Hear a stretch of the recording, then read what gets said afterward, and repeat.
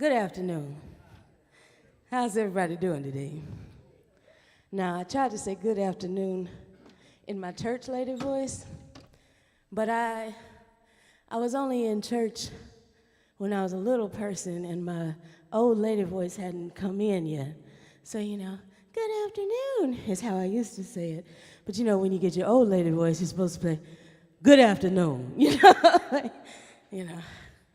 I try to be convincing because I've noticed that over time, my shows have become more and more like church.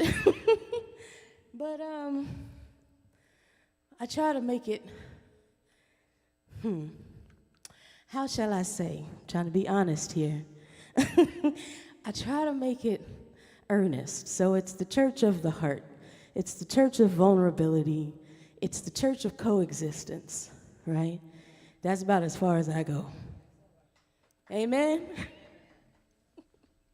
So good afternoon.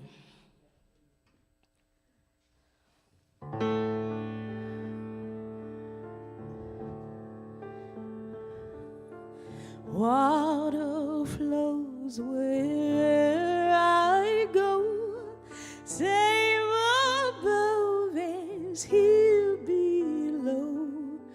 Ordered steps, disordered flow. Drink this water, child, poured from cloudy skies of old, milky pearl and shimmering gold, all becoming still untold. Be this water, child.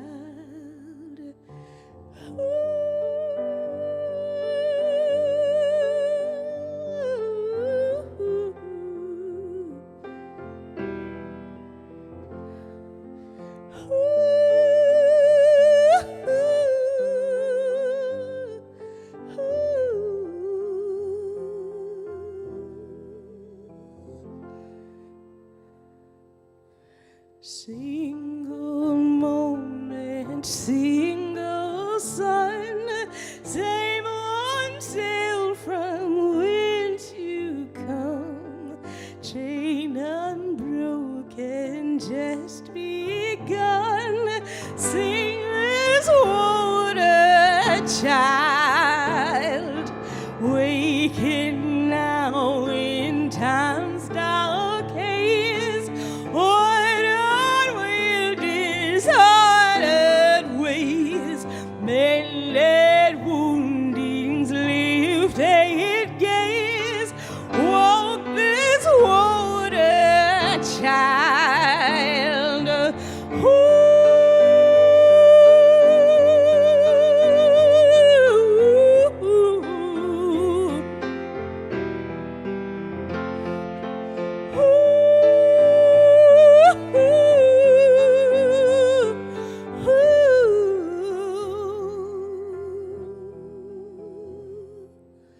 Water flows where I go, same above as here below. Water steps, disordered flow. Drink this water, child. Drink this water, child. Drink this water, child.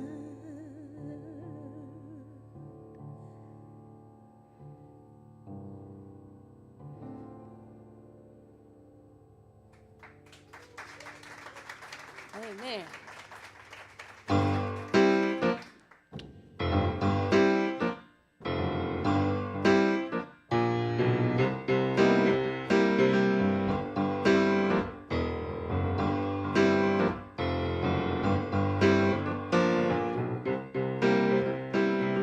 I don't want to fight for freedom. Freedom is a right from birth. And I don't want to fight for money.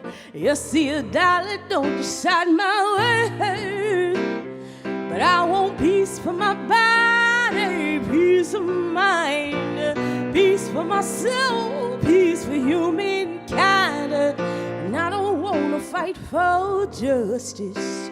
You see, I take it from an open hand. Well, and I don't want to fight for my pain, Lord. Some people seem to take their stand, yeah. And I want peace for the seers, peace for the blind, peace for the seekers, peace for humankind. But we're going everything with a wrecking ball, everything with a wrecking ball, everything with a wrecking ball, everything with a wrecking ball. Let's all go down, tear the walls down, tear them on down. Oh yeah, say let's all go down, tear the walls down, tear them on down. See, I don't want to fight for water. You know what? I ain't gonna do it like that. Y'all ain't working hard enough yet. I think I'm gonna need y'all to clap on the 2 and the 4. Y'all know exactly where it go. Yeah, you're right. Let's try that again.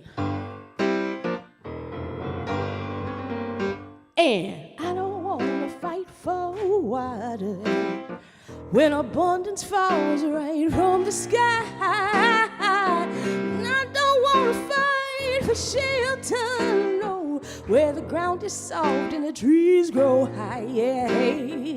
See, I don't wanna fight for knowledge, wisdom seeds have long been sown.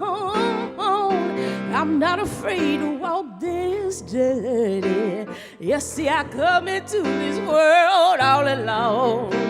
But I want peace for my brother, peace for his mind, peace for my sister, peace for humankind. But we're going everything with a wrecking ball, everything with a wrecking ball, everything with a wrecking ball, everything with a wrecking ball. Let's all go down, tear the walls down, tear them on down.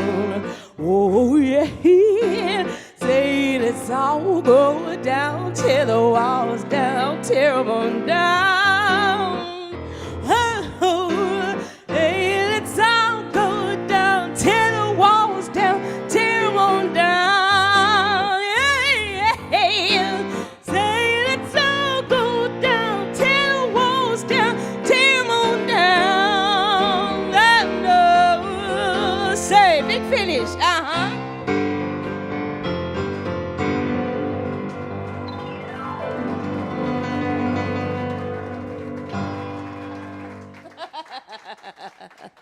And I couldn't have done it without you. So the story is that this week, a lot of the people in this room gathered together for the Cutting Edge CE Music Business Conference, and you can applaud for that too. If you know, you know. And this year, for the first time, I've been working with the Cutting Edge for about a decade. My old rock band, The Shiz, found its footing here and got to know a lot of people. And I kind of been working with the Cutting Edge ever since then. And this week, for the first time, we actually implemented a songwriting camp, which is different from a songwriter's workshop, right? Songwriter's workshop, you're supposed to be learning how to write songs. Songwriting camp is where you throw a bunch of people in the room. And the truth is, and the industry does not want you to know this, half the time people don't know what they're doing. I think Paul Sanchez, who you hear later today, he said the Nashville phrase is, you say a word, you get a third, right? You throw a bunch of people in the room and you try to make songs happen. And sometimes, you make duds, and sometimes you make hits. And none of that's the point. It's a practice. It's an exercise. It's the practice of making songs happen using whatever you have, And for me, that's what the Cutting Edge is all about. It's been about making community, making passion, generating interest, facilitating knowledge, building connections, all using just what you got, bringing whatever you have to the table. And that's like my primary ethos. We're not always working with much. But if we think about the superpower that we all have, we all have access to magic that we don't always remember. Like, I know it's true because when I'm facing my audience, anytime I smile at somebody, they tend to smile back at me, which means that the strings in my face are pulling strings in your face. That's magic, right? We all have that ability, and we're not always using it. And I think, the beauty of working in a conference where everybody puts in so much of their heart and soul, they put in so much, is that it reminds you that you don't have to have a lot if you give what you got. I met a kid back in Atlanta, went by the name of One Shoe. He was a refugee from Northern Africa in a community of refugees where a lot of the kids didn't even, speak the same language, but they all had a shared trauma, and they all knew how to play football, which we, of course, call soccer, but whatever. and they always would play barefoot in the streets. And the lady who was running the coffee shop where I used to do my little open mic, she was from Jordan, and she remembered playing barefoot back at home. And she would see these kids, and she was like, these kids could beat anybody out here in all these rich little neighborhoods with their little soccer clubs. I'm going to form a soccer club around these kids, and I'm going to call them the Fugees. And she did, and it's really been a remarkable journey. They built a school around these kids after a while. They built businesses to give their parents gainful employment. And it really is incredible. Disney even bought the rights to the story. But back when I met these kids, the thing was just getting started. And everybody played without shoes, but there was this one kid who brought a shoe to practice all the time. And he'd bring it in a bowling ball bag, and he'd unzip the bag and bring out the shoe with such reverence. Then he'd put his shoe on, and it was a left foot shoe, so that made his left foot game stronger than everybody else's. And if you know anything about football, that's a thing. So everybody wanted him to be on their team. And so they didn't know what his name was. They just called him One Shoe. And I was like, you know what? I'm usually hobbling around this life in one shoe or less. But my mother always said, Lilli, there's always somebody out there doing a lot more with a lot less. So I had to write a song for One Shoe. Would you like to hear it? Here you go.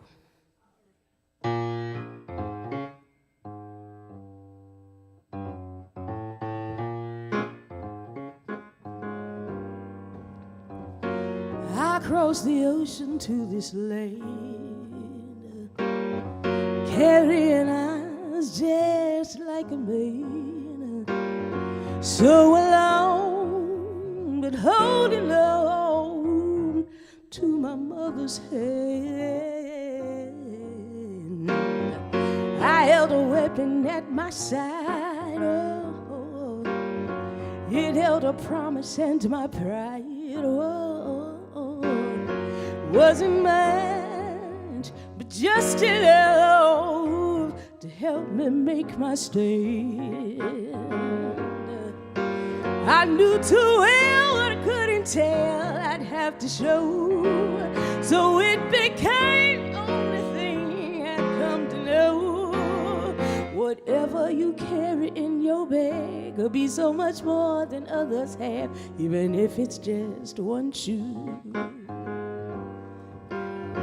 No, you may not have a lot, so you better give what you got. You only need one shoe.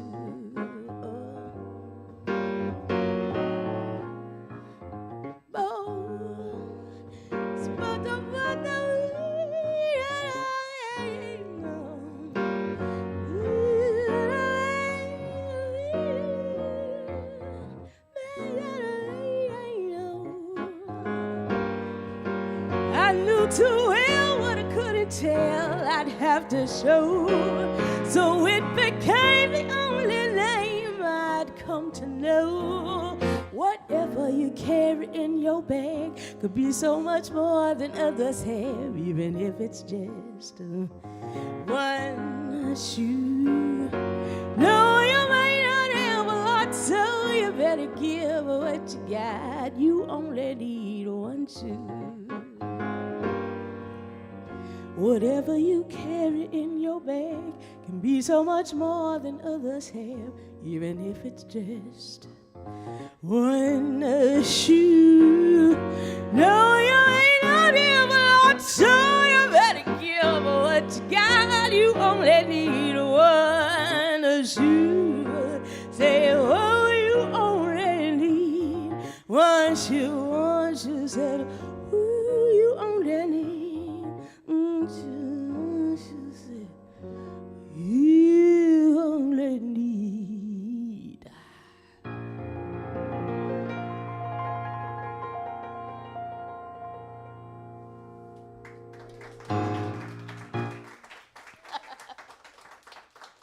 Yeah.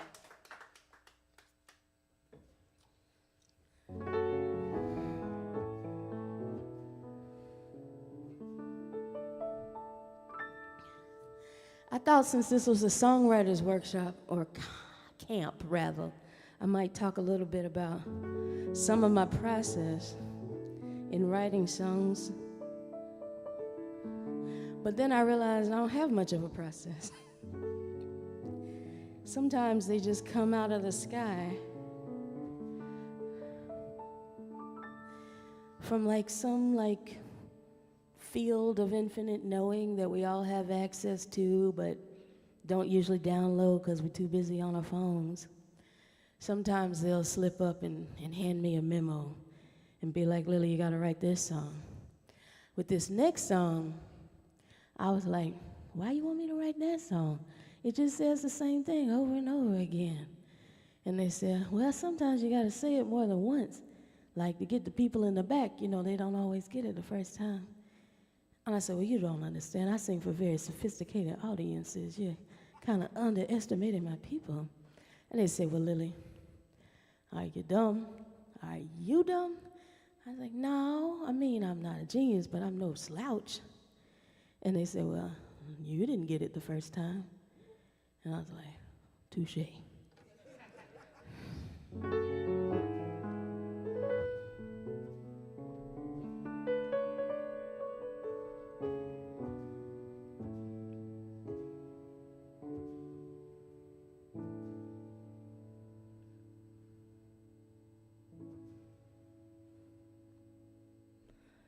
We need love, love, love, love, love.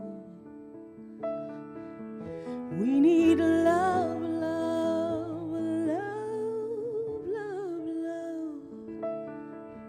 We need love, love, love, love, love. On our short walk through this life, please be kind, kind, kind, kind, kind. Please be kind, kind, kind, kind, kind. Please be kind, kind, kind, kind, kind. On your short walk through this life, offer gentleness and grace, oh yeah, offer gentleness and grace, offer gentleness and grace on your short walk through this life. 'Cause anyone could be in pain, oh yeah, anyone could be in pain, anyone could be in pain.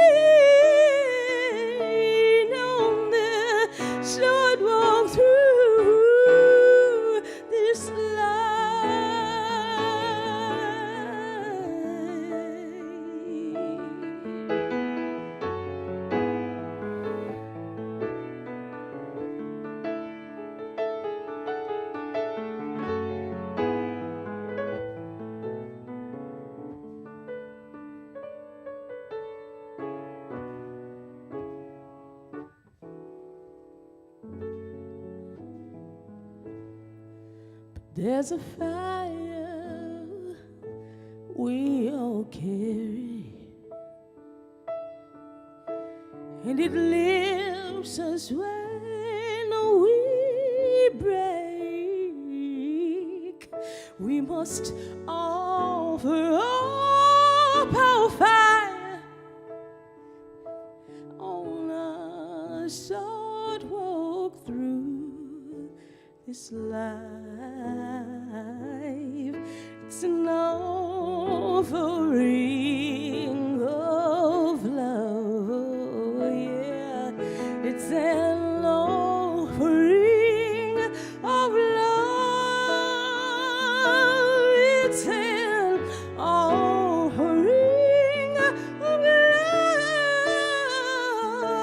on a short walk through this life, and we need love, love, love, love, love, love.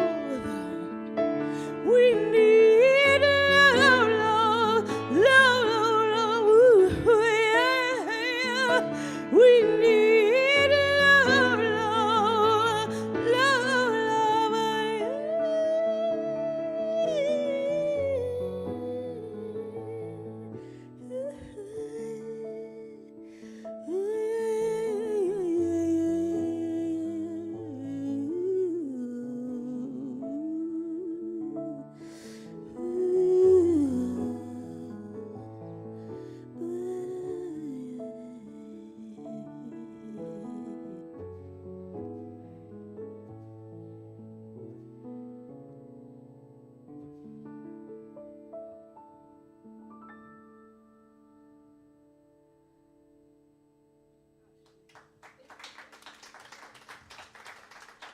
Amen.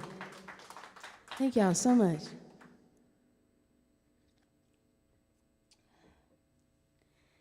I'd like to sing some songs from a new record that I'm working on.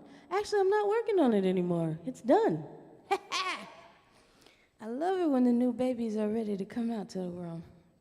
And I think it's going to be released on a local label called Righteous Babe Records that was started by Ani DeFranco, who's been a hero of mine for decades, and so it's really nice to come around full circle and be able to share in that way with your heroes. And that's what this whole year has been for me. I've been hoofing this path for a long time, working and learning from so many different angles. Again, much of which I owe to this conference, but I've been meeting all my heroes this year. The kind that you admired when you were 10, and then when you were 15, and all the phases, right? You're like, I'm 10, and then you're like, I'm 15, and then you're like, I'm 20. Like all the phases, and then you're like, I'm 30, and then you're like, I'm 40, and then you're like, I'm approaching 50. All the phases. And the beauty of music is that it goes across time. It connects across time. I did some shows with the Indigo Girls this year where, like, songs that I had been singing since I was 12 years old, the whole audience knows every single word, and everybody's in tears, and we're all communing in that joyful way. I mean. And whenever I get lost and wonder if it's all worth it, because this is a hard job, y'all. I don't know. They say we're playing, but we're not. It's a hard job. Whenever I get lost and wondering if it's worth it, I just remember that each song exists. You started here, and it ripples through time. You have no idea whose life is changing. You have no idea whose heart needed it in the moment that they found it. And this is just my way of talking through time. So I'm going to sing some new songs, baby songs, that haven't had their ripples yet. But I think, you never know.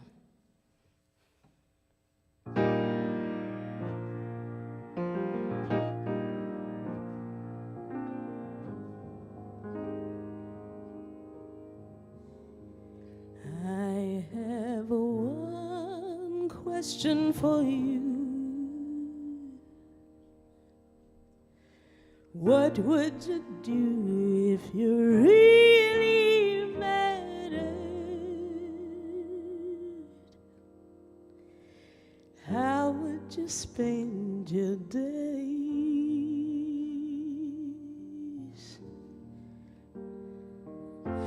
How would you know who to walk away from? Who would you care for? What would you dare to lose? How would you choose your path? Use your last breath. What would you do if you really mattered?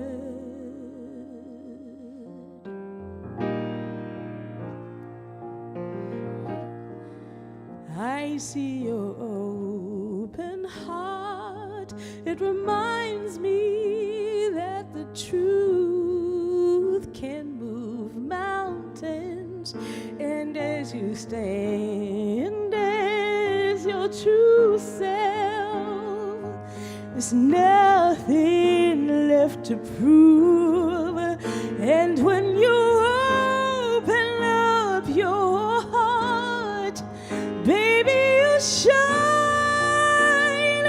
You show us what it means to be kind again. And maybe there's nothing we need more. What would you do?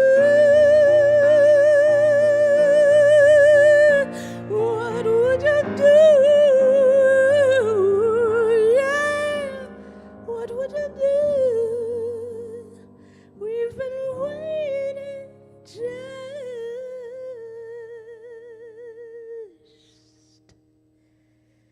for you.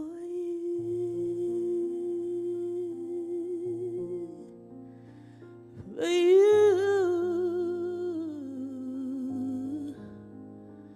For you.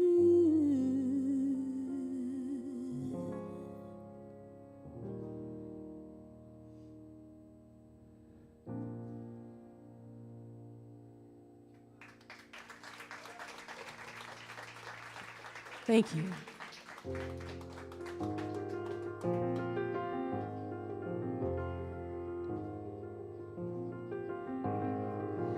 Oh, it's possible to give your voice away many times over in a single day. The price for safety, the price for choice, or at least the illusion of it. Yeah, it's possible to give beneath the bush, flattened out with skid marks all over. The reason for your fears, the ones you've carried well beyond the years they belong to.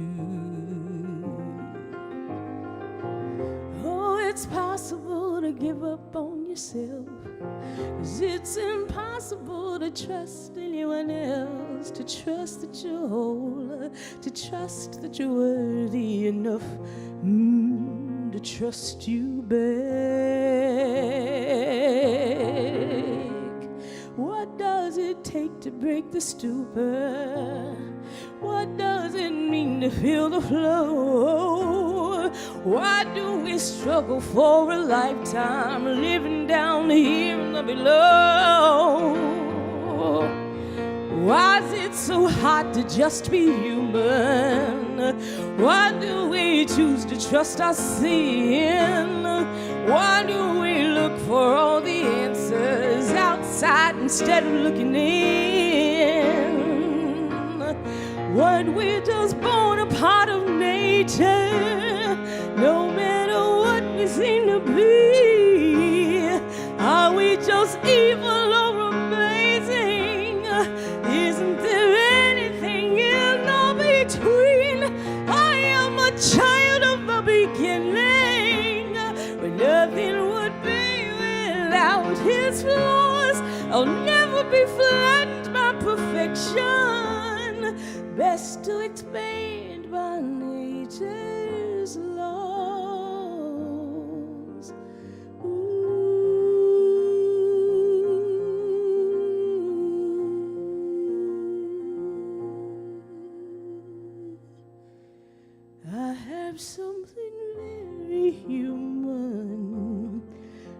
hope you'll hear me when I say I never meant to hurt you.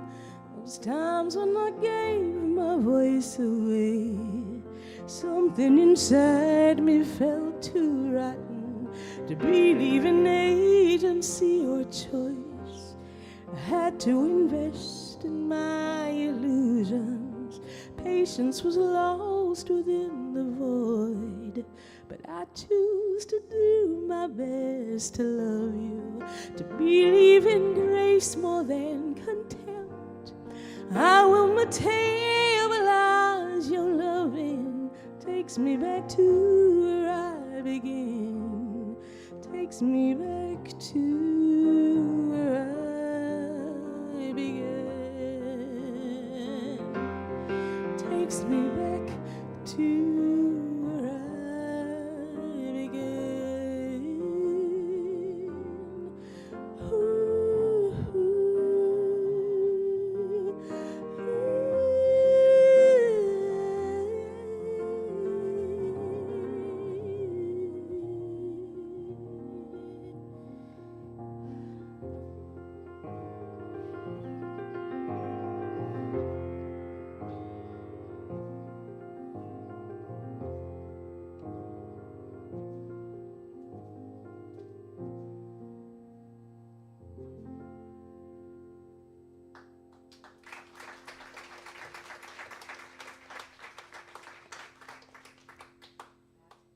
Thank you. Thank you so much, y'all. So the record is called All Is Forgiven. And as I've said many times this year while I'm trying out these songs, you don't write a whole record called All Is Forgiven unless you got plenty to forgive. And yeah, I wrote this record when I was kind of down on the ground. And I didn't really know that I was writing songs when I was writing songs. Remember how I said I don't have much of a process? Some of these songs wrote themselves. But when I found this song hidden on my hard drive, I opened it up, I knew exactly how it was supposed to go, and I realized it was my inside parts trying to tell me I needed to turn a corner and that I was ready. And so I've been offering up this song to anybody who might be in the same boat, anybody you might know who's in that boat where they're in a hard way, but you know they have it in them to turn a corner, and this is how I remind myself of why. It's called Just One Ride. I lost myself. I lost my mystery, thinking about everybody, not myself. It hurt my pride. Yeah, it made me feel empty. Think I just lost me without my pride. It's just a disease I was born with. They told me never regret being kind. There's nothing new to feel foolish at the end of the line. We've only got one life, given only one chance to become who we're born to be, to join the dance. We only need one name if we try to beat as one heart. We keep hurting each other, but at the end of the line, baby, it's just one ride, just one ride.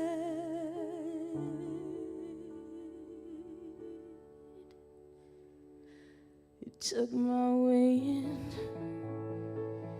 when I found out it was over. It really shook me when you chose her. Yeah, I lost my wind. Don't let nobody say the Styx is just a river. It's hard enough to see the forest for the trees. I gave a lot of thinking all that I could give her. Now I'm trying to do my best to get free.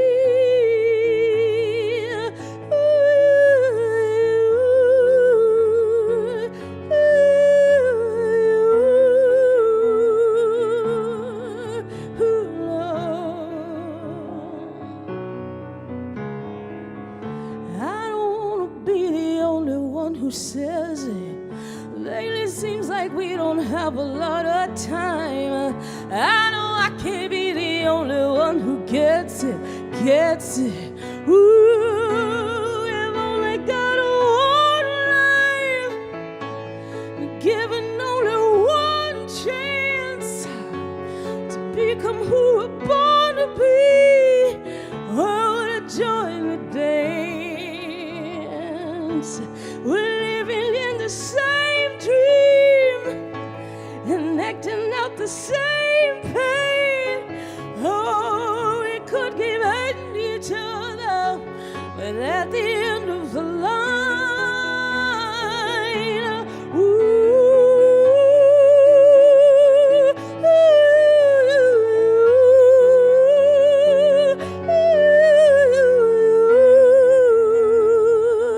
at the end of the line, baby, it's just one ride.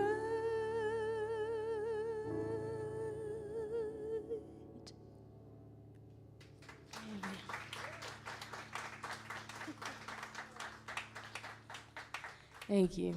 Let's do something fun, shall we? 1, 2, 1, 2. Y'all can clap if you want to help me.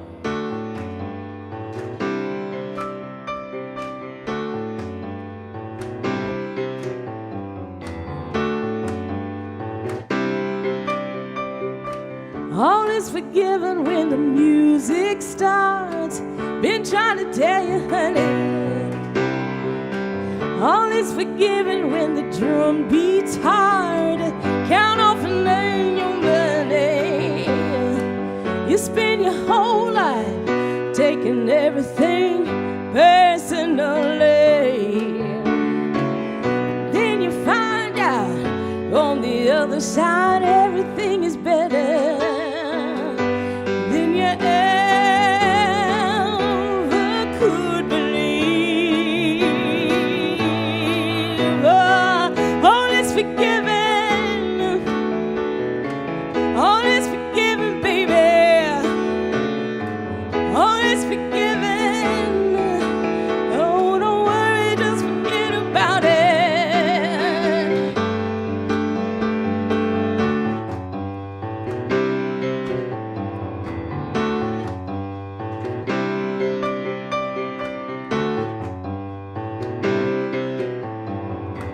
Don't give up on me. Sometimes you gotta fly too close to the sun. It's in a mission statement. Sometimes the burn is just half of the fun. If you feel me, can I get an amen? You can't just sit there in your corner thinking how it all went wrong. You got a full house, all the aces sitting in your hand. They've been right there all along. All is forgiven. All is forgiven.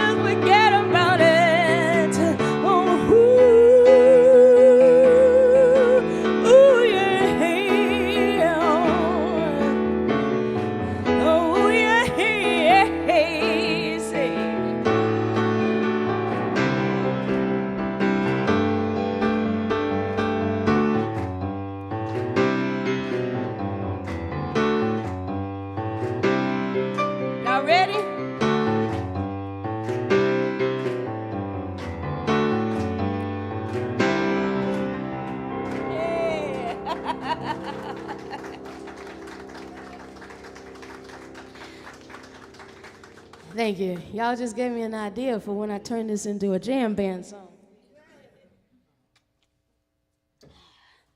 So you got to do music in community. You never know what's going to happen.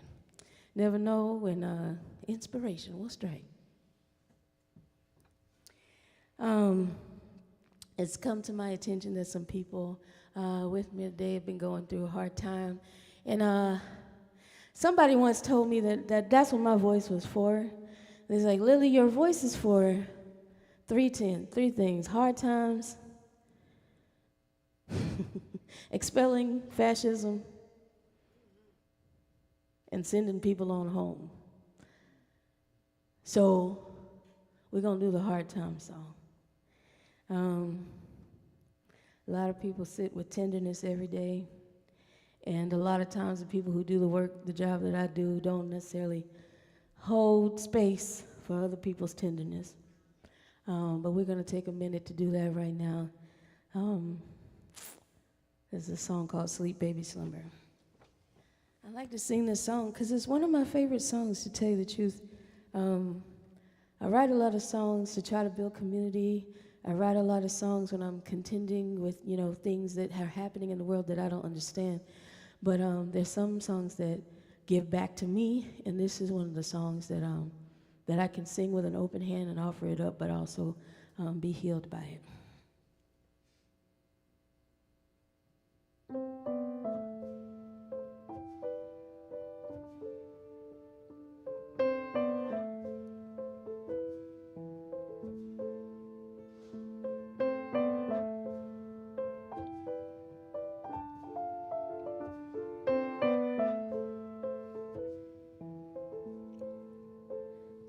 There's a quiet space inside you that is tender, and its solitude will sink you like a stone. Everybody likes to tell you it gets better, 'cause they all have tender spaces of their own, and they'd rather do anything but remember when they knew that space was eating them alive. So they sometimes have to empty out their corners, but somehow that leaves you no place left to hide. So you think maybe with your life you could buy back your illusions, and maybe in your time you could turn toward what's to come, and maybe in a dream you could stumble upon something that is more than what it seems, more than what it seems. Oh, sleep, baby, sweet, baby, sleep, baby, slumber.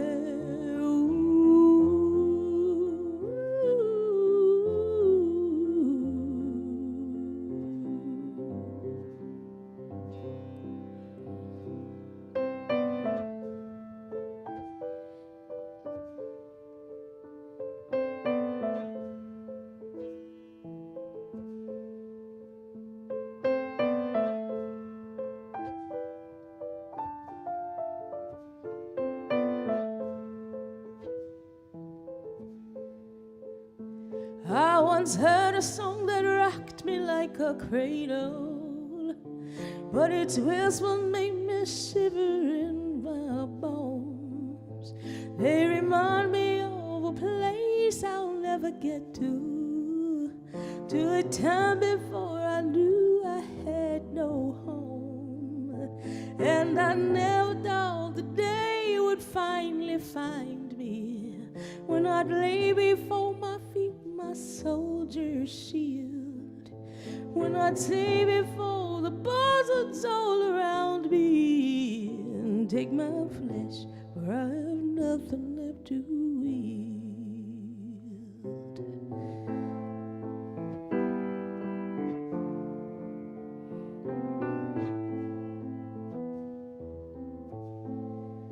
So you think maybe with my life I could buy back my illusions, and maybe in my time I could turn toward what's to come, and maybe in a dream we could stumble upon something that is more than what it seems, more than what it seems. Oh, sleep, baby, sweet, baby, sleep, baby, slumber.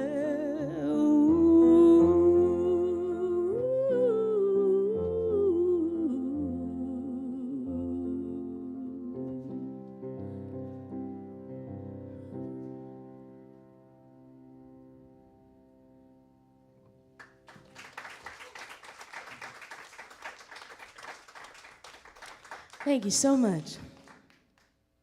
Now, I've talked so much, and I took so long getting out here, that I'm going to have to cut a song. And the question is, does she want a big finish, or does she want a sweet finish? And if you know anything about me, you know that I want a sweet finish. So if you can't handle it, just leave now. We don't want you here. We's here for healing. We don't need you. Yeah. We're going to sing a song together, all right? Maybe we'll sing 2 songs together. How about that? What I want is for us to sing a song from the tradition of my father's church. This is going to be call and response. Y'all know what I mean by that? Y'all do. You do. You do. For those who don't know, I'm going to sing some words, and you're going to sing them back to me on a melody you never heard before, but somehow always have known it. And if you don't get it the first time, guess what? It's going to come around again.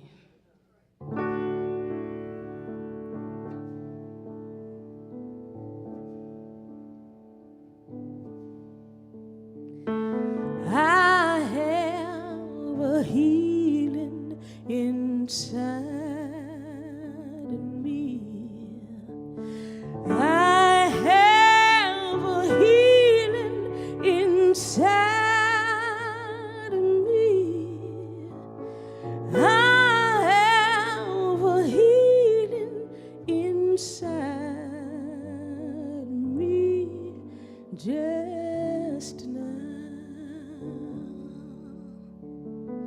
That's how it's gonna go. You ready for me? Let's try. I have been longing for justice. Come on. I have been longing for justice.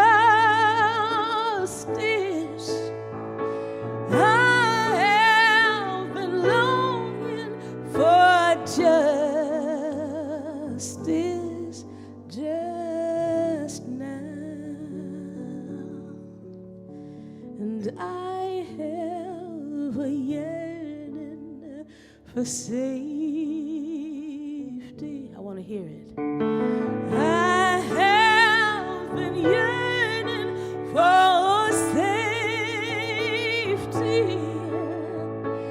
I have a yearning for safety just now. See, I am a self-sovereign human.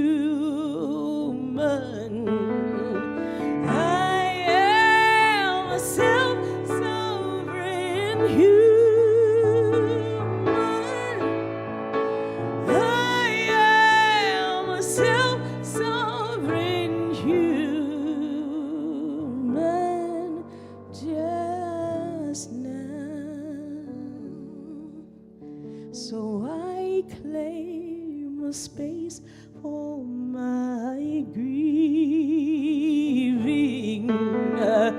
I claim a space for my grieving.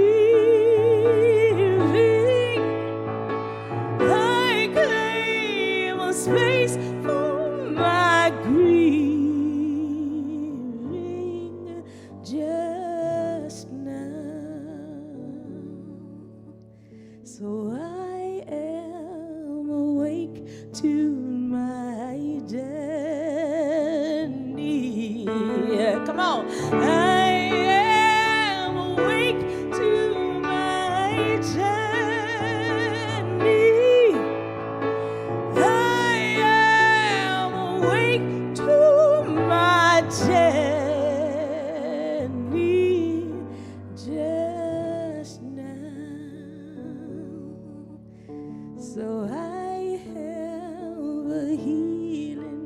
inside of me. I have a healing inside me. I have a healing inside of me just now. Oh, thank you so much. How you feel? Did you need that? I know you did. I know I did. People tell you what they want, and people say to you what you need.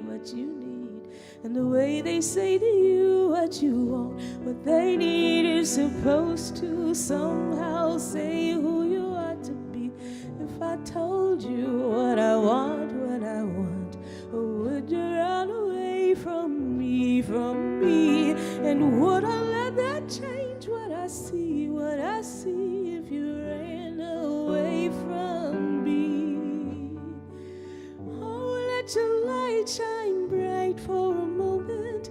Just let your light shine bright for a moment with me. Oh, let your light shine bright for a moment. If you just let your light shine bright.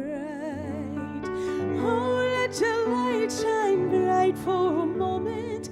Just let your light shine bright for a moment with me. Oh, let your light shine bright for a moment. If you just let your light shine bright. I will tell you what I want, and I will let you say what you need to the best of your ability. Would you tell me what you need? Oh, let your light shine bright for a moment. Just let your light shine bright for a moment with me. Let your light shine bright for a moment if you just let your light shine bright. Oh, let your light shine bright for a moment. Just let your light shine bright for a moment with me. Let your light shine bright for a moment if you just let your light shine bright. Ooh.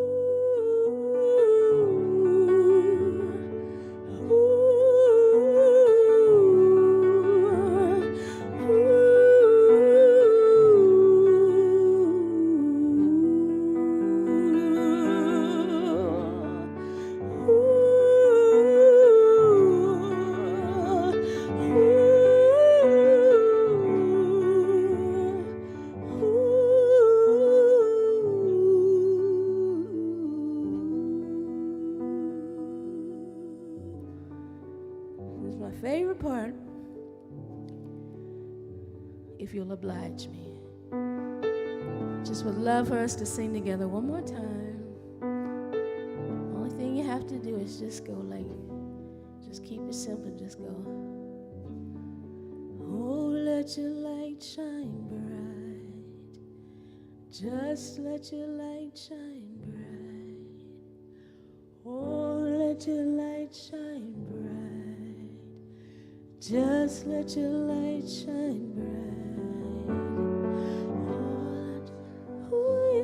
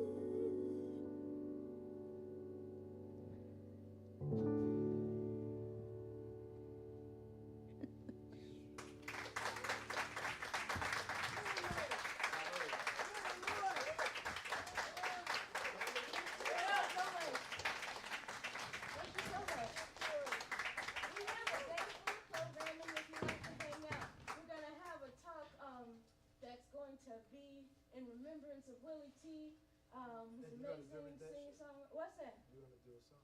I'm not gonna do a song. You're not gonna do You wish I was gonna do a song, but you didn't give me any space to do the song. But it's gonna be all right, because we're gonna do a song. We're gonna record the song. We're gonna do a lot of stuff with Willie T. Okay. Just not today.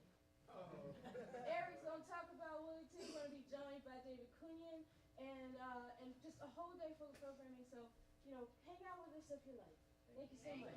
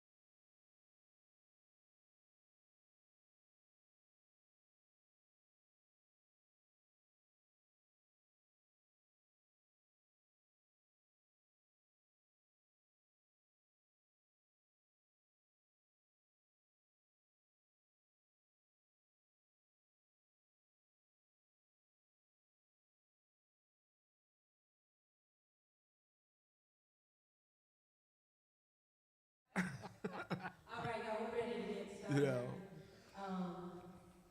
Right now, we're going to have a conversation between Eric Pager, who is running the Cutting Edge Festival, who has run it for how many years now? Is this 30, 31, 30? 31. 31, baby.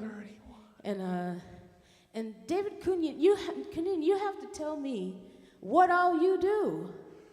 I mean, I know what you do with regard to this venue, but I am the curator of the New Orleans Jazz Museum, of which y'all are sitting in right here, and put together the exhibits and the archive. I've also been hanging out at the Cutting Edge Music Conference for a long time. 89, 88. I'd give it about 90, 95 or so. Yeah, I've been coming 95, around since exactly. 95 to this thing. Yeah. Which has always been a hoot and interesting and you know, crazy. Right. Crazy. And just say what it is, you know. It's always Well, been, then you remember the time I did control that oral chaos. I did that oral history with Charlie Miller and drove him crazy? Yes. Remember that? Oh, yes. Yeah. Charlie was not As the a same matter of after fact, talking to me. After I see him, and he always mentions that. I swear he does. He said, man, We I don't know what happened. I had that interview, and then I just walked off. We And I thought he was we were about to call the ambulance. Yeah, We thought he was I having a didn't know stroke. what was happening? But he showed back up Yeah. the next day for the second interview. Right. I'm like, he was like, but I knew to come back for the second interview. And we were like, wow, that was really, until today, if you knew him and you knew about that, he would tell you the whole story. Yeah, it was crazy. Charlie is great. Well, who we talking about today? Today we're actually going to have a conversation about a singer-songwriter named Willie T, Oh, man. who Willie T. covered so much ground. One of the great unsung heroes of New Indeed. Orleans music. Absolutely. That's one reason why we're doing this. Yeah. Because that's what you like to do, Yes. Mr. Cajun. That's Yes, fine. we have to point to it, All right. you know. Well, why don't y'all get into it? Do you want to? Explain. Let's explain before we go to the interview. That was done here a while back. Why don't we explain who Willie T was? Willie T was an R&B, late 50s, early 60s performer here in New Orleans. And at that time, New Orleans was making such strikingly good performers in the scene. And recording artists. And recording artists. And he was, as much as he was a performing artist, he was a monster recording artist that recorded a ton of music in New Orleans and in Europe and California. He did some stuff in Europe, and he did this whole thing after Katrina when he was up in Syracuse. Yeah, he was a visiting professor up at Syracuse or So, Princeton. I think it was Princeton actually. I think it was Princeton. It was Princeton. So he had a really great repertoire, great things to say, and He even had nice things to say about Deacon John. Who He used to live in the projects. well, look, at one point, look, who didn't? Right. So Willie T was a, you know. Yeah, come have a seat. Come on. Yeah. I mean, you know, you still know how to get on the stage, right? Well, there you go. He's right there. He moved on. All right. So, of course, Deacon John could tell us tremendously more about Willie T because he was a contemporary. He brought him on his first gigs. He was No, not his first gig.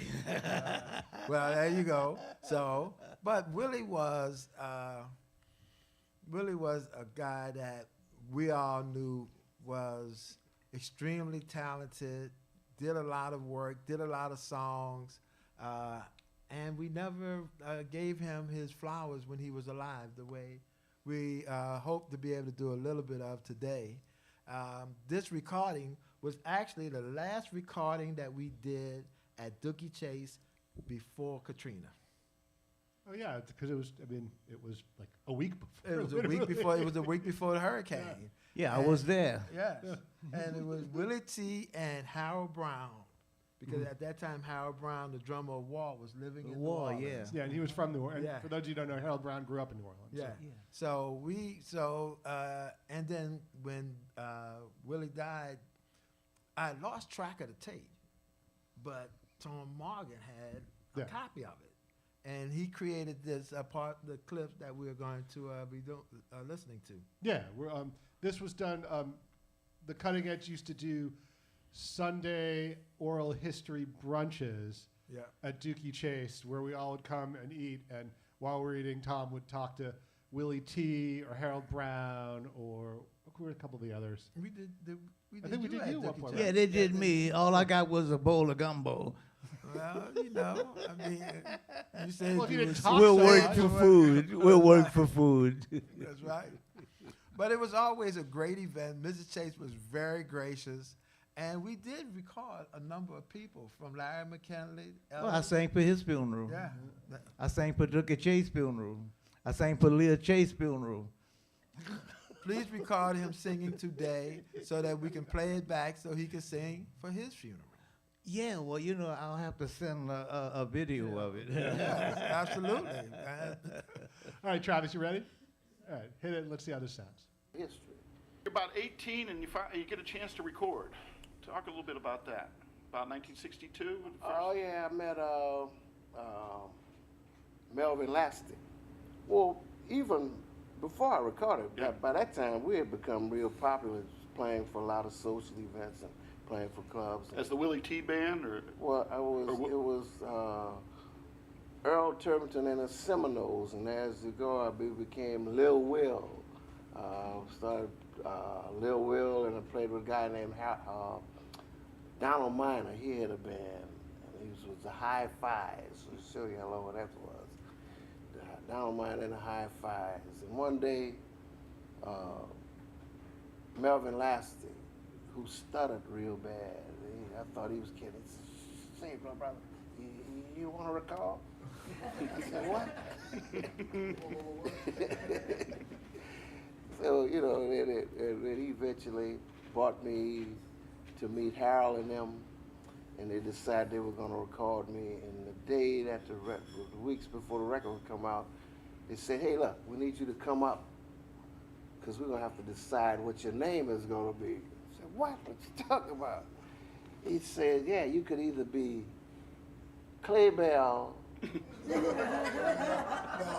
Glowworm, or Willie T. oh, So, you know, I picked Willie T because it was my initials.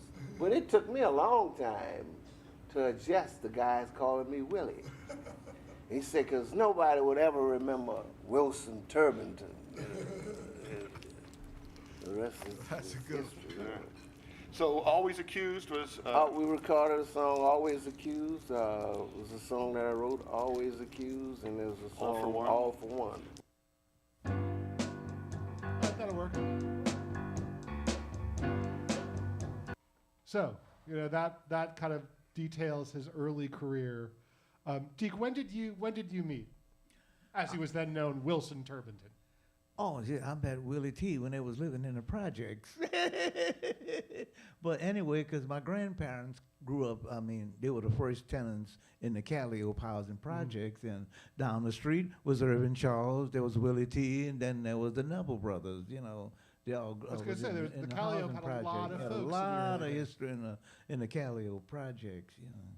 But, you know, I met Willie T, we both were like teenagers, and we were out here, you know, on the scene doing gigs, and, you know, we got to bump into each other, and I met him through his older brother, Earl Turbinton. Earl played the saxophone, alto saxophone, and Willie T, I remember when I first met him, they used to sit him on a telephone book on top of the piano bench so he could reach the keys on the piano, because he was always short, and they called him Baldy.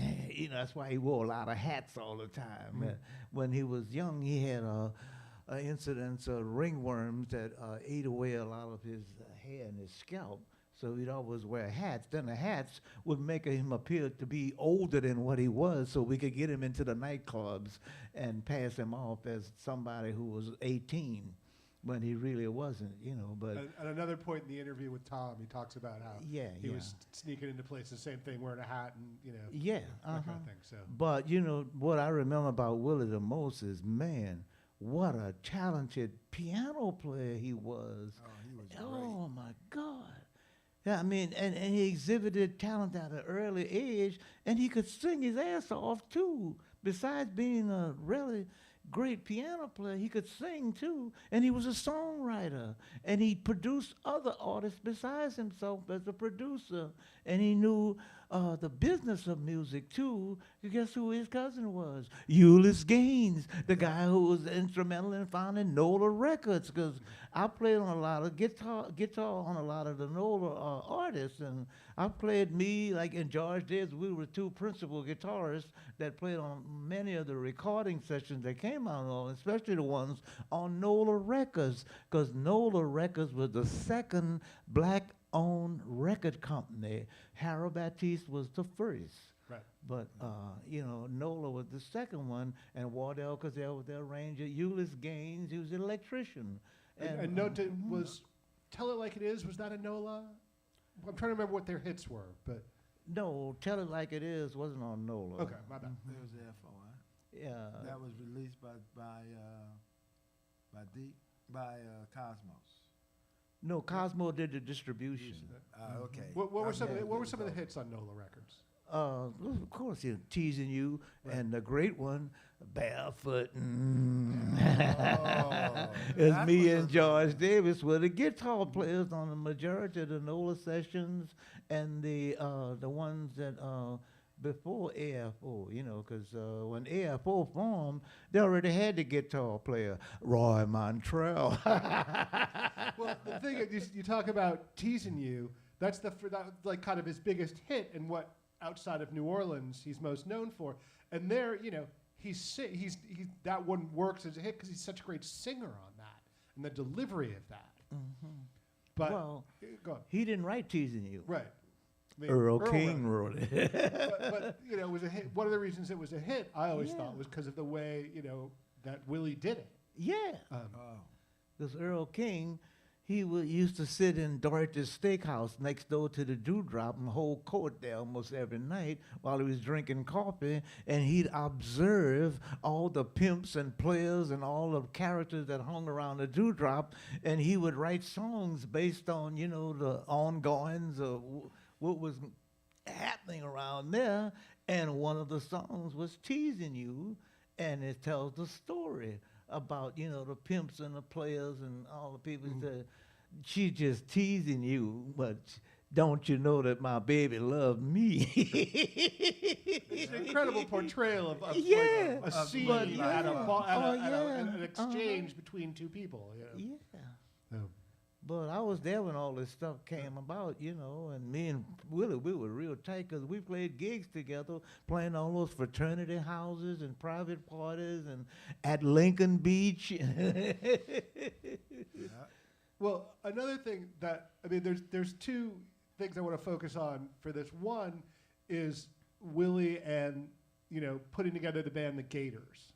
Right. What do you know about that band and how that happened? Yeah, well, that happened between his association with Ulysses Gaines, because the name Gator is a conglomerate of Turbinton and Gaines, Gator, Gaines and Turbinton. That's why they called the company Interesting. Gator, Okay. Gator Records. Everybody thought it was about alligators, but no, it was it was about Gaines and Turbinton, Gator. Yeah, it was kind of catchy because they're associated with alligators and gators, and Yeah. and a popular dance at that time was the alligator. 1, 2, 3, 4, everybody hit the floor and gator, and it was simulated male intercourse on the floor. They called the alligator. Because that was a popular dance. So Gator Records already had built-in popularity from the alligator, but they combined the two names, Gaines and Turbinton. They came up with Gator Records, and their first big artist was, guess who? The Mardi Gras Indians. Oh yeah. Well, Yeah. besides Smoke my peace besides pipe. the band, the Gators, Willie. Taking nothing away from Bo and Monk and all of those guys who are, Willie knew but- Bo Dallas. Yeah, but it was Willie's idea. to like put a funk band with Mardi Gras Indians. That's what he did. He funkified the Mardi Gras and Indians. it changed everything forever. That's right. I was at that show. The In Tulane show? Rathskeller. I was at the Tulane show in the Rathskeller. Oh my God. Yeah. Because one of Willie's high school buddies went to Tulane, a guy named Earl Lindsay. So whenever Willie would show up at Tulane, we would all go down to the Rathskeller. And that was the day that they had also booked the Mike Boy and them down there to do some chanting. And they got together. And I'm telling you, well, it was, you know, if you ever been to, you've probably been to the Rathskeller, but it was at that time a place that was really just a bar club, you know, that you could eat. But at night, it turned into a bar club on campus. Right. Yeah, I remember the Rathskeller. Yeah, and that's where, you know. That's Ella where the was cats there. and the rats hung out. Oh, that's right. That's why they called it the Rathskeller. It So was in we- the cellar Right, it was where in the the rats cellar. and the cats hung It was, out. but it was dark. It was, and it was that, and because it was the time, to show the time. Being there at 2 o'clock in the morning didn't mean anything. You were on campus. They would prefer you to be there. Yeah, So, well, they knew the yeah. freaks come out at night. That's right. Hey. So we always had a great time there, and I was at that show. I always tell Willie I was at that show, you know. But I mean, it seems so natural now that would happen, but back when it happened, it never occurred to anybody that this should happen, you know? Yeah, we couldn't envision that on a college campus that this kind of stuff could go on and happen, but it did. yeah, and Willie, and later in that interview, talks about that whole process of recording and putting, being the first one to do that album, Yeah.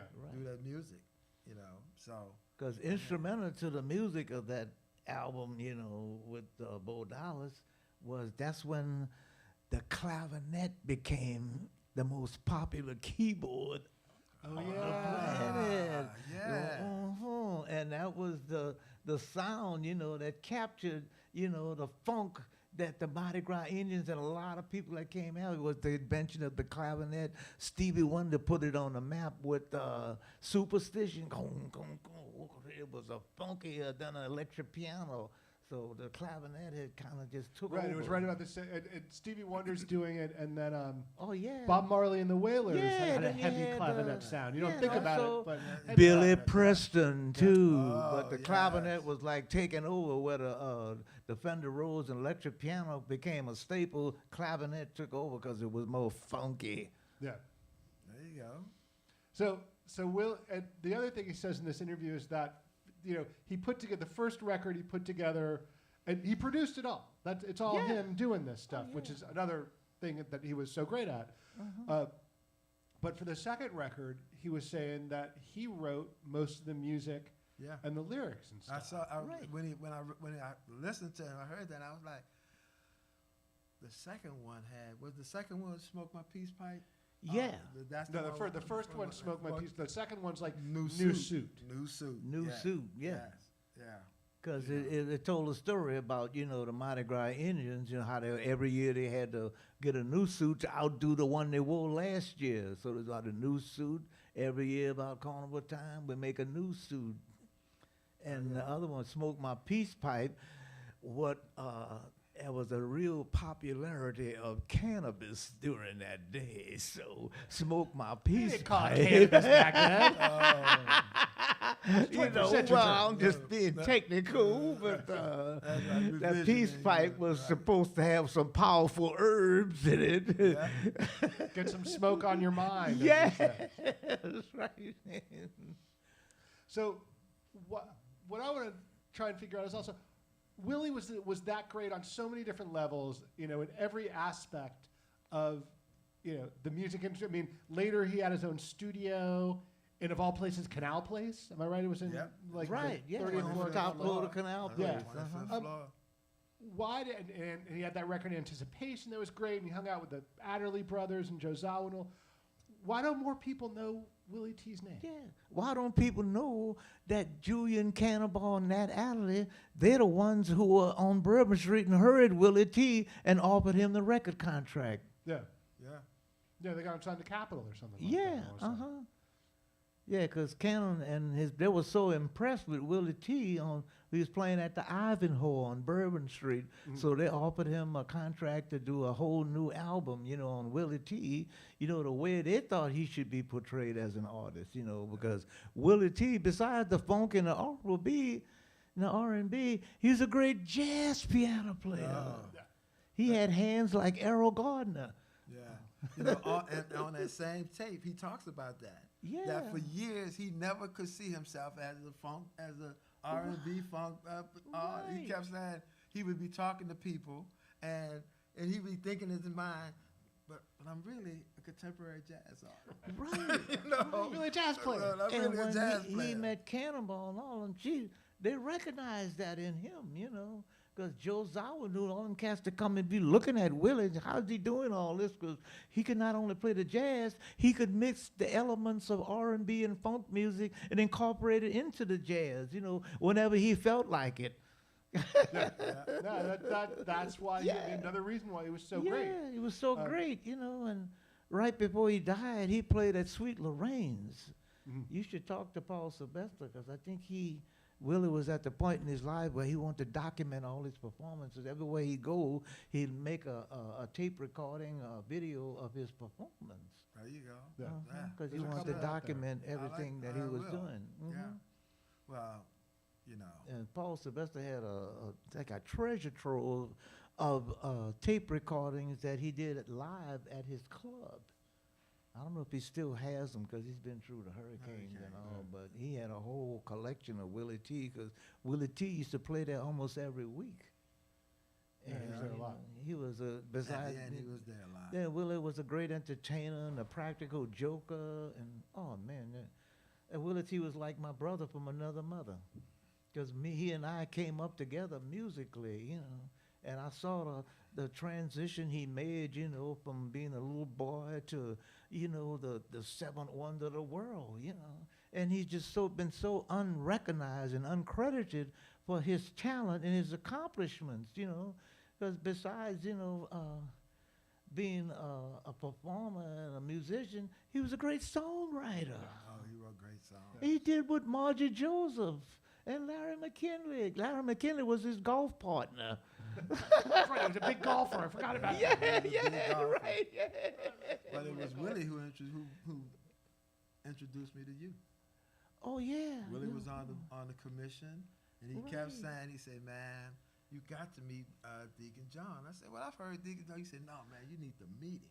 you need to meet him." And of course, in the typical Willie T style, he said, "Man, that cat." Now, the only guy that really knew how to use that term in later years was a guy like Willie. Yeah. Willie knew how to call people, "Man, look, these cats, man, they were great. These cats can really swing." It was like he knew. It takes one to know one. Exactly. Yeah. He was the last cat. Yeah. Man. He was that guy. Yeah. All right. I want to add, you may know this story because when I told a couple friends of mine that I was doing this, thing on Willie T, they said, figure out the whole Mercy, Mercy Me thing. Do you know anything about this? Yeah, that was with Cannonball. Yeah, it was with Cannonball, but there's a lot of people who think that Willie wrote that.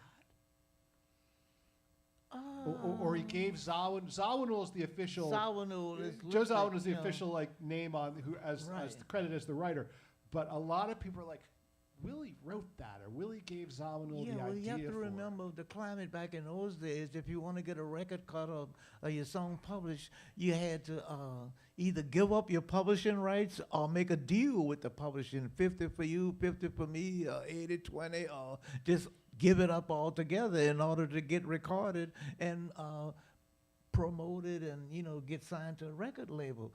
That's what a lot of the companies were doing. Then they still do that. If you want us to record you and promote you, hey, that's your song. Well, you got to give us all the publishing because that's where the big money is. Yeah. Dave Bartholomew used to tell everybody that too. He said, make sure you know something about publishing, because that's where the big money is. That's the mailbox money. That's where the real money is, And don't let them cheat you out your publishing rights, because that's inherent to you when you write the song. That's built into, the songwriting agreement. And, you can sell your publishing, or you can make deals with it. And usually the record company, that's what they're after, your publishing rights, Yeah. So you have to have enough knowledge and about publishing in the music business to know that you in control here, but the other side of the coin is say, hey, if we're gonna put all this money behind you and record you and publish you and promote you, hey, we want a piece of the publishing. We want all the publishing, 50 of it, 80, whatever kind of deal you can make, And Dave Bartholomew is the one who should tell all the upcoming talent, make sure you know about publishing, because that's where the big money is. That's the money you get when they play your record on the radio or put it on the jukebox, or you hear it at the airport, or they're selling the sheet music. That's all about publishing. And there's more money in that than just playing gigs. Yeah, Sometimes. that mailbox money is what That we're all mailbox what we're all money, trying to get. We're all trying to be. And that's why we're doing the songwriting camp. That's Right, why we're yeah. moving into that direction. Because, the of artists those coming up, times. they have a tendency, all they think about is gigs. When I was coming up, is getting your record on the jukebox. Right. But, they say, well, you got to get it played on the radio. Then you can get a lot of gigs and you can start traveling all over if your record becomes a hit, But in order to get to that point, you got to give up something. And usually Don't you it's know? the publishing. Well, Yeah. back to Willie T. What do you think is his kind of legacy, or how do you hear him or see him and his influence today, or do Well, you? Oh, No, you first? no, you Oh, me first? You first. Oh, wait. You're the contemporary. You know, Okay, you know the wait. music. Okay. What is Willie's legacy? Yeah, how do you? Well, we talked about a whole lot of things that he left behind, He left behind his knowledge and expertise, as a performer, as a musician, as a songwriter, and a publisher, and starting his own record company on top of Canal Place and making deals with other artists to get them recorded. And, his legacy would be all of the things that he did to make it easier and better for generations to come by his example. Mhm. And, to me, the fact that Willie was a guy that we don't really talk about it here, but he traveled and he performed and he wrote with so many people outside the city, Oh, yeah. Yeah. all over. Like I say, when he did the thing in Syracuse, he talks about when he was with Cherry Hill Records, all of those different things. Willie wrote with a lot of guys in L.A. and things like that, and so that whole idea that you do not have to be a gig musician, because he loved playing. He loved playing, but Willie wasn't about gigging. He was about exactly what you said. Yeah, he was about putting gigging, his but record he realized the importance of of- other of- and things getting all of besides his just going out publishing on and a his gig. writing and stuff. Because when Teasing You took him on the road, man, and because it was the shag was one of the popular dances, and Willie had the perfect beat and record for people to dance to that, And he got another boost of popularity from Teasing You to go out on the road and play for all these colleges and universities. Then he became a lecturer. And Willie is just one of Was the a one of universal the kinda unsung guy. heroes and treasures that we have in New Orleans that people need to know about Willie. And people need to really realize that before Willie T put together funk and the Mardi Gras Indians, no one else has done it. Yeah. Right. That is for something that is still popular and people are still using Right. and jamming, Child Y and all these groups. That is a Willie T conglomerate. That's his And thing. it's still a unique music. There's no other kind of music No, like it, and it's absolutely. unique to New Orleans too. Yes, and those two albums are absolutely masterpiece. If you want to have if you're gonna have a New Orleans record collection, you have got to have the Magnolias. Those are like almost the first Oh two. God, you you get. can't do a Mardi Gras Yeah. without some of that. Yeah. I mean, Yeah. come on. No, that You know. I always tell people. I'll hear "Smoke My Peace Pipe" 6 times a day by the time Mardi Gras Day comes along, and I'm getting down every single time. Absolutely. I do not get sick Absolutely. of that song. No, never get, never. Oh, like a Honda Wanda? Yeah. Oh, Well, those are great those songs. are the elements of a classic. Classics don't become old and boring. Absolutely. You know, that's what a classic is, you know. Something that withstands the test And, of time. and it's generating publishing every Yeah. year. Right. Yeah. Every year, because it gets Every played year. so much. Right. Absolutely.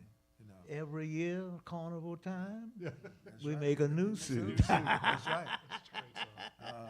That is. All right. Anything else y'all want to talk about in terms of Willie? Yeah.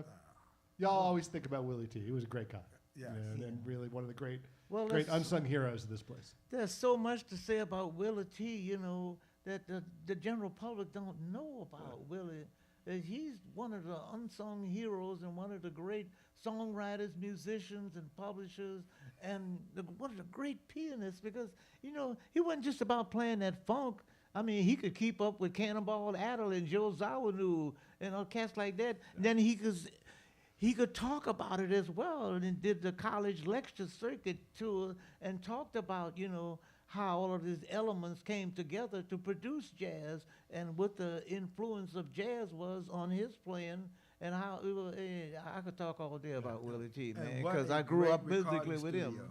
Yeah. That recording studio in Canal Place was a great studio. Yeah. Oh, State of the yeah. art back Oh, then. yeah, It was, yeah. hey, Yeah, but that Wild Magnolias, that's what this is before the Wild Chapatulas. oh, absolutely. Before the Wild Chapter too. They Child recorded Wine, that record at their studio out in New Orleans East. Yeah. I was Yeah. there. Yeah. Yeah. Did all that. So. All right. Cool. All right. Yeah. Wherever you are, Willie T. right. Thanks for everything. Yes. Yeah. Absolutely. Thanks for everything. Any questions, you have to see my attorney. No, I don't have no questions. I don't have any questions. Yeah. All right.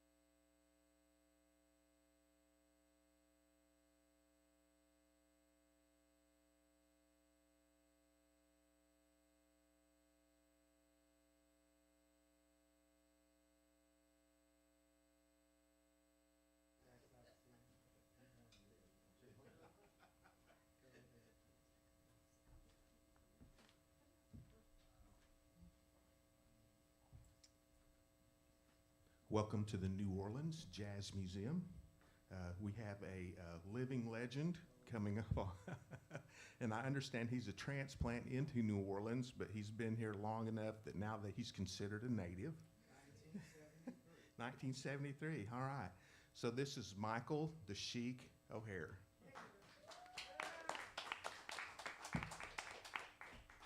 Do I get to live now? Oh, you get to live.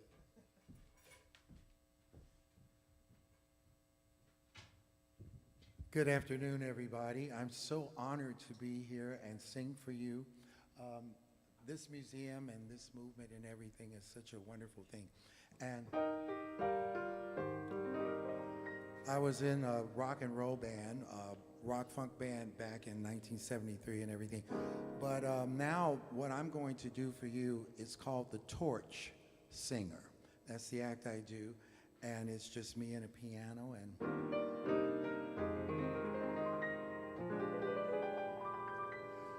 And I'm blessed to sing songs from 1929 all the way to 1990 with a little Motown and stuff.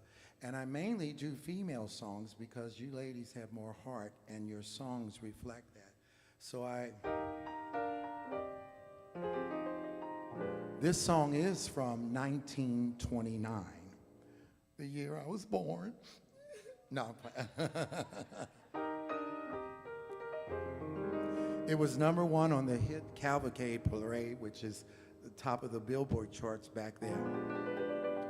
But this song is very revealing for me when I'm in private and I take all this off alone. I saw her back there. You control your woman outside.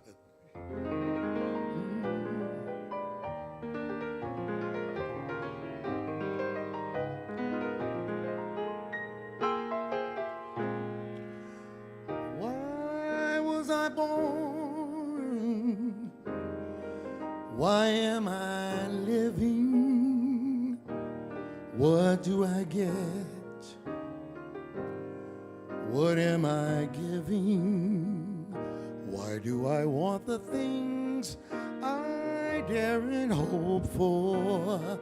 What can I hope for? I wish I knew.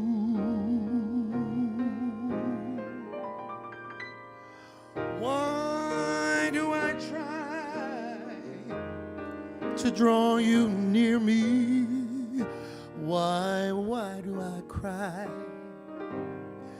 You'll never hear me. Well, I'm a poor fool, but what can I do?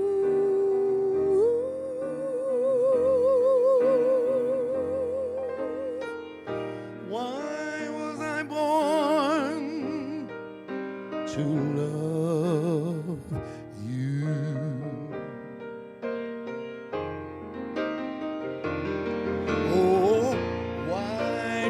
Cry to draw you near me. Why do I sigh?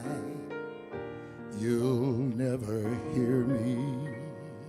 I'm a poor fool, but what can I do?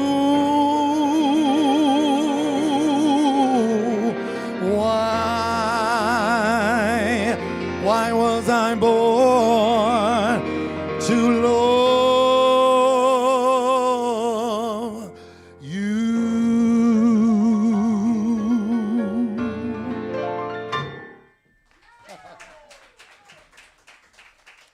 Thank you so much. I tell everybody, I was originally from St. Louis, but I did move here in 1973. And I happen to be an old hippie from St. Louis, Missouri. I left my Holy Ghost family and moved into an ashram and then a commune, and I learned about peace and love amongst all nations, all people, all races, people of color.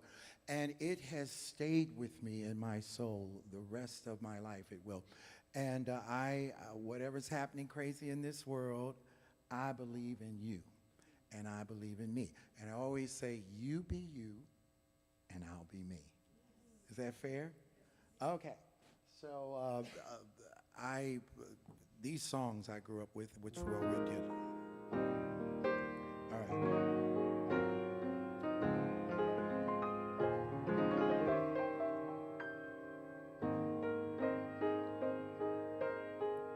words to this song says it all for me.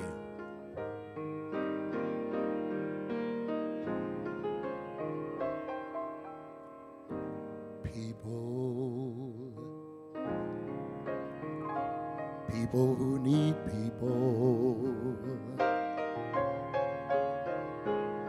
are the luckiest people in the world, where children needing other children and yet letting a grown-up pride hide all the need inside, acting more like children than children. Ain't that the truth? Lovers are very special people. They're the luckiest people in the world. With one person. Oh, that was good. One very special person. Gotta have a little humor. A feeling deep in your soul. It's pretty deep. Says you are half, now you're whole. No more hunger and thirst, but first be a person who needs people. People who need people are the luckiest people in the world.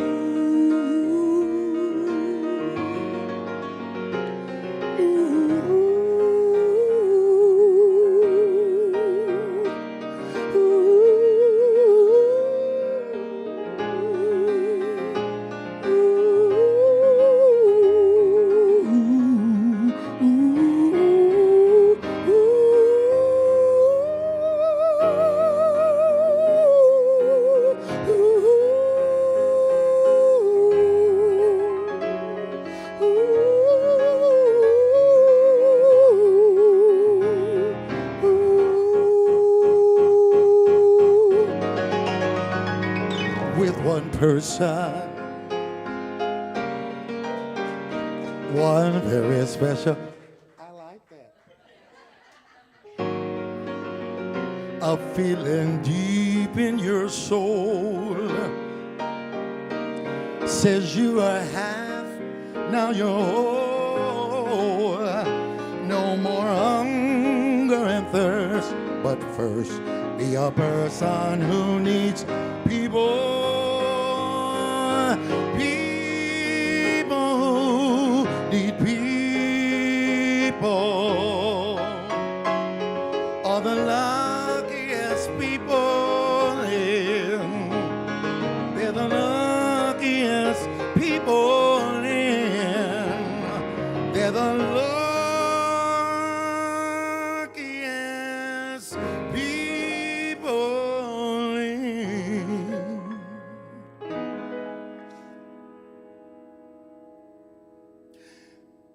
In the world.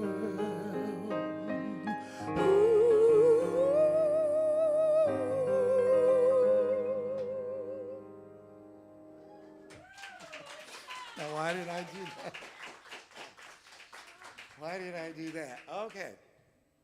So, being that I came from a very diversified background, people say, O'Hara? Well, my father was Irish and my mother black. And Daddy named his first child Scarlett O'Hara. And you can't tell I'm mixed up at all because of it. But anyway, when things get, real heavy, I like to use humor too, But I came, Mahalia Jackson, I used to sit in her lap. My grandmother made her robes. I was mentored when I was 6 years old by Elvis Presley. All the greats, somehow or another, God brought them into my life. So that's why I have a very diversified sensibility about all musicalities. I love it all. I love it all. And I recently just did a rockabilly album. So I did, for the first time. Anyway, so I had the outfit for it too, okay? All right. Anyway, you can go on YouTube and look up The Chic and see all my videos and stuff like that and my songs. Okay, so I grew up listening to this.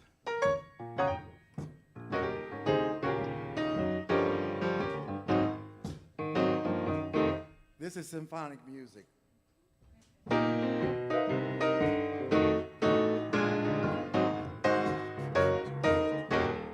How I got over, how I got over. My soul looks back and wonder how I got over. I made it over, coming up the rough side of a mountain. My soul looks back and wonder how I got over. Well, I'm gonna wear a diadem in the New Jerusalem. I'm gonna walk the streets of gold in the homeland of the soul. I'm gonna view the host in white, travel all day and night, coming up from every nation on the way to the great coronation, coming from the north, south, east, and west. Come on, y'all. On the way to the land of rest. I'm gonna join the heavenly choir, sing, Lord, and never get tired. I'm gonna sing hallelujah. I'm gonna shout my troubles over. My soul looks back and wonder how I got over. Well,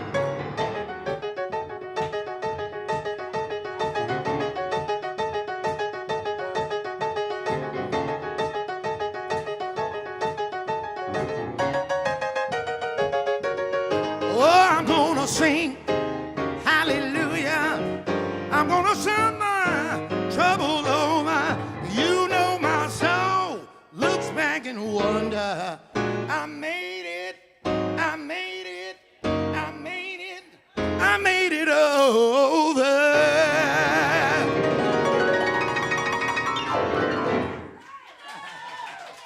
Hallelujah.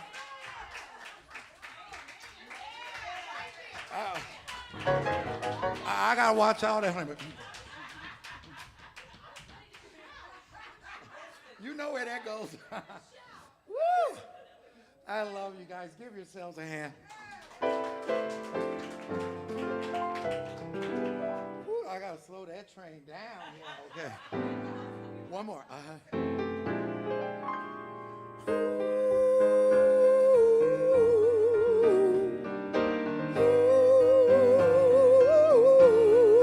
We going upstairs.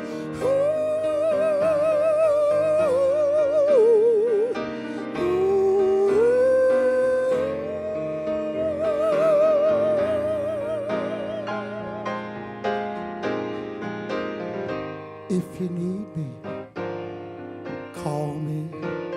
No matter where you are, no matter how far, just call my name. I'll be there in a hurry. On that you can depend. And never worry.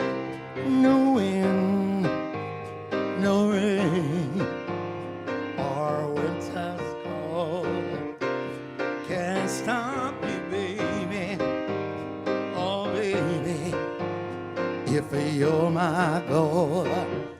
Oh, no wind, no rain can stop me, baby. You are my goal. Ain't no mountain high enough, ain't no valley low enough, ain't no river wide enough to keep me from you. Ain't no mountain high enough, ain't no valley low enough, and ain't no river wide enough to keep me from you. Ain't no mountain high enough, ain't no valley low enough, ain't no river wide enough to keep me from getting to you, baby.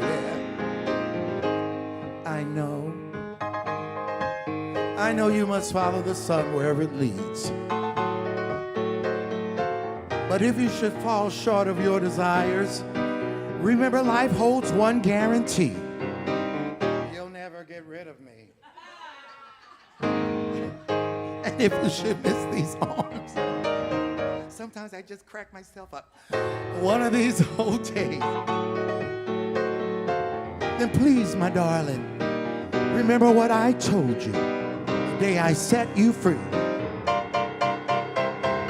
Ain't no mountain high enough, sing. Ain't no valley low enough, ain't no river wide enough to keep me from you.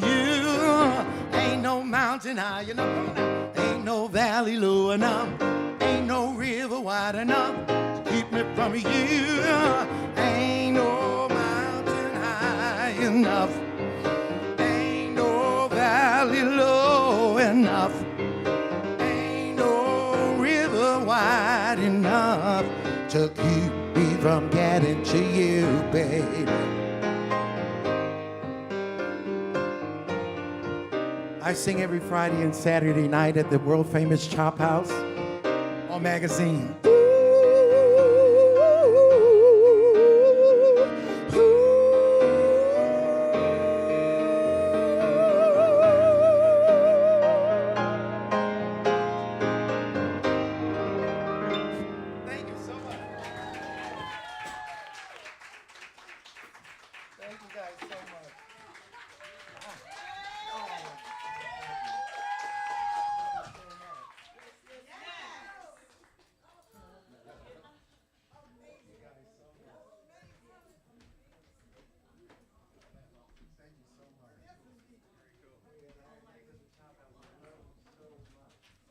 Hey, stick around. We got some more fun stuff coming up. This next group is a group that came out of the New Orleans songwriting camp.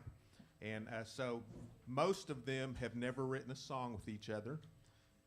Paul Sanchez is a New Orleans native who headed up the group. And in his bio, it says when he dies, he's going to be New Orleans dead. There's somebody that's been coming to the Cutting Edge Music Conference for 9 years now. I think I'm going to have to adopt that. So I'm going to be ready to be New Orleans dead if I can ever get out of southeastern Oklahoma. When we first got here, this lady over here, Jessie Campo, came up and shook her hands and gave my wife a big old hug. And we just love her. I've seen the rest of these people here through the years. We're getting to where we recognize each other and can say hi to each other. And it's an awesome thing. So I hope that you enjoy Mr. Sanchez and Jessie Campo and their songwriting group as they present to you some brand new stuff never heard before anywhere outside of where they were rehearsing. And we're going to have some more of that later on, so stick around because it's going to be a great thing. So Mr. Paul Sanchez, Jessie Campo, and their songwriting group here is, let's give them a big hand. Welcome, everybody, to the amazing Mint here in New Orleans. It is an honor and a pleasure to be back here for the Cutting Edge Music Conference. My name is Jessie Campo. I'm an international recording artist. On piano, we have Tallulah Trentacarta. I hope I got that right. On background vocals, we will have Margie Perez. On guitar, we'll have Ryan Bauta. And we wrote this song in 2.5 hours with an additional co-writer, which is out there, which is our dear Mary Grace, under the direction of the wonderful extraordinaire Mr. Paul Sanchez. The song is called Never Turning Back.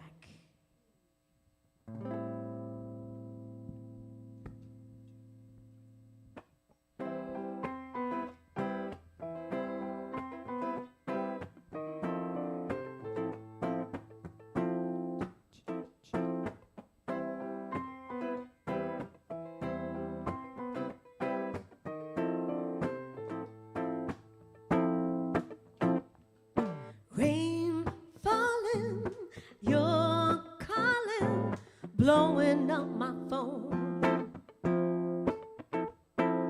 I remember smoking ember left my heart alone. Storm is breaking, I am shaking, nothing left to say. Gotta go away. Might be dreaming, signs keep screaming, saying not to stay, showing me the way, and I feel flying through the trees,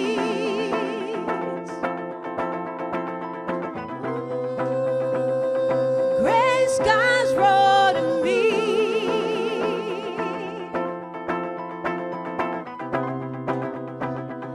lightning crashed the sky.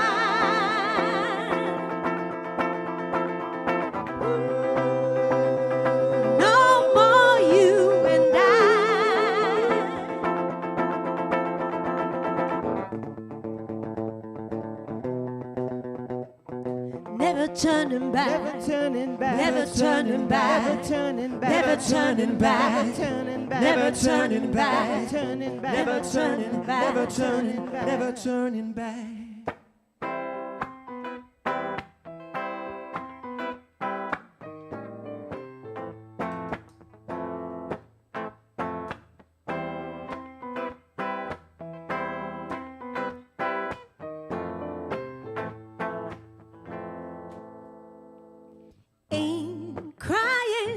Just driving towards a brand new home. Look at me, I'm so happy, finally on my own. Clouds are parting, I am starting to see the light of day. Sunshine comes my face, I keep moving while I'm proving the promise that I made. Gonna be okay, oh yeah. Flying through the trees,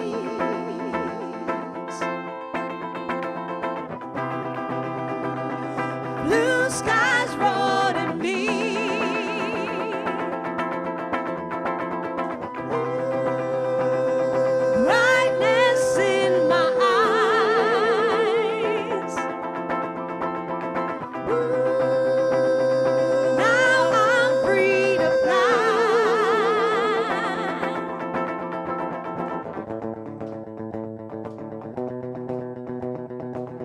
turning back, never turning back, never turning back, never turning back, never turning back, never turning back, never turning back, never turning back, never turning back.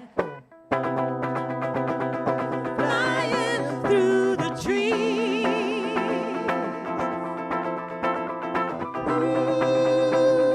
blue skies rolling me.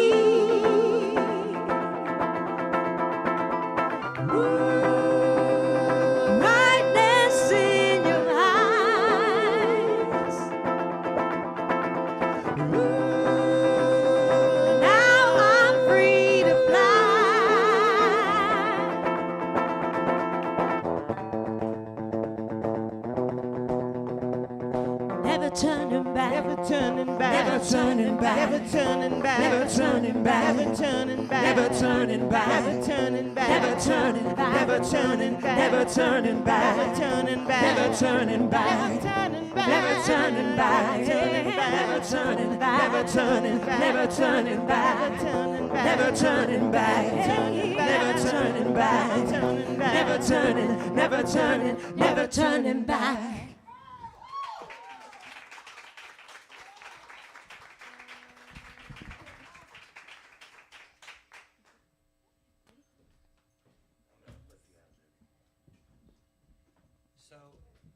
Unfortunately, we didn't have the five of us together for the 2 nights because the other 3 had to go to pitch seminars or whatever that was going on. So Margie and Mary Grace and myself got together, and she goes, well, what are we going to do? Nobody showed up. False hopes. And I started playing and singing, and then Margie said, I'll take it from here, and then the 2 of them bounced lyrics, and we wrote a song.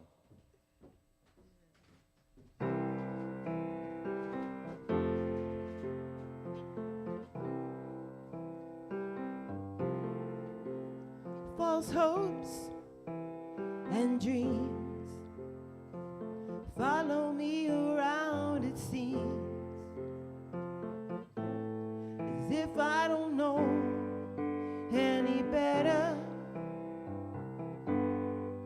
Go slow and breathe, you say to me, but you're as much a mystery as the weather. I can't catch my breath when I don't know what comes next with you. No need to decide, we can live our lives in this moment, in this moment.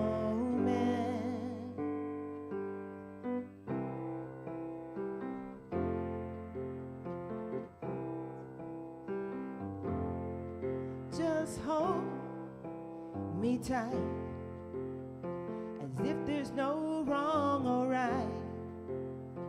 If only for tonight, let's surrender.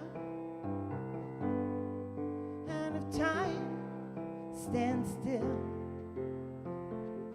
like I hope it will, let's make it a night to remember. I can't catch my breath when I don't know what comes next with you.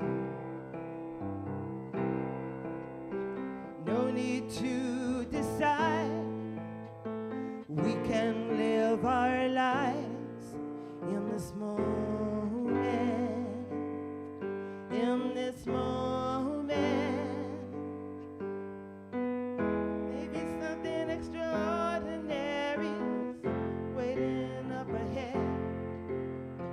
We don't have to run towards it, we'll just stay here in bed.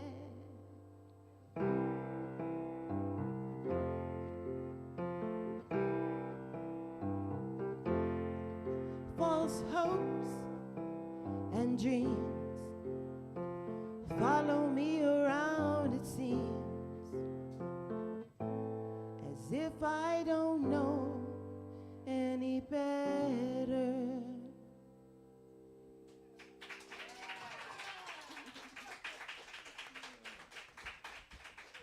We had fun writing that.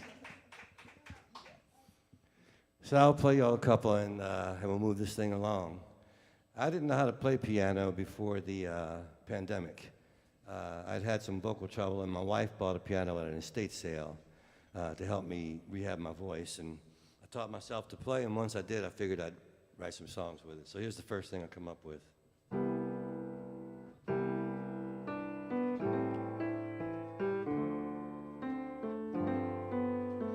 You're sound asleep, and I'm up late with my memories of you and me and the years that couldn't be.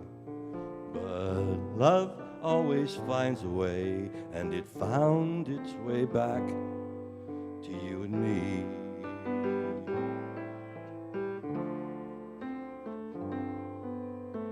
I could be wrong. This could be a familiar song, or perhaps it's simply that we were meant to be. But love always finds a way, and it found its way back to you and me.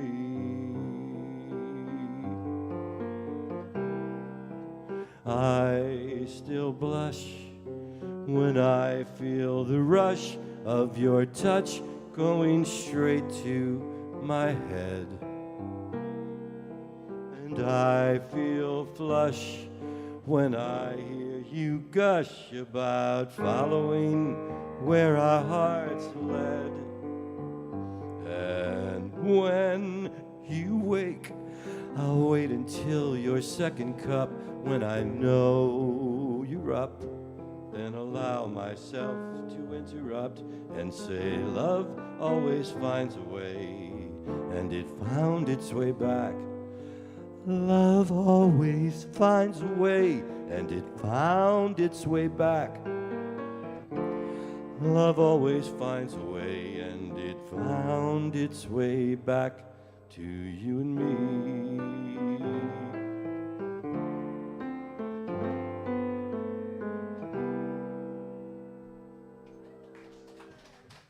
Thanks. Can I plug this guitar in? There's a red box down here.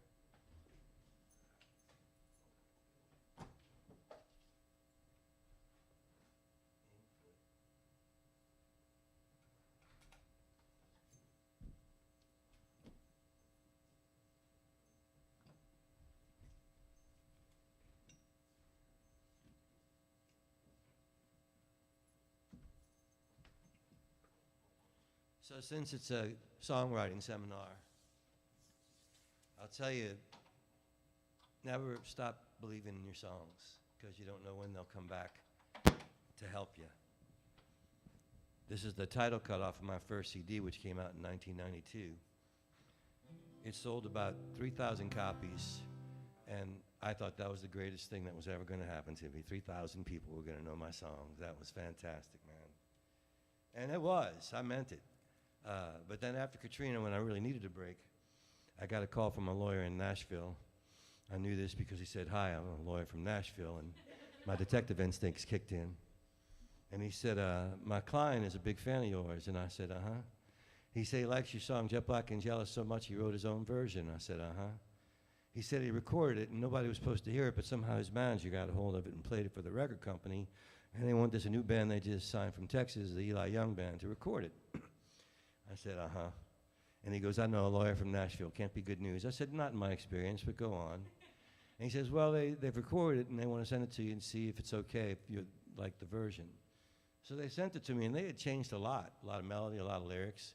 And I called him up, and I said, "Yeah, I like it. I mean, do I still get paid?" And he says, "Yeah, you get half." I said, "I love this version. It's my favorite version of any of my songs I ever heard." And then they called me back 6 months later and said it was going to be the title cut of their CD, and it charted in the country music charts. So, and if I squinted my eyes enough, I had Jet Black and Jealous in the country music charts, and the kid with the brown hair looked like me when I was young if I squinted enough. So it was a win-win-win for me, man. And I don't know the Eli Young Band, and I don't know their work, but I think they're brilliant. You read the entire works of T.H. White, and I never asked you any questions, and you looked just like a movie queen last night, so I didn't mind the extra weight in. But you beat my arms with your slashing tongue, and it was no fun for me, in fact. It was black, and jet black and jealous, and you stalked me slinky cat-like on the prowl. I shrug and pretend that I can't hear you, and you hold your breath until I ask you how. And then how yourself you shoot back in my face. Lick your fingers and you wipe your eyes and you smear the streaking stains that are black, jet black and jealous. There's a blind rage building you can't control. Sucking hot air, it comes out cold. Building a cage that surrounds your soul and pulls you down, deeper down, down, down, deeper down. And the people making love inside your head, well, they have no life except for what you give them. Yeah, laughing, dancing, falling into bed, sickened by the scent of your suspicion. You cut yourself in wee, wee hours and you don't bleed red. Instead, it's black, jet black and jealous. It's black, jet black and jealous. It's black, jet black and jealous. Thanks, y'all. Back in 2009, a friend of mine out in LA, Coleman Decay, got the idea that we could turn this book about New Orleans that was a New York Times bestseller, it was called 9 Lives, and turn it into a musical. My first thought was, you're insane. And then the more I thought about it, the more I realized the book was singing to me. It was 40 years, it took place between Hurricane Betsy and Katrina. So it was 40 years of life in New Orleans. It really wasn't about the storms, it was about what happens between the storms, which is living. And one of the characters was Irma Thomas. And so when I was writing the music, I was trying to write it specific to the person and the decade. And her scene takes place in '67, so I went and listened to all her stuff from 1967 on YouTube and checked out the keys and the grooves and the lyrics and tried to write something that she might have recorded back then. And one of the happiest things for me as a songwriter was when she walked in the studio at Plaia. She said, "You know what I like about this song, baby? Sounds like something I recorded back in the '60s. And I said, "Oh, yeah. Well done." And well, the real doing it was getting her to sing it, man. I mean, Irma singing one of your songs, it don't get much better than that. And then if y'all, any of y'all New Orleanians old enough to remember Herman Roscoe Ernest III, he was a great drummer. He played with Dr. John, he played with Irma. And he had cancer when we were making this record. I didn't know how sick he was, and he came to play drums.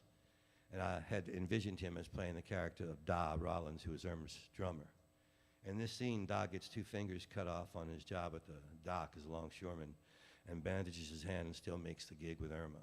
So he had the intro and asked Herman if he was, feeling all right enough to sing it. And he said, "Oh, it's 1 line, baby, I can sing it." And he sang it, and it was a line about pain. And he did it in 1 take, and he had us in tears. And it was really towards the end for him. And we all clapped, and he said, "That's all right, baby. If you got any other lines about pain, I can sing them too. I got pain covered these days." This was for Herman and then for Irma. Hush, close the door. That's enough now. Leave it all alone. Yes, boys, it hurts. It hurts bad, but it could have been worse. Could have been worse. I'm so glad to see you out tonight. You're safe with me. Everything's gonna be alright. Life can be a mystery, and love can be a curse. And when things get bad, remember, y'all, just remember, it could have been worse. Could have been worse. Lie back in the grass while the saxophone plays. Let it wash over you like a hot summer Sunday.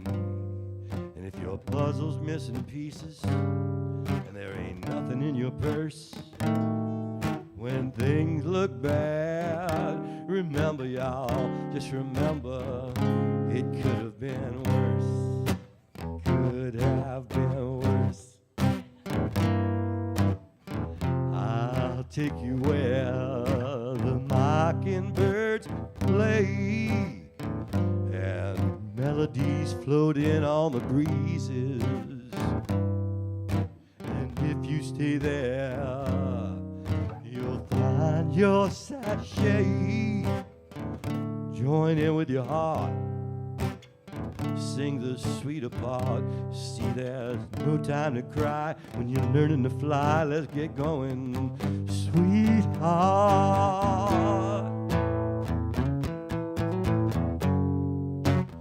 No time to cry.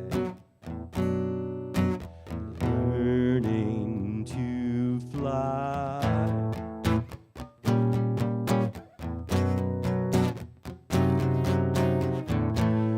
When things get bad, remember it could have been worse. Could have been worse.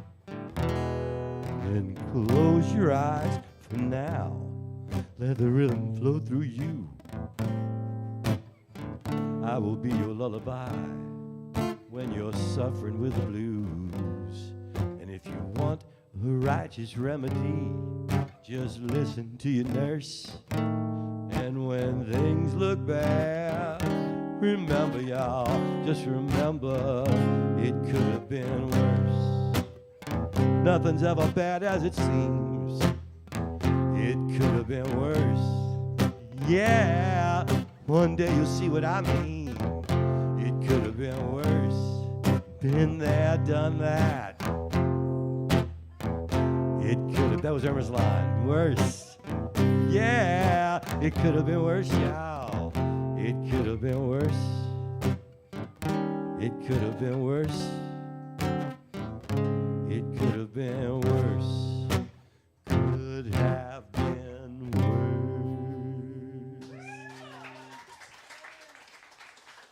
Wow, is that enough? You want another one? What's up, baby? Y'all, I know y'all got a lot of people you running through here. I'm good if you're good. I don't either. And I'm not in charge of nothing. And this one here I wrote with my friend John Boutte. We were walking at the end of Canal Street, which the old timers call the foot of Canal Street, by the cemeteries. And we were talking about the similarities and the differences in our lives, being born black and white in New Orleans.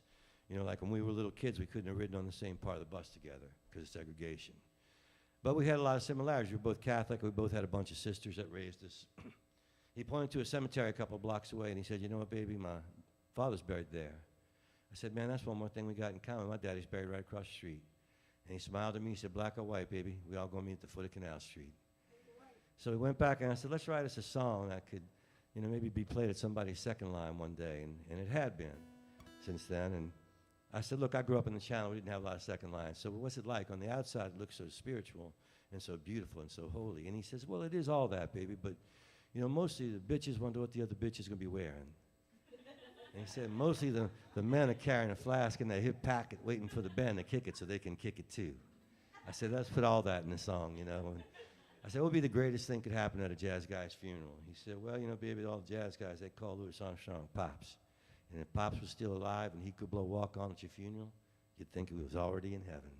And we put all that in there. And the words on the chorus are at the foot of Canal Street. So sing with me and sing for somebody that helped you be you, that can't sit with you no more to sing. And sing from the heart, because that's where they're sitting right now, in your heart, for the rest of your life.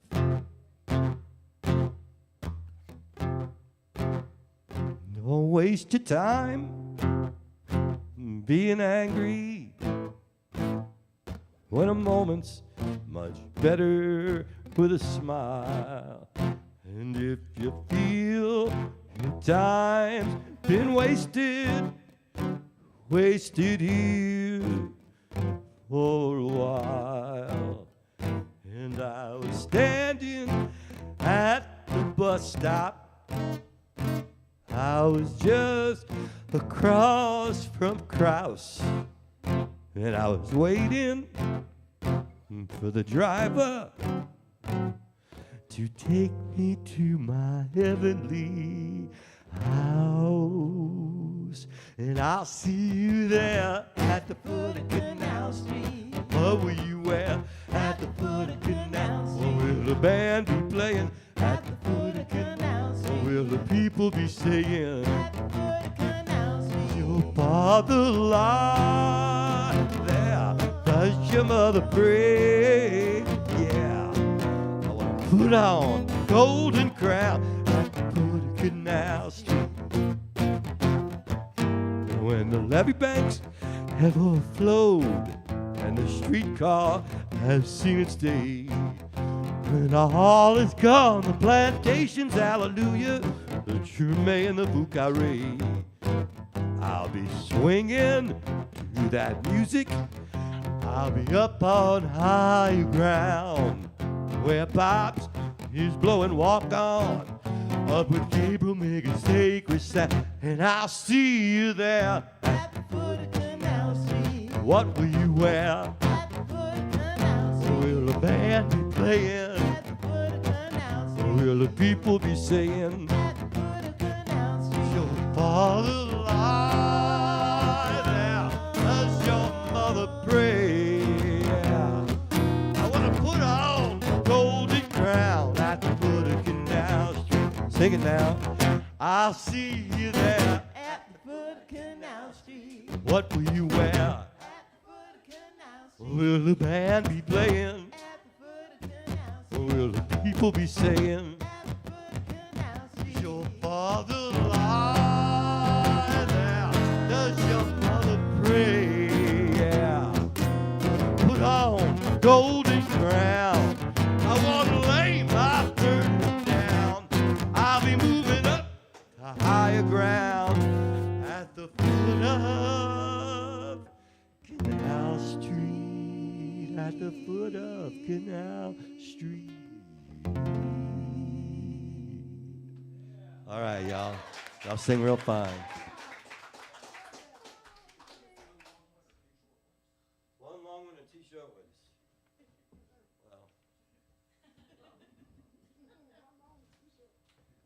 I just did a Johnny Cash show, and he did. I was researching the songs, you know, and he did "You Are My Sunshine," and he did the first verse right, and in the second verse he did the first line of the second verse, and the second line of the third verse, and he thought it was done, so he finished one more chorus and stopped, and there's a pause, and you hear the producer go, "Johnny, it's a little short, huh?"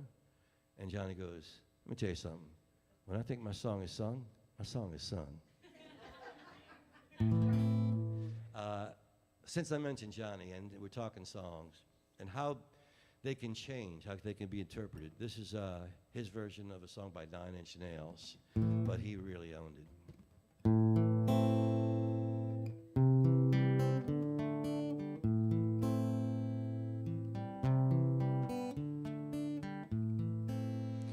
I hurt myself today to see if I still feel. I focus on the pain, the only thing that's real. The needle tears a hole, the old familiar sting. Try to kill it all away, but I remember everything. What have I become? My sweetest friend. Everyone I know goes away in the end, and you could have it all. My empire of dirt, I will let you down. I will make you hurt.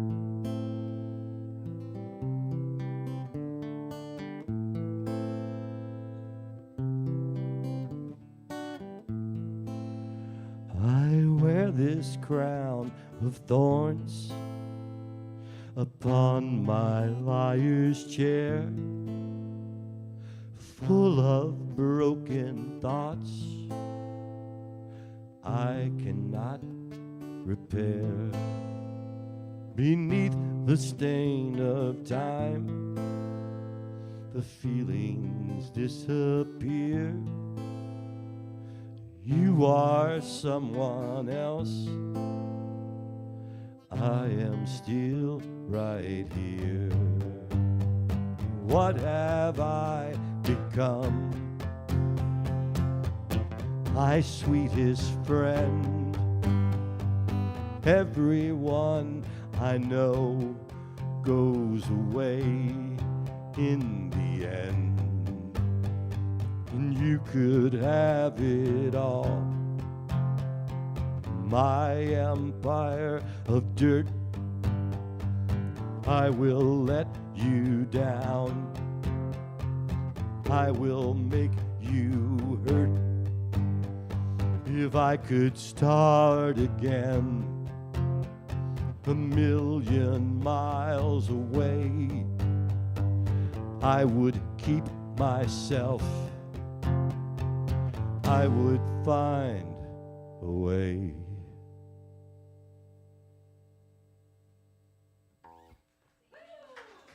Well, thanks, y'all. Thanks to the Cutting Edge Seminar. Thanks to Eric for having me.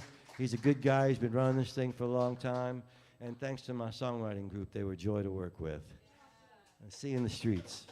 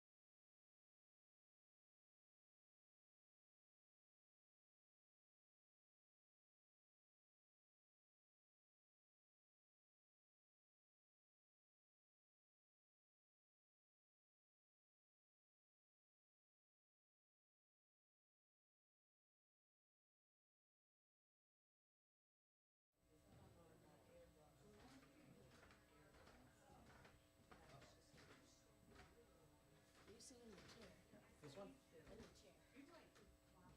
I'll take this road and the good stuff.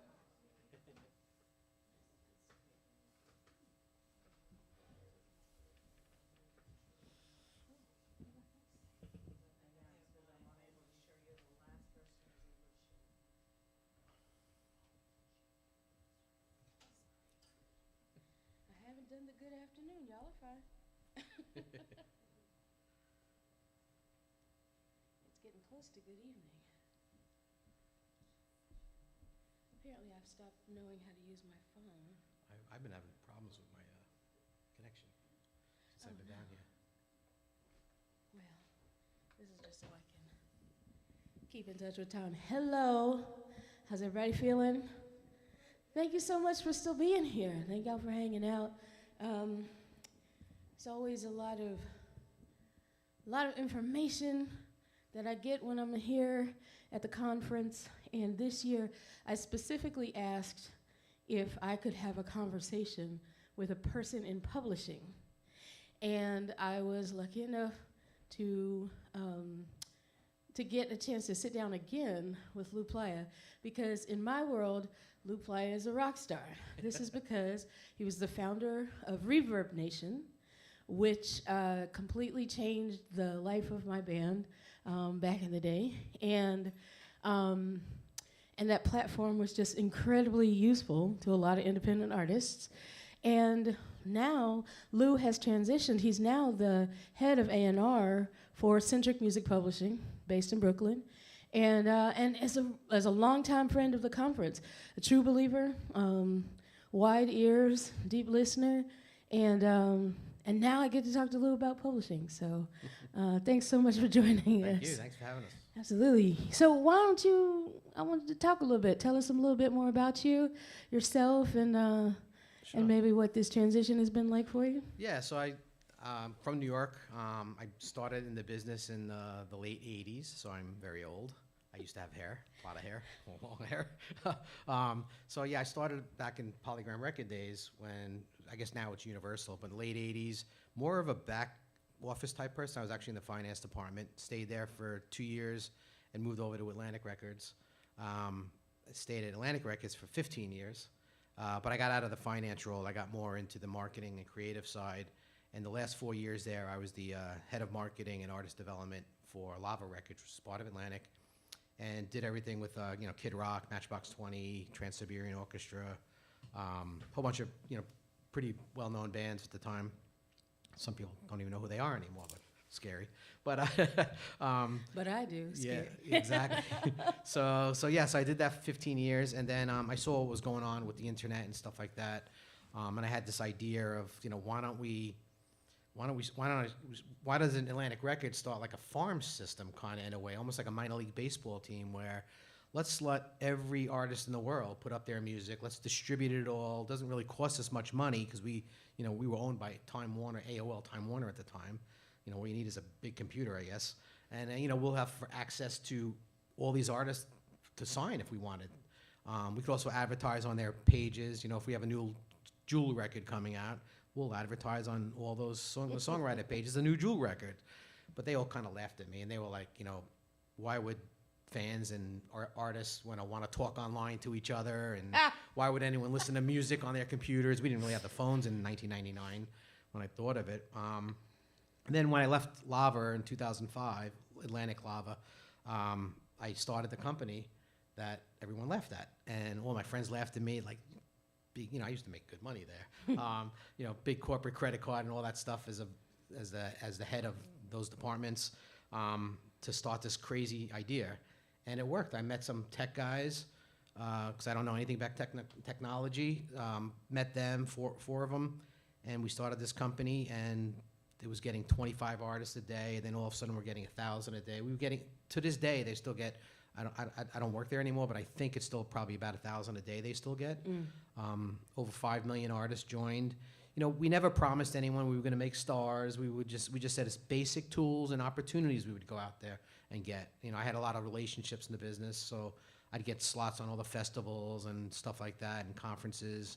And a lot of artists started their careers. With Maren Morris and the Illumineers Imagine Dragons. No one ever heard of those bands before they were on Reverb Nation. Yep. I'm not saying we did anything with them because we didn't, but they were on the site when. But you gave nobody them a else. hub. But we gave them a hub You gave at them the a beginning. hub Yeah. from which to work, and yeah. Exactly. Exactly. When we flew Maren Morrison, I think it was in 2010, and probably 20 people showed up, and now she's like one of the biggest stars in Right. the world.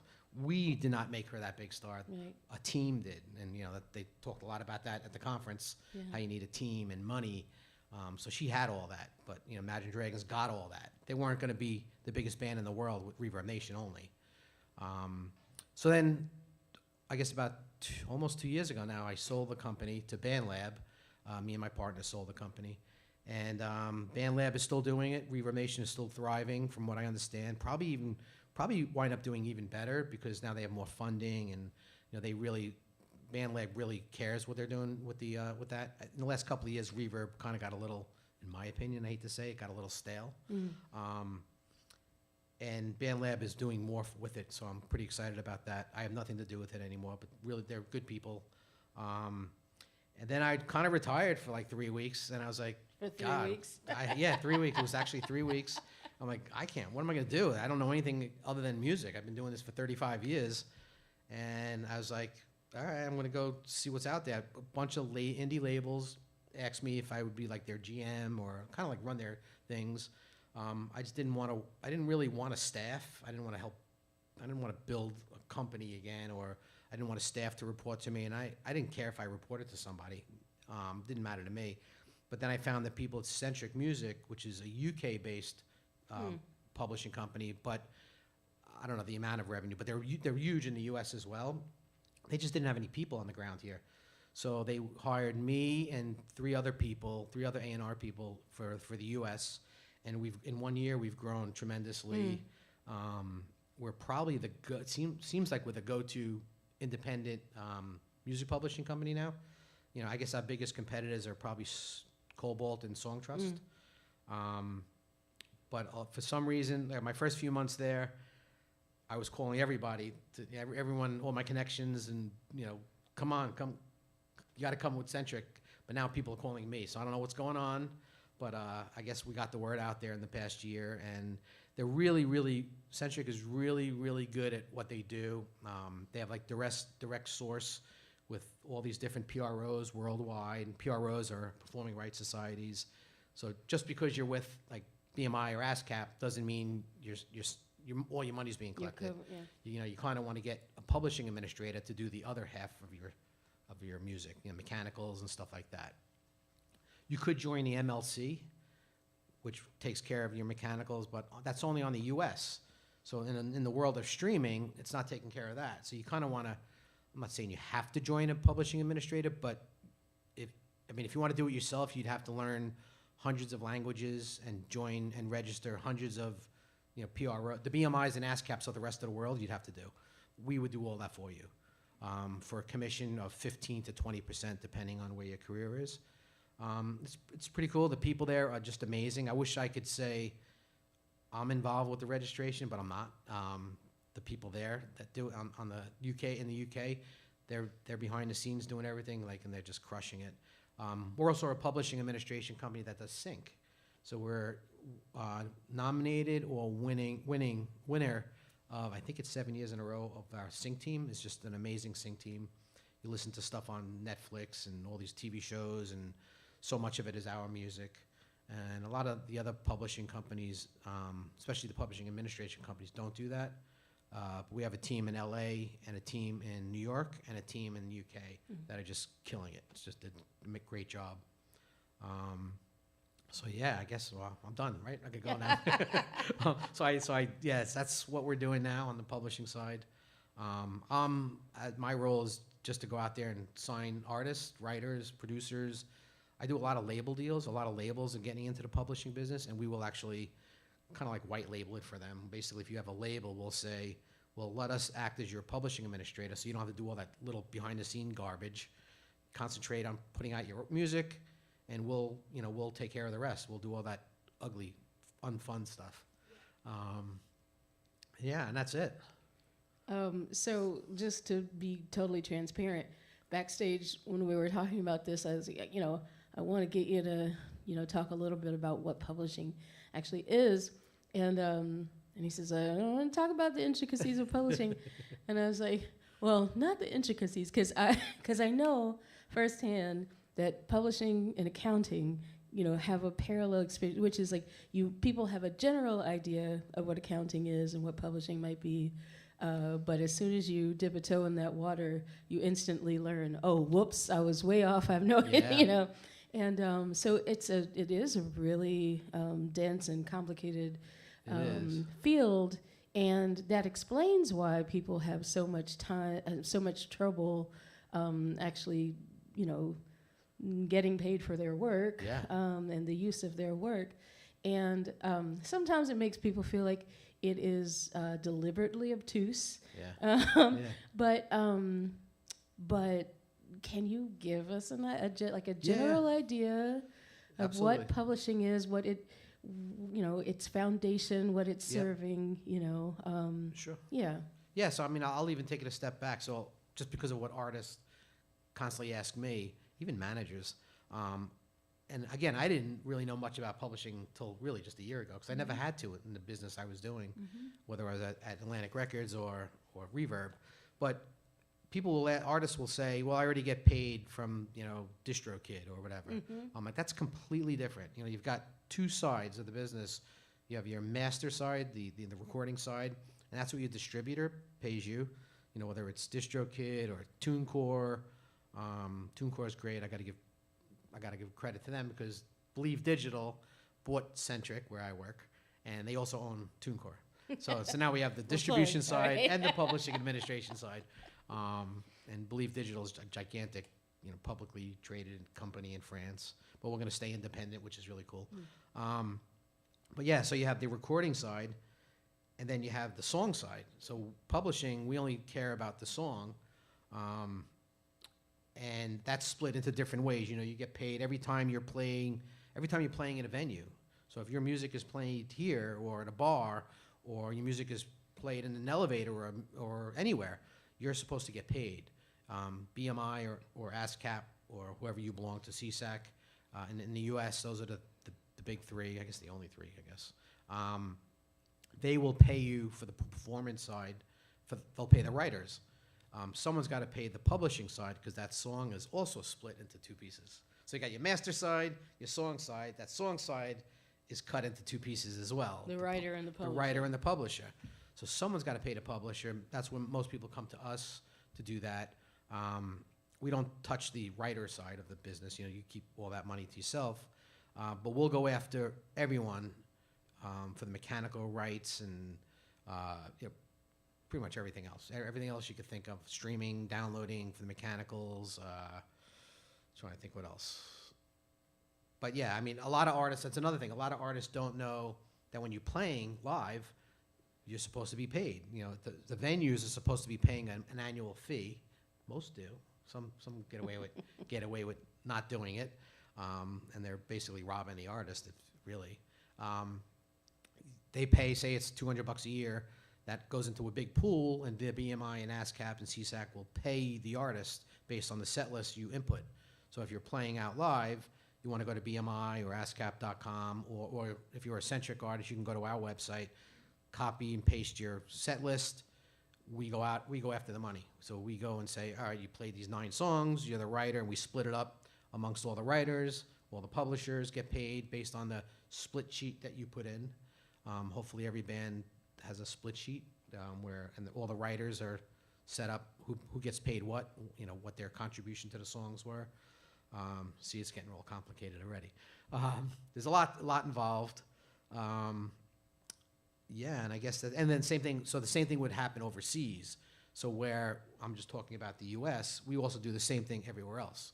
We go to all, China's got their own BMI, and UK's got their own BMI, and Canada's got their own BMI. We got to go to all those companies to go after that writer share, and we go after all those venues to go after, all that. So we do all that. It's so, I don't want to say it's impossible to do, because some people probably do it on their own, but they're just not capturing everything. We will capture everything. We have deals with every company. We have deals. I mean, we're great friends. We don't compete with those PROs, the BMIs and ASCAPs, where we work with them. You know, they love us, we love them. So let me ask you this.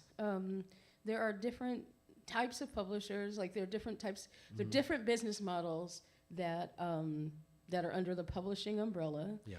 And you know, you've already mentioned yourself, you know, there's publishing admin, so do you want to talk a little bit about that? Would you mind? Yeah, sure. So I guess like a traditional publishing company, like the BMGs and Sonys and Warner Chappells, we do pretty much everything they do. They tend to have more money. You could get lost. So a lot of the artists that played here, if they were signed to those type of companies, they may get lost in the mix because I'm just throwing out names. You know, Beyonce is probably going to get a lot more love at BMI than, you know, your band or something like that. And no disrespect to your band, even if you have I don't even know if you have a band, but you know, I would imagine, I can't hypothetically, they're probably going after, they know they can get money for Beyonce money to get the song placed somewhere, things like that. Or another thing that they do that a lot of the pub admin companies don't do or do very little of is pitching your music. So you may be a songwriter and you know, you're just not interested in being the artist or whatever. So the traditional companies will go out and pitch your songs to other artists, and hopefully it gets placed and you make some good money out of it. We do that, but just not to the extent that a big traditional company would do that. We do it in the UK amongst our roster. We haven't done it really much in the US. We're going to do more of it. But now that we're a year in the US, year and a half, we'll do more of that. Trying to think what else they do. They do sync, but the big difference is they also own half your song. So they basically take ownership of half your song. I mean, you could probably negotiate a little bit better than half, but that depends on how big you are. We take nothing. We don't own your song at all, but we do want, you know, we're like the mafia. We want to take 15 or 20% of the royalties we're collecting. But no one's going to come break your bones. But yeah, for all the work that we do, all the registrations, and we lose money on almost every writer, to be honest, especially the smaller writers. There's not much to collect, but yet we've got 80 people or whatever it is back in the UK doing all this work for you, collecting pennies, I hate to say it, for smaller artists. But we do it because some of you smaller artists are going to become the Beyoncés. Or the Maren Morrises. Yeah, exactly. Yeah. So that's, I guess, the big difference. We do have sync department, like I said, and the publishing companies have that as well. But we're creating great relationships, and I think, and you know, I probably the sync department would answer better than I can, but I'm guessing a lot of times they'll come to us because, I don't know, say they want a Katy Perry song for a film. They've got to go through Sony or whoever she's signed to. They got to go to the record label for the master side. They got to go to the publisher. They got to go to her attorney, her manager, probably Katie. You know, they got to go through all this, probably pay $500,000, and it'll take weeks and maybe months of negotiating. Or they can go to Sentric. We've got lots of Katy Perry-like songs, maybe, you know, sounds, and it's going to be quicker because a lot of our artists own all their own stuff. So it's much, much easier. So maybe, and I don't know, maybe that's why we're getting so much attention lately over the past couple of years, I guess it's been. So yeah, so it's, you know, budgets are cut, you know, film budgets, game budgets, TV. So why not go for something? You know, sometimes you don't want a hit song. In fact, a lot of times you don't want because a hit song is expensive. Yeah, it takes and it takes away from the scene. Time. True that. You know, yeah. So with all that being said, you know, given that, you know, in kind of the licensing world, music that's not as well known is a great commodity. This is a two-parter. One, when does an artist know that they should be, you know, pursuing, you know, a publishing admin, kind of adding that to their team? And two, how do they go about doing that? Sure. You know. Yeah, so there's kind of like with Reverb Nation or I guess even CD Baby, the way you can, any artist can go to their website and get a distribution deal. You could also do the same thing at Sentric and Songwriters, even at competitors. You can go to their websites and you could just sign up, and they'll do, like, if you go to centricmusic.com, sign up, you're assigned to a publishing administration deal. They'll take 20% or whatever it is. Some companies charge you a annual fee, plus they take 20% or 15%, whatever it is. But yeah, anyone can do it, and you should do it. You should have somebody collecting that money for you. You're leaving it on the table. You know, paying 15% of something is better than getting nothing. So yeah, so anyone can do it. If you sign up through an A&R person, like speaking for my company, Sentric, if you sign by me or one of the other A&R people, you kind of get a little extra love. You probably get a better deal. We tend to go after, like, we kind of concentrate on the middle, I hate saying middle of the road artists, I don't mean that, but artists that have lots of streams, not superstars. I mean, I would never turn down superstars, but I'm not going after that. I'm looking for artists that have, 100,000 monthly listeners or something like that. I know that's a lot for a lot of artists, but it's really not.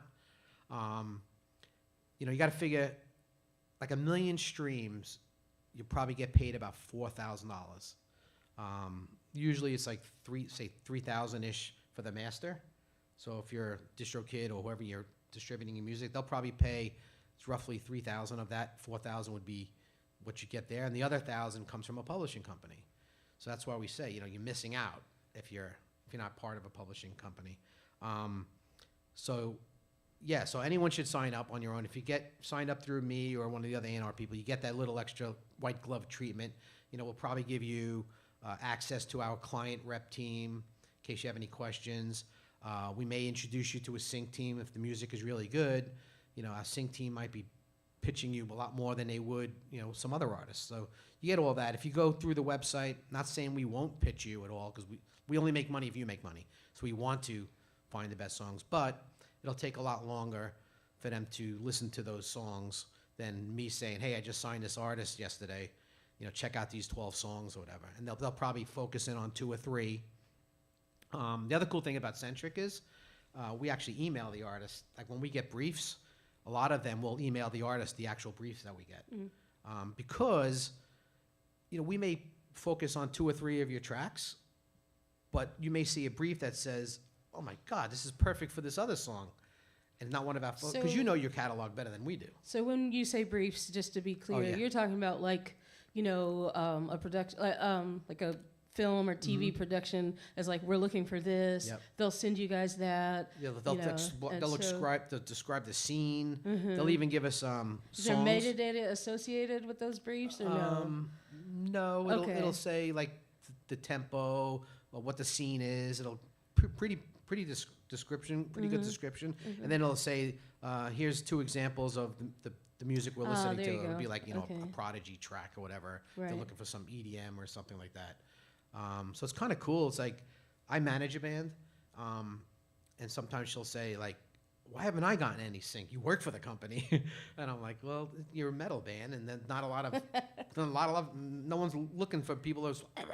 With that being said, what are people looking for these days? Is there a kind of a flavor? Yeah, we get. That's another thing. We get a monthly report of all the music that we've placed and all the music that was the briefs that was sent to us. And a lot of it is like, I don't know, I may be going back, it's like April and May. I remember Neo Soul was the most looked after thing. Interesting. Dark pop a lot of times is pretty big, I guess because of the whole maybe Billie Eilish, that type of thing maybe. Rock is not as big as it was, hip hop is big, but it's hard because a lot of it's explicit. So you need clean hip hop. You're gonna need clean hip hop. EDM is big. I mean, in the UK, our UK team crushes it on the EDM side. Yeah, really, really crushing it. If you go to, what is it? Sentric Sync. Sentric is with an S. SentricSync.com. It's all about our sync team and a lot of the placements we have. So you'll see, to be honest, I don't know a lot of those artists because they're UK artists and I don't listen to EDM or electronic music. You don't? I don't, no. I don't dance. I don't know nothing. But it's Sentric Sync. It's pretty cool. I give that out to everybody. Like when I'm pitching bands, I'm like, this is what we've done. So it's kind of good. Awesome. Well, you mentioned your band. that you're managing a band now. And I know we don't have a lot of time, but I'm curious because I know how much work goes into management. I'm curious about A, how you manage to do both, and B, why you choose to keep your foot one foot into that pool. Yeah, I mean, the management thing is, I mean, people have been asking me to manage them for years, even some pretty big bands. I never had the time, especially when I was at Reverb Nation, and I just didn't have the love of it. I found this one band that I just think is, I think the girl singer, it's a female-fronted metal band. I think she's such a rock star. I just had that. I'm like, I gotta be part of this growth. I just have to be. And she's also a workaholic, which she just doesn't stop. So it makes my job easier. I don't really have to do any marketing. You know, if you want someone to do publicity and marketing, because a lot of artists say, yeah, I need help doing this. That's not what a manager does. That's not what a manager does. You know, go hire a marketing team or a publicist. Luckily, I have a girl who like lives on TikTok and all that stuff and crushes it. And actually, that's the name of one of their singles, Crush. Yeah, so it's and they're great to work with. If they weren't, I would want no part of managing. There's at an early age at them, even though they're doing really well, there's no money in it. You know, it's another thing. 15%, whatever the percentage is, 15% of nothing is nothing. So you've got to have hundreds of millions of streams. I told my band, I said, I need to manage 200 of you to make a living. Right. Because if you do the math, you know, if you got 1 million streams and you're making $4,000, I'm making $600. I need a lot of artists to manage to pay my bills. Right. So yeah, I probably wouldn't manage any other bands. I just think she's got a huge career ahead of her, the whole band. So that's why I took it on. It's so, every manager that I talk to these days, or really in the last decade, have been like, oh man, the industry has changed so much. You know, we're scraping together pennies, and you know, even in booking, and you know, like there's so many sands that have shifted that's made it so that the only people left in the business are really, you know, passion players. Yeah. They're really, you know, Yep. and the same thing kind of happened in physical music distribution. Yeah. You know, it's like the only people left are the true believers. Yeah, exactly, You know? exactly. And Yeah, I mean, it's- I do my work, my management stuff. Most of it comes like after 6 o'clock at night and on weekends. Mhm, You know, yeah. I don't really have time during the day. I'm meeting people for my real job. Yeah. And the band's fine with that because, you know, they're up all night. Well, I know we're kind of done for time, but is there any like parting things you want to leave with us, or how you know, how you feel? I mean, one thing I just wish artists would just write more. You know, I tell every band, you know, hopefully write a couple 100 songs a year. Maybe a few of them will work. But I know from the past experiences of working with big artists, a lot of those bands went back 10 years to took a piece of the one song that was garbage, and it happened to work for a song they just came up with. So just keep writing.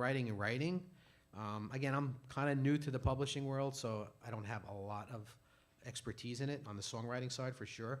But just keep writing. It's just the only way to do it. I don't want to say it's a numbers game, but not everybody is prolific at writing hit songs.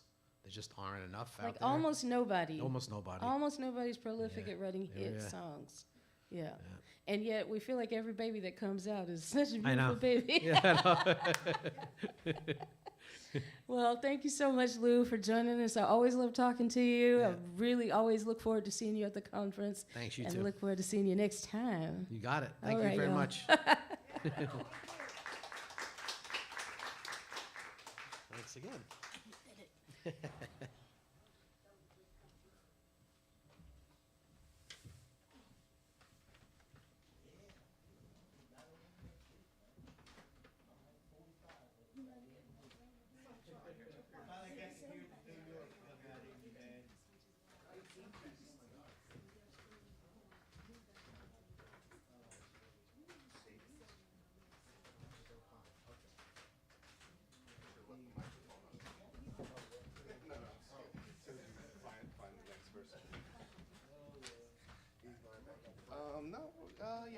One of them, actually, one goes off to there.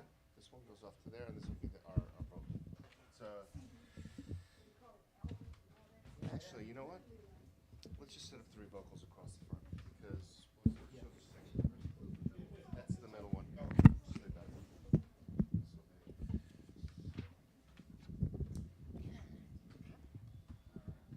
You're our first performer.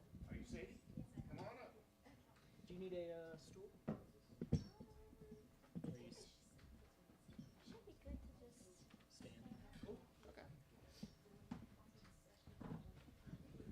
So, plugging that guitar into a DI. Is that the plan? Okay. Yeah. Yep. This is going to be your vocal.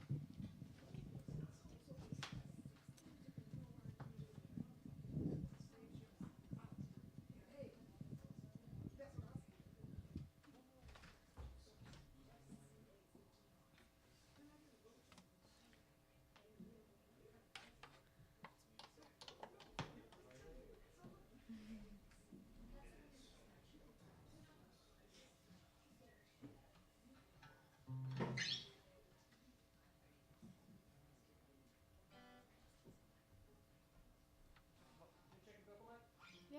Oh, I'm gonna raise this.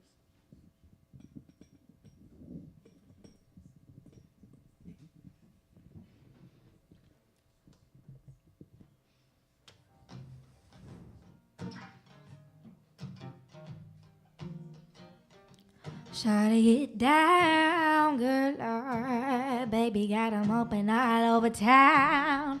Shitty bitch don't play around. Cover much ground. Got game by the pound. Getting paid is a forte. Each and every day to play away. I can't get ahead of my mind. I think about the girl all the time. East side to the west side, pushing fire rides, it's no surprise. She got chicks in the stash, stacking up cash, fast when it comes to the gas. By no means average, as long as she's got to have it. Baby, you're the perfect 10. Sound good? Yeah, everything sounds good to me. Okay, awesome. Well, hi, everybody. I'm Sadie Fine, and I'll be singing you guys a few of my songs. This first song is a song that I wrote called Anything But Yours. And I'm in my senior year of high school.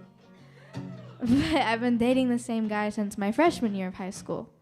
So it's a long time. For high school, that is.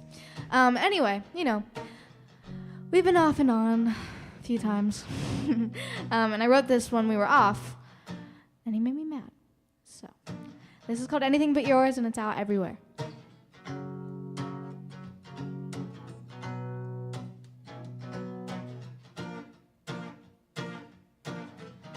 I don't blame you for wanting me back, but I don't think the 4th time will ever last. We should have known that the odds were stacked against us. What pulls us together, what tears us apart? You say that our love is a work of art, but even the blind can see that you are just selfish. My heart is getting sore. Can't take it anymore, so I'm gonna leave, baby, gonna leave, baby, before we get too deep, baby, gonna creep, baby, out the door. I'm willing to be anything but yours.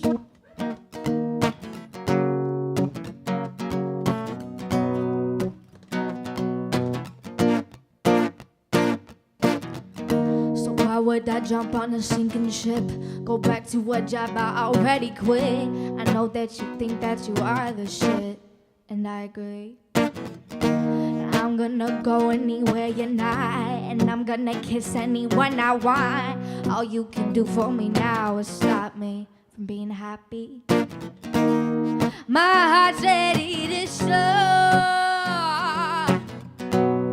Can't take take it anymore. So I'm gonna leave, baby, gonna leave, baby, before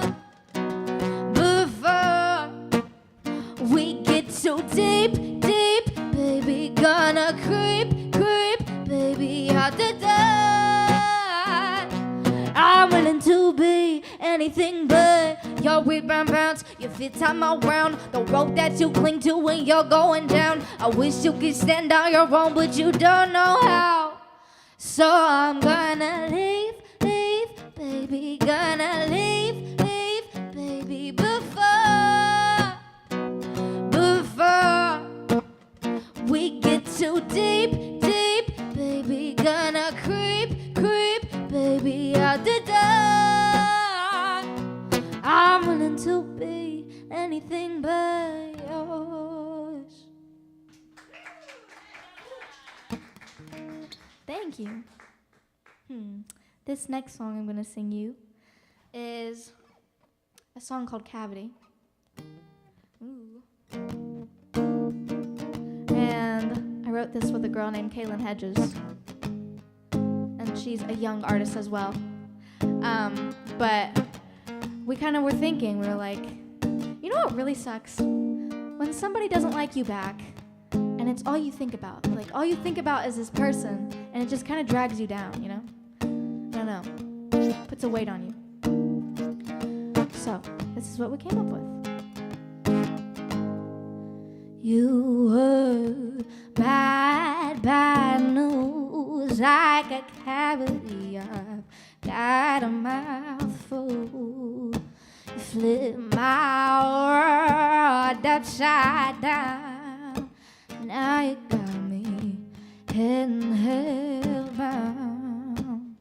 I've never felt like this before. I'm slipping through the cracks in the floor. This passion's creeping over me. I wish this wasn't one-sided feelings for feelings. Feel what I'm feeling. Feel what I'm feeling.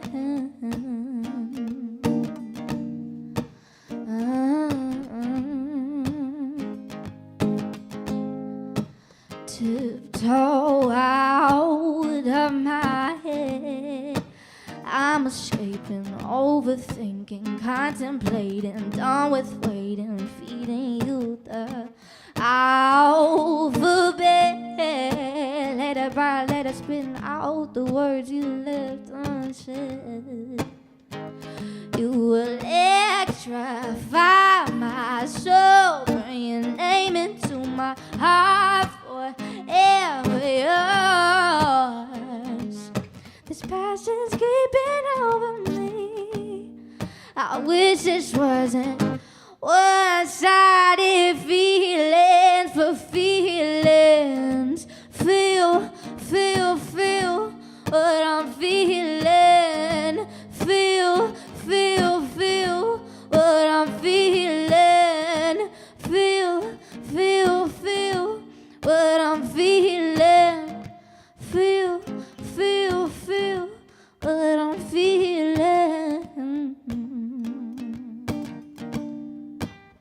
Yeah.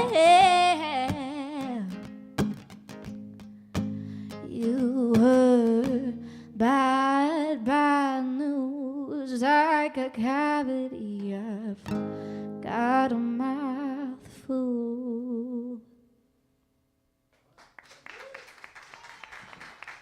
Thank you. Well, this next song is a song that I wrote called Detox.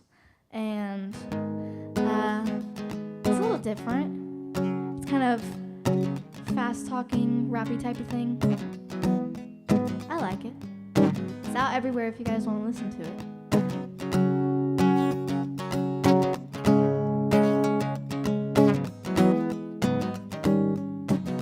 I've heard Love is a drug and baby, if it is yours, it's unbelievable. It ought to be illegal, could be lethal. Soon as people take a hit, they want a sequel for there's no equal like me.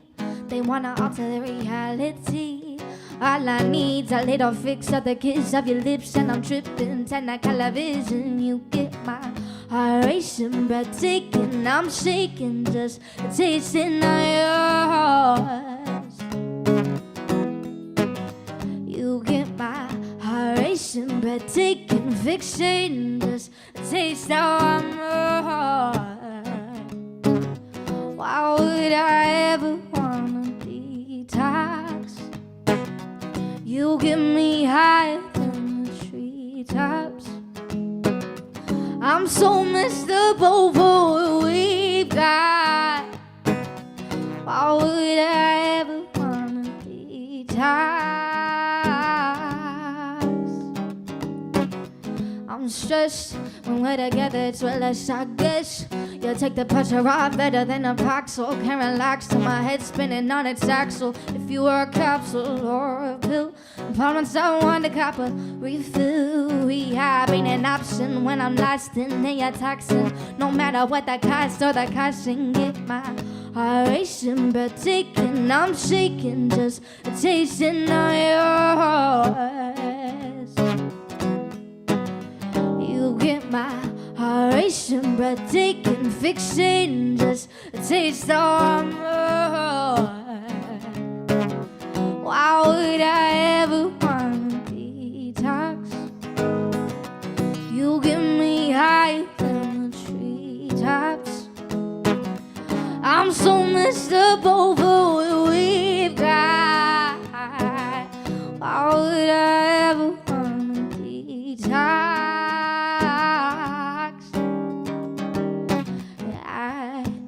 Try to get myself clean, and I could try to build a wall between you and I, but why would why would I ever wanna detox? You get me higher than the treetops. I'm so messed up over what we got. Why would I ever wanna detox?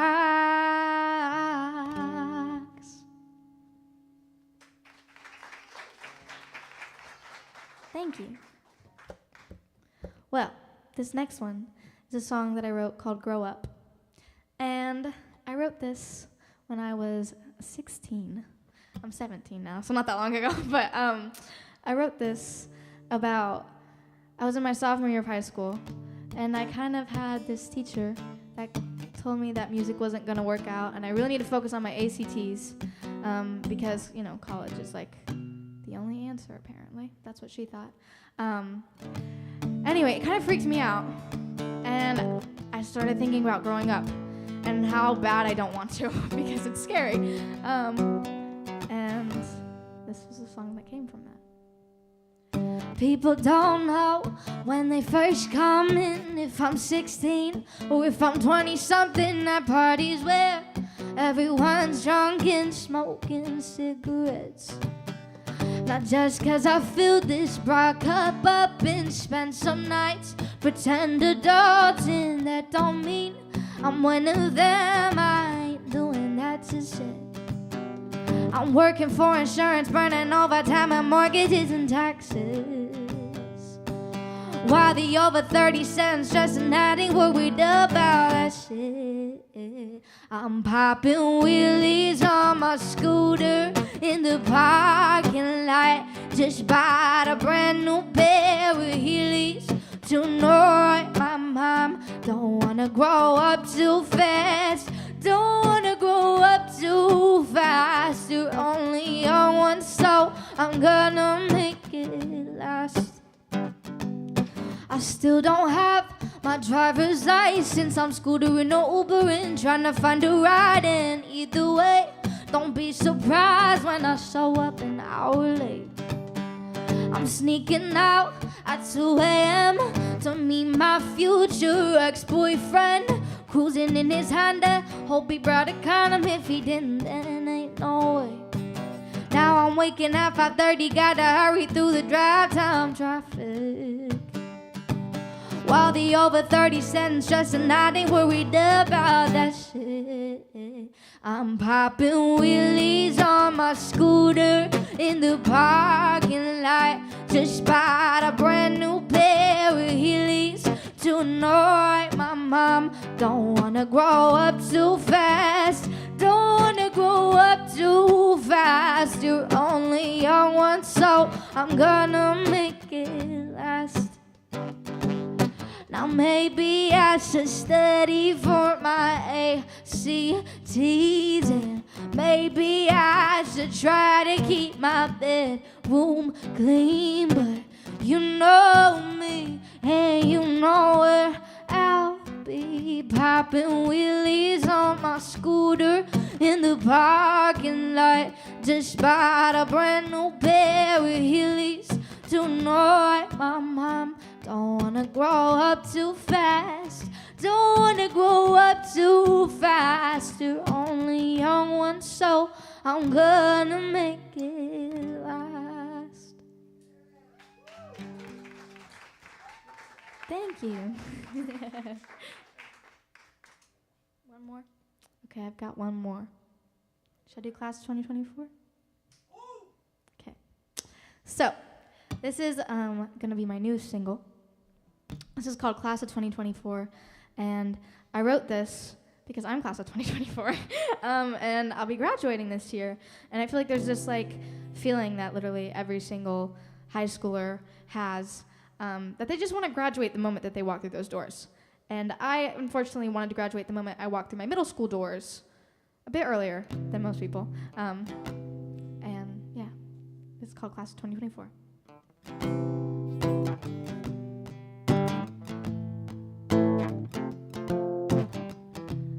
Class of 2024. Well, I hope I'm gone before graduation day. All my teachers say I ain't got the grades for college anyway. Math class didn't do shit for my music. The whole school thinks what I do is stupid, but that shit's useless. I never use it. Ain't doing algebra, strumming my acoustic. Besides, I never really fit in here. Nah, ain't sticking around another year. Nah, while you're stuck in your cafeteria being a cheerleader, I'll have a career. Class of 2024. Well, I hope I'm gone before graduation day. All my teachers say I ain't got the grades for college anyway. Plus, I can't be stressed out and bored till 2024. Thank you guys. Once again, I'm Sadie Fine. If you like what you heard, you can follow me everywhere at Sadie Fine Sings Fine, and I hope you guys have a good rest of your night.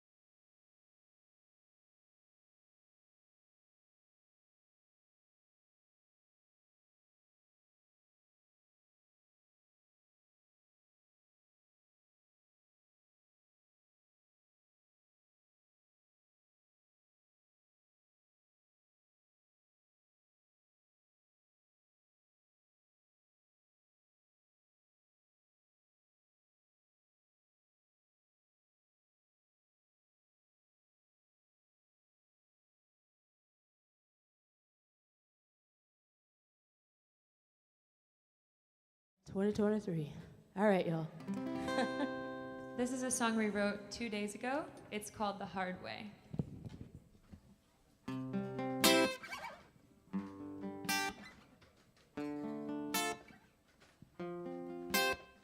Lately I've been taking some time to be a little less connected, a little less puzzle piece. Cheat once, come back. I guess we're always chasing the windfall. Give up, gaslight. Next time I might pretend I never knew you at all. Maybe let's slow down, gentle the hurt now, and stop the speeding and find out the hard way. Maybe that's our way, the hard way.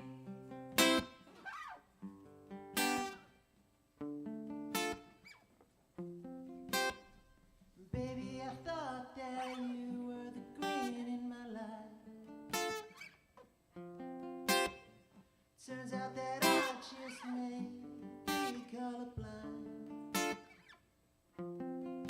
Cheat once, Leave twice, come back. play nice. I guess we're always hitting that wall. Give up, gaslight. This time we'll fight. Spinning around until we fall. Maybe let's slow down, gentle the hurt now. Stop your speeding and find out the hard way.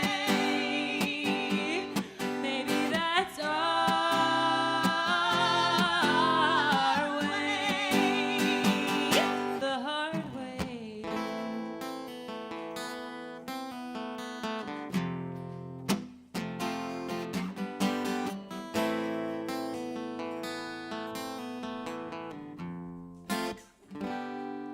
Maybe let's slow down, gentle the hurt now, before we find out the hard way. Maybe let's slow down, gentle the hurt now, before we find out the hard way.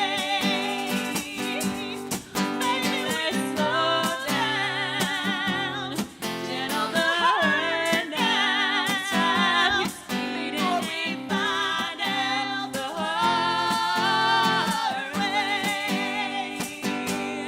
Maybe that's our way, the hard way. Thank y'all. Thank you so much, Alyssa and Travis. Thank you. I think my guitar, someone else has it. Oh, sweet. Look at that, taking everything. Thank you. I appreciate it. Do you want me to get it? Sorry, Mr. Soundman. Oh, we're gonna switch. We'll just switch the cable. Is that okay? I think he's there. I'll leave. You do your thing. I'll see you later.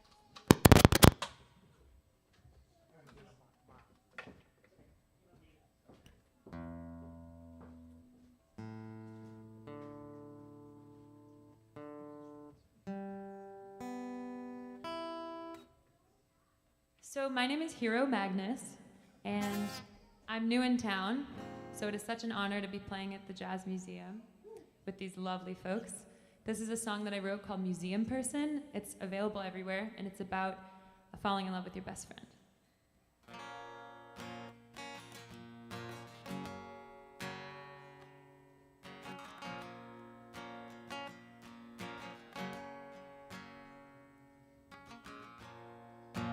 Where does it come from? Your sweet wisdom. You teach me that it should be easy, and it is maybe your hometown or your 3-story townhouse. I could watch you watch those blue doors all day.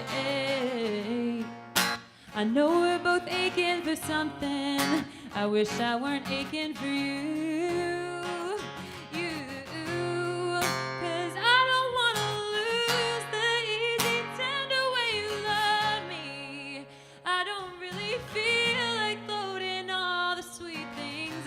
With something heavy, I'm blissfully falling. I'll do it if you let me. You just look so pretty. You just look so pretty. If something's hurting, museum person, I swear I'll drown it out. And if it's happy, I know it will be, invite me. I could watch you watch those paintings all day. I know we're both aching for something. I wish I weren't aching for you.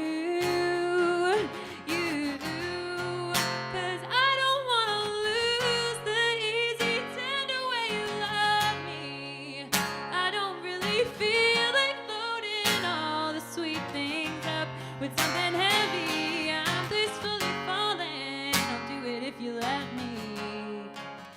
You just look so pretty. You just look so pretty. And God who made that deal with the devil that you could have that face. I am so patiently waiting for nothing to change. God who made that deal with the devil that you could have that face. I would sit here and want it. I know we're both aching for something. I wish I weren't aching for you. 'Cause I don't want to lose the easy, tender way you love me. Don't really feel like loading all the sweet things up with something heavy. I'm blissfully falling. I'll do it if you let me. You just look so pretty. You just look so pretty. You're just so pretty. You're just so pretty. Thank you so much. Again, my name is Hero Magnus. That song is called Museum Person, and I'm playing tonight at House of Blues in the Voodoo Garden at 8:20, so you can come see a full set. Thank you so much.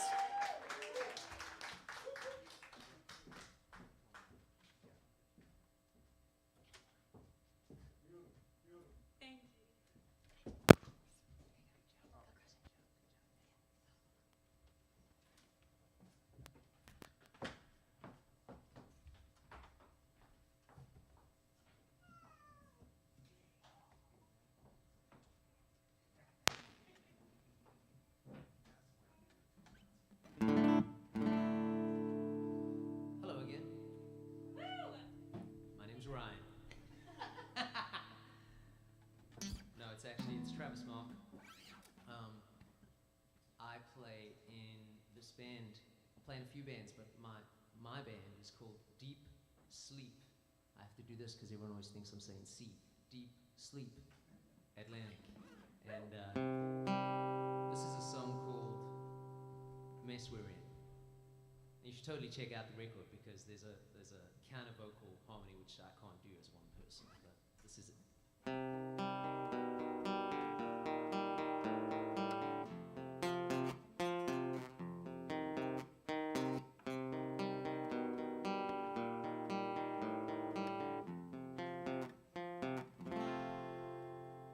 I wish that we could communicate just a little bit better than we do some days. I hear you grinding your teeth, just say whatever you need to say.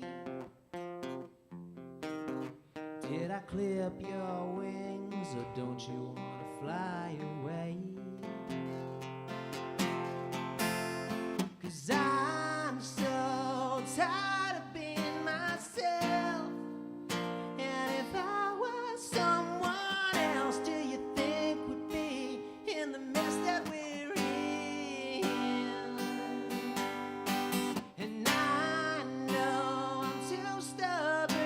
change.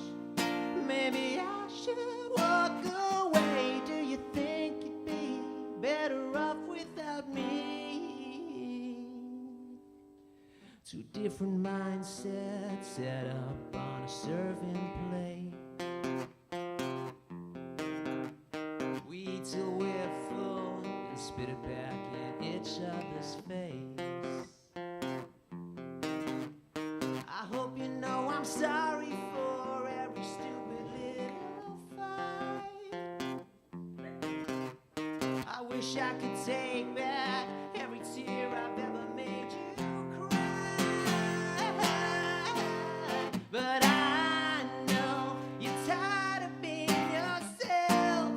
And if you were someone else, do you think we'd be in the mess that we're in? And I know you're too stubborn to change. Maybe you should walk away. Do you think you'd be better off without me? Did I clip your wings, or don't you wanna fly away? Did I clip your wings, or don't you wanna fly away? Did I clip your wings, or don't you wanna fly away? Did I clip your wings, or don't you wanna fly away? 'Cause we know it's tired of being ourselves. And if we were someone else, do you think we'd be in the mess that we're in?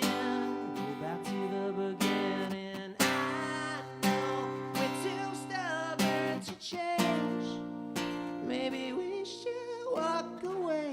Do you think you'd be better off without me? That's it, thank you. I'm gonna just stay here because I'm in the next song as well. I think.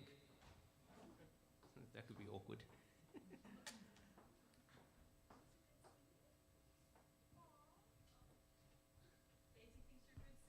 Thank you, Daisy. I think you're pretty good at whatever you're gonna do too. Travis, my understanding was that the rest of your band was sitting out front waiting to come back on stage. I think they circled around. They thought it sucked, they left. You're supposed to be backstage while the other person is playing. That's how it goes. Now, we can take the stage now.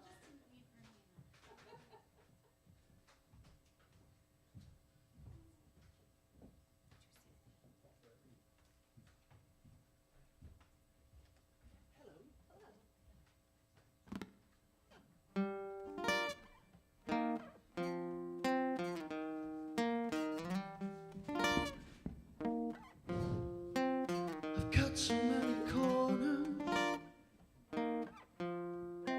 but I'm still hanging around inside of this picture frame. There's more to be found. You painted once, put our lives together. There was no line between what's yours and mine.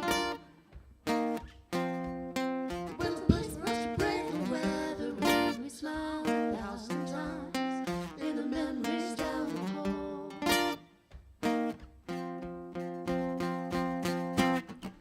Cracks on the ceiling, like in a porcelain bowl. We can't keep feeling like we did before. We need something more. I don't want another door.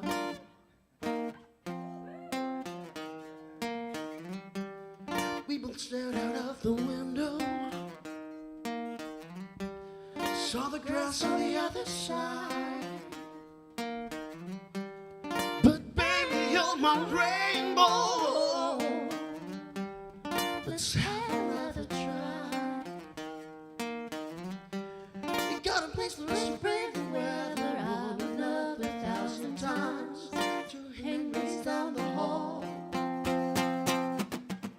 Cracks on the ceiling, like in a porcelain bowl. We can't keep feeling like we did before. We need something more. I don't want another door. What are we fighting for? What are we fighting for? What are we fighting for? I don't want another door. What are we fighting for? What are we fighting for? What are we fighting for? I don't want another door. What are we fighting for? What are we fighting for? What are we fighting for? I don't want another door. We wrote that yesterday, just for the record. Thanks, I think we're done. Thank you. Done? Is that it? We can, I mean, I would love to play another song if I'm available. I got nowhere else to be. I don't know. I'm not gonna unplug until I know. I don't know what's going on, man. We'll just stay here. Make it awkward. See how long we can stay silent.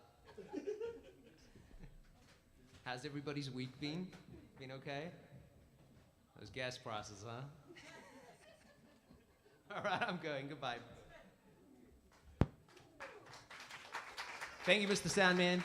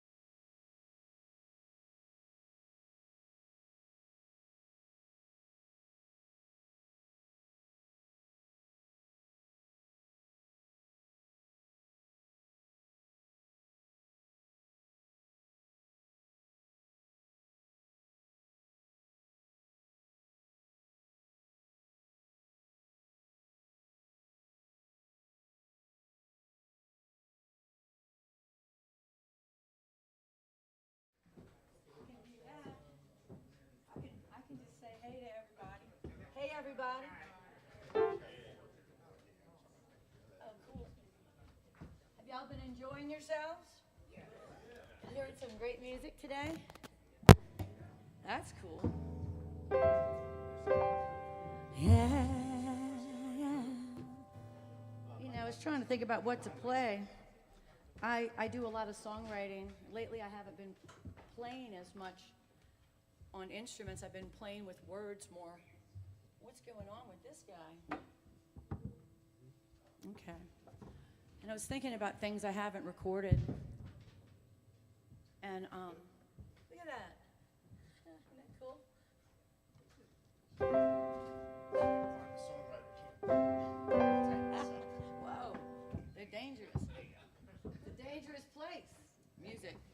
Thank you.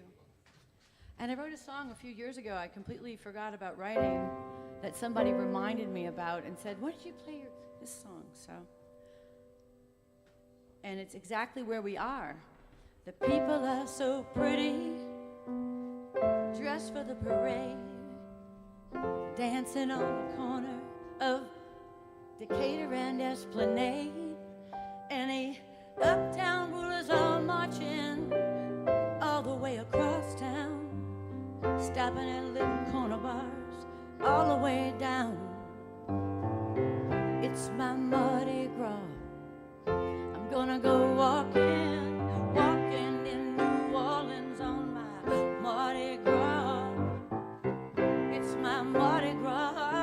I'm gonna go walking, walking in New Orleans on my Mardi Gras, down Claiborne Avenue to Orleans. I'll get some food off the tailgate of a pickup underneath the I-10 and dance and smile and love everyone in the world on this day of freedom.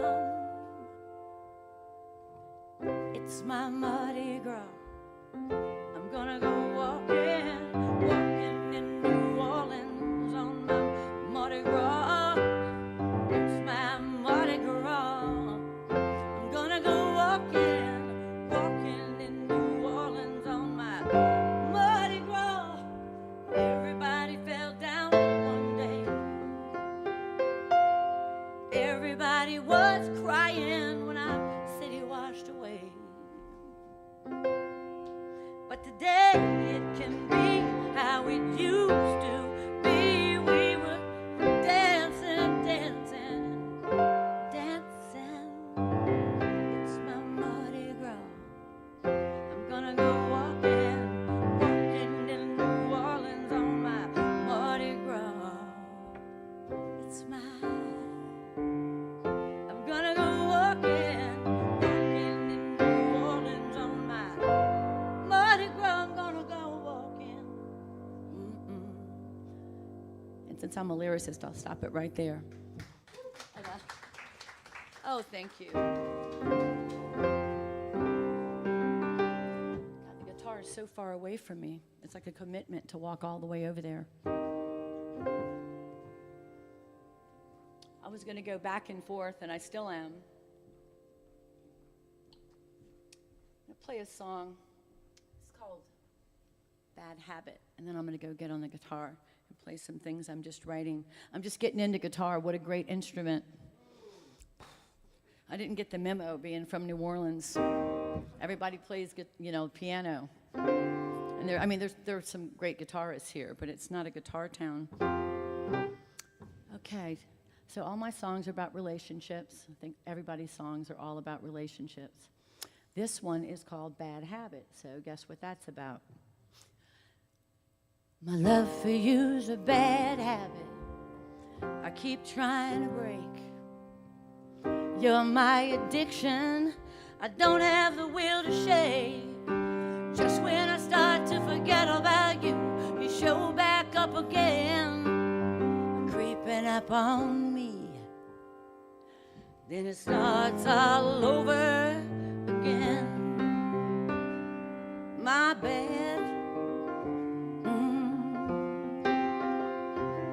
habit.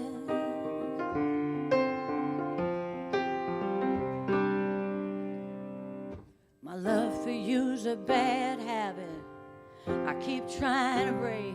It teases me in the night and it makes me stay away. I know I need to forget about you, but I really don't want to try. I just can't do what's good for me. I can't tell you goodbye. My bad habit. Oh, it's a bad. Oh, bad habit. Sitting in a bar somewhere, hanging out till it's light, like drinking to the bottom of a bottle. I know it just ain't right. My head tells me to stop, but my heart won't listen to me. I can't get out of this prison, and there's nobody wait up, nobody holding me. My bed, my bad habit, it's a bad habit.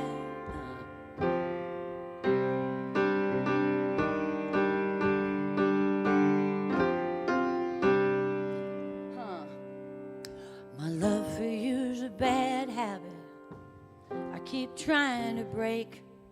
I tried to leave you alone, I keep walking away, but every time I take a different road, I find myself at your door. Why am I back in your arms, baby, when I don't want you anymore? Oh, it's a bad habit. You're mine. You're my bad habit. I gotta do that bridge one more time. Sitting in a bar somewhere, hanging out till it's light, like drinking to the bottom of a bottle. I know it just ain't right. My head tells me to stop, but my heart won't listen to me.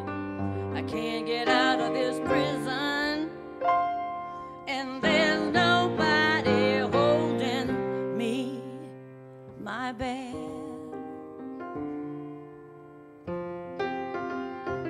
my bad.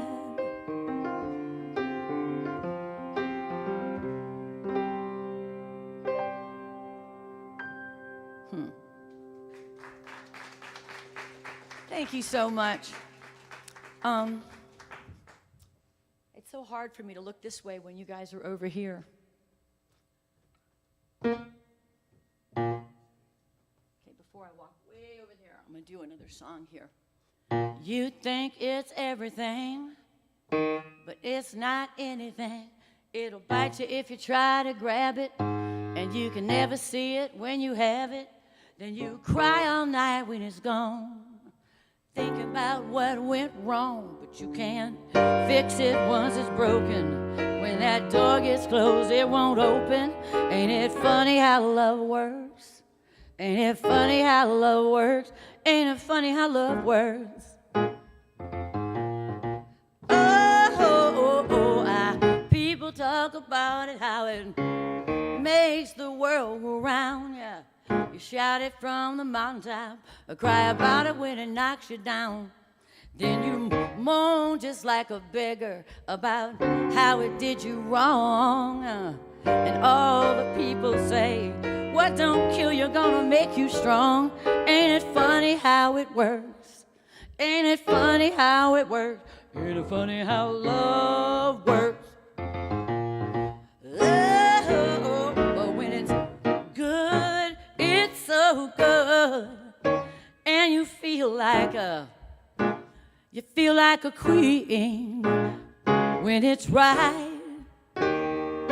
Yeah, it's so right. Y'all know what I mean. You do almost anything when it's got you in a hole. But then you wake up one day and find your love's grown cold. When you want it, you can't have it. When you have it, you don't want it. When you need it, you might get it, but it won't be like you thought it. When you chase it, you can't catch it. When you tear it, you can't patch it. Oh, when you dream about it one way, you won't get it in a month of Sundays. Ain't it funny how love works? Ain't it funny how love works? Ain't it funny how love works? Yeah.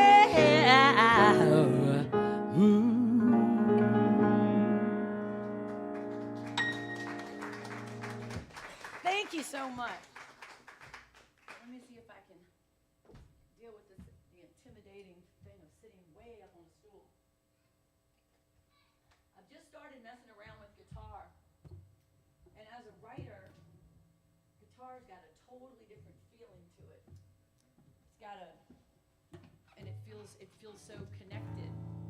And I can't wait till I'm better at expressing myself on it, because I spent years not even trying to play performance level piano, but just trying to get good enough, so I could get a song across to somebody else.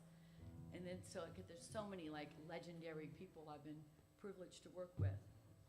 And I'd totally fire myself if I could. It's a new song I've been writing called Take a Train.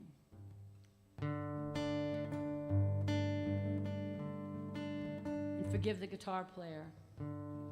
I'm gonna take a train, get my ticket and leave today.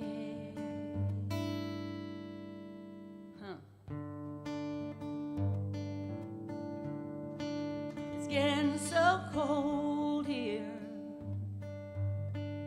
I can't even feel my heart today.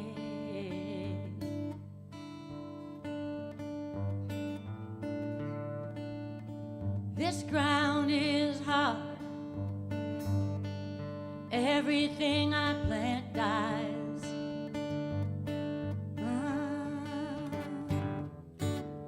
Now here I stand in my winter, trying to find what I have lost. Oh, I miss the heart that used to be inside of me when I was alive and I had eyes.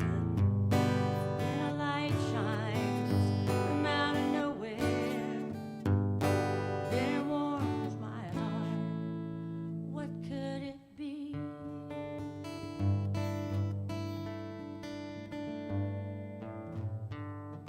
I'm gonna take a train. Sounds so weird. I'm gonna take a train, get my ticket and leave today.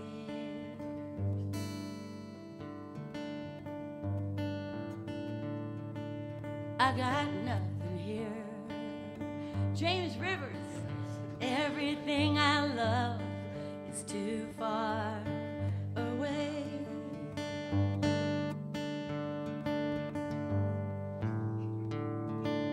Haven't I served my time? Haven't I? Haven't I?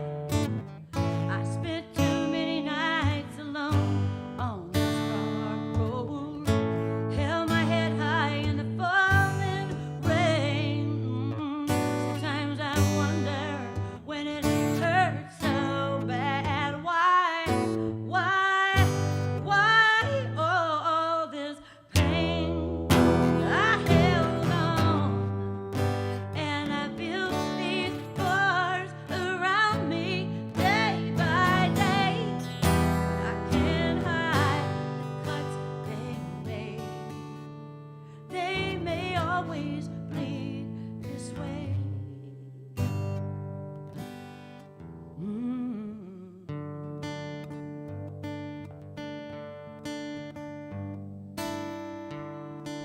I'm gonna take that train, and I won't be coming back.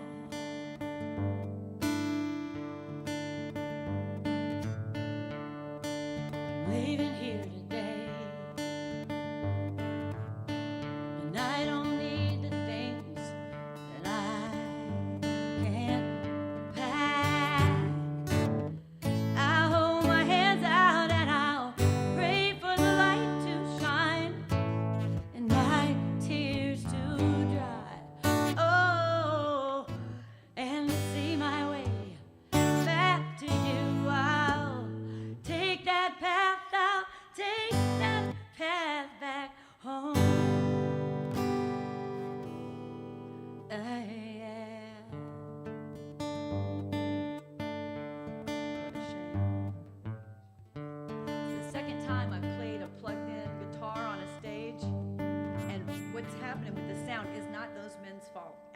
It's my fault. I haven't had enough experience with, with the resonance of it. I held on as I built these bars around me day by day. And they may always play this. But I'm gonna figure it out because I love this instrument. Seriously. I'm gonna play one more thing and then I'm gonna run back to the piano where I know my way a little better.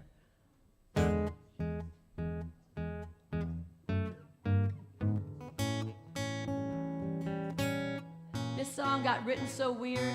I have a friend that I co-write with, and we did a lot of long distance co-writing, and we had a writing session, and it was over, and I left and went, left my house and went shopping or something. I came back, and the iChat at the time, it was the iChat, was still going, and he was doing a guitar lesson, practicing, and it was like, and I was like, and I started writing, and he didn't know I was there, and I just assumed he knew that he'd left the thing on, and then I went, wow, man, and he goes, almost made him stroke out, and so that's where this came from. When I get up and start the day, and nothing goes my way, I trip on the stage, making stubborn, and everywhere I go, see, I don't know what that is, people make a fuss, I get happy instead of blue, 'cause when it gets real bad, I think of you, and I remember at the end of the day, you're beside me. Ooh, I got you. I got you. In the evening, my feet are sore. Spent all my money at the grocery store. I dropped my keys and they stick in the lock. And the bill the postman left give me a shock. Then I remember everything's okay. When you smile and drive the blues away, and I can handle what life dishes out. 'Cause baby, I got you. I got you. I'm not gonna whistle. Bum, bum, bum, bum, bum, wah, wah, wah, wah, wah, wah. Wah, wah, wah, wah, wah, wah, wah, wah. Wah, wah, wah, wah. Wee, wah, wah, wah, wah. Wah, da, da, da, da, da, dee, dee, dee, dee. Wah, wee, wah. Dee, dee, dee, dee, dee, dee. Wee, wee, wee, wah, da. Dee, dee, dee, dee. Wah, wee, dee, dee, dee, dee, dee. Na, na, na, na, na. Oh baby, I got you. I got you. Okay. Another day. Here we go again. There's no telling how it's gonna end. It started raining, then my umbrella broke. And by the time I got to work, I was soaked. But no matter what I go through, the sun keeps shining because of you. You keep the twinkle in my eye. 'Cause baby, I got you. Ah! I got you. That's better. Hey, I got you. Babe, I got you. So I'm gonna run away from this thing. Thank you so much. I've got one for you, James. I think it's gonna suit you because I haven't seen you in a long time. I love this man right here. James Rivers gave me so much major old school education. Remember when you used to tell me, Leslie, I was too nice. I wouldn't fire people. I wouldn't give people the business, when they this laid or sloppy, and you go, in a tribe of Indians, there can only be one chief, Lex. You're the chief. There you go. And you go, say it. Say it like, say it like you mean it, Leslie. You let these people walk all over you. They're calling you, they're not calling them. Remember you used to tell me that? So it's a song I'm writing right now, but it suits because, hey baby, how you been? I haven't seen you for a long time. It seems like forever since we had a minute to sit down like we used to. How are you? Always trying to get the time for a visit. I think my schedule is clear, but then it isn't. It feels like time is moving slow, but it's flying so fast now. If I blink, then I miss it. Why don't we step away from this merry-go-round? So much noise in the room, I can't hear a sound. Everybody's afraid they're gonna miss it, and they don't know what they're missing while they're trying not to miss it.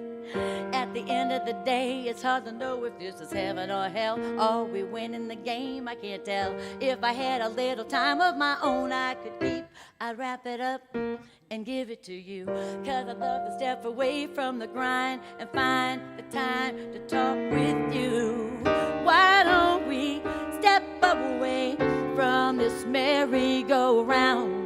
So much noise in the room, I can't hear a sound. If we hold on to the present like a present in the present, we could change the tone and make what's relevant resonant. Hey baby, how you been? I haven't seen you for a long time. Feels like forever, forever, forever. It's getting harder to know every day when I wake up how much space I should take up. And I can't find the line sometimes that separates your dreams from mine. But when the smoke clears, I find clarity, parity in the flow of the Mississippi down to the source code. But who really knows where all of the mud goes? Why don't we step away from it? Let the merry-go-round keep going around and around and around. Lots of people like the kind of ride, but in the end, everybody has the right to decide what they want to do. Do I?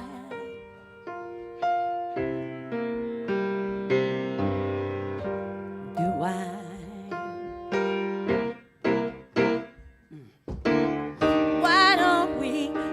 Away from this merry-go-round. So much noise in the room, I can't hear a sound. If we hold on to the present like a present in the present, we can change the tone and make what's relevant resonant. Find clarity, parity in the Mississippi mud.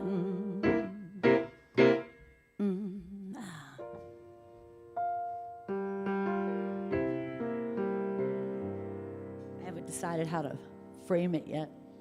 But my friend James, you're so fancy. Are we going to have a James Rivers Day? Is New Orleans had to get my water over there. Peter Cho, I know this man. How are you? I broke your piano at the that TV show. Remember? I got out of the way and this piano collapsed. The stand collapsed.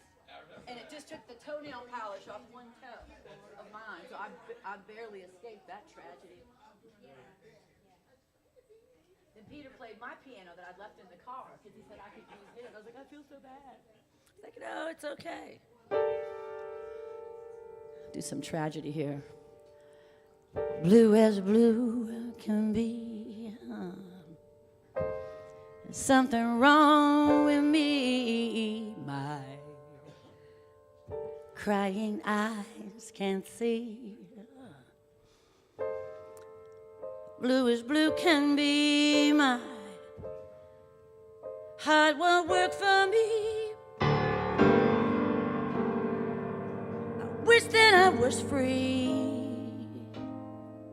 Something's wrong with me. I'm blue-eyed. I'm blue. No golden rainbows, no silver linings, no saving grace, no sense in repining. I'll say goodbye to my heart. It's been a traitor right from the start. I'm blue as blue can be. Something's wrong with me. My crying eyes can see. Blue as blue can be, but won't work for me. I wish that I was free. Something's wrong with me. I'm blue as blue.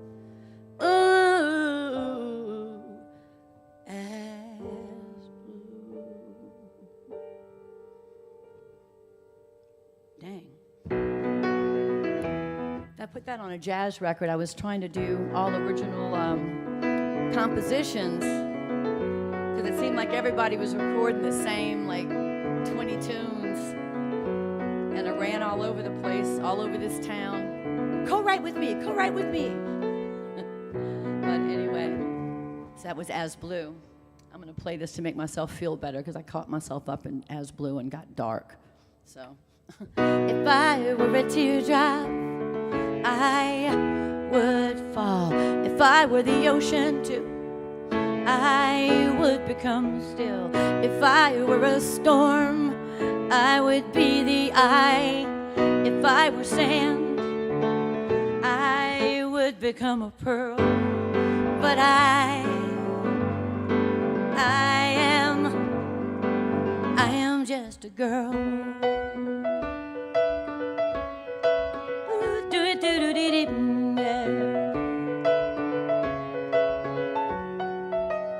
If I were a tree, I would let my leaves fall. If I were wind, I would whisper. If I were a stream, I would kiss the rock. If I were lightning, you would feel the shock. You would feel the shock. I am just a girl.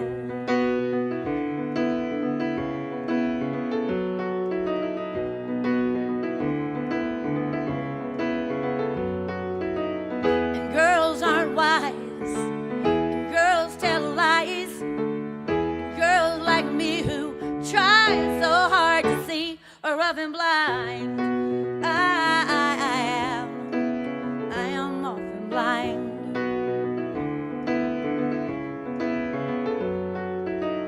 If I were a dream, I would wake up. If I were the answer, I would tell.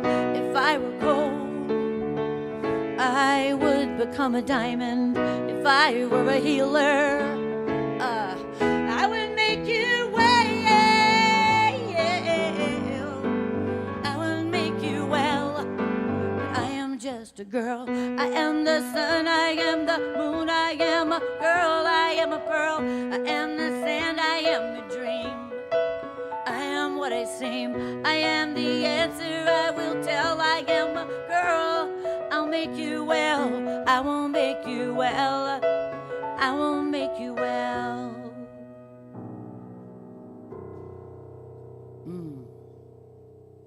Just a girl. Do I have 1 minute here, or am I done? Looking back, it's much easier to see the things that I have done and what's been done to me. I had a glimpse of heaven, and I walked through miles in hell.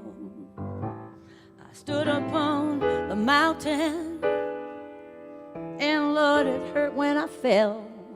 But everybody stumbled, everybody fall. We all want a lifeline, someone who answers when we call. We all wanna do right, but temptation is strong. Everybody stumble. I was looking for water, it turned into sand. I thought I had my freedom, but I didn't understand. All those things I thought I needed, all those things became my chains. And Lord, my life was so empty, it was a crying shame. Everybody stumble, everybody fall. We all want a lifeline, someone who answers when we call. We all wanna do right, but temptation is strong. Everybody stumble.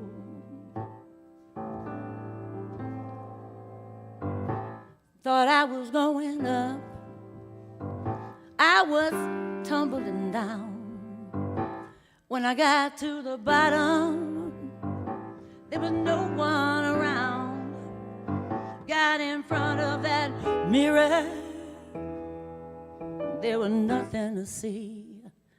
I had to find a new way to get the chains off of me. And everybody stumble, everybody fall. We all want a lifeline, someone who answers when we call.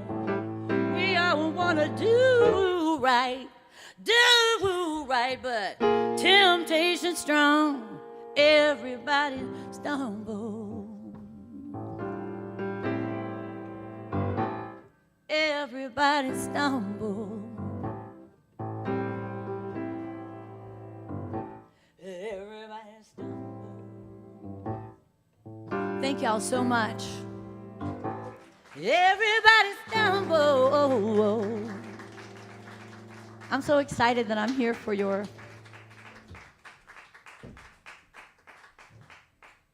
thing. I was done, right? I was getting the hand signals, so I was trying to cooperate. But it is so fantastic to see my friend James. I mean, we go back over 40 years, and it's amazing. And when I was just like lying my age up in nightclubs, I was saying I was 18, that I turned 18 when I turned 16. So when I turned, so I was like 16 and 17 years old, working with these amazing folks that gave me a lot of grief trying to make me like straighten up and fly right, you know. Did a good job. I had really good teachers. Thank you guys so much.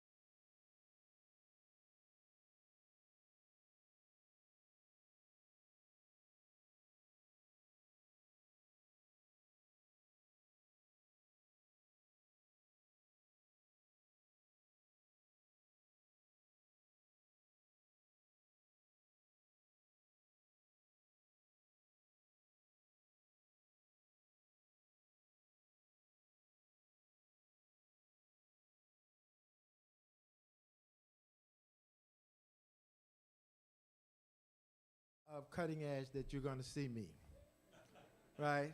I made an agreement years ago with my former partner, Vernon Thomas, that he would do all of the face things, except the awards, because, well, I came up with them. So, you know, and that was the ones that I really wanted to, because the awards and the roots music part really goes back to my days at Tulane and the history department and working with old Dr. Kamin and people like that. So, you know, I love doing this part because in New Orleans we have a thing that we don't do enough. We try to give you your flowers while you're alive. You know. And today we did a session on an old friend of ours, me and Deacon John did a session on Willie T. Wilson Turbinton. And if you knew Willie T and you knew his music, you would know that he was somebody who would have gotten a Lifetime Achievement Award.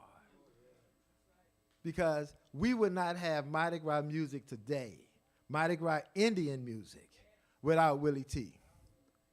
Willie T put together the Wild Magnolias, and it all happened, and the gentleman standing there could tell you, it all happened in the Rathskeller at Tulane University, where we all went there and watched Willie T forge together an alliance with Bo Dallas and them and came up with the Wild Magnolia. You know, so these are the type of things that we find is important. So one of the things that inside of this, we came up with the idea of the Lifetime Achievement Award. And the first one was to Deacon John, and he is one of my major consultants on it. I'll talk around with everybody else, and then I'll call Deacon and say, well, D, what about this one, what about that one? When I called him and sent the email, he was like, JR is the man. You know, that's right. And he said, hey, this is the person that you need to do. So, without any ado, Mr. Rivers, can you come up? Because we all know James Rivers from playing around, playing bagpipes, playing at Tyler's, playing at Sylvia's, you know, playing everywhere. And, you know, we want to give you the 31st Cutting Edge Conference Lifetime Achievement Award, recognize James Rivers for his career accomplishments and contribution to New Orleans music. Thank you. Yes, you want to say anything? I just want to say thank you very much. I wasn't expecting all this, but thank you very much. I wish I had my saxophone where I can really thank y'all. Thank you. Thank you.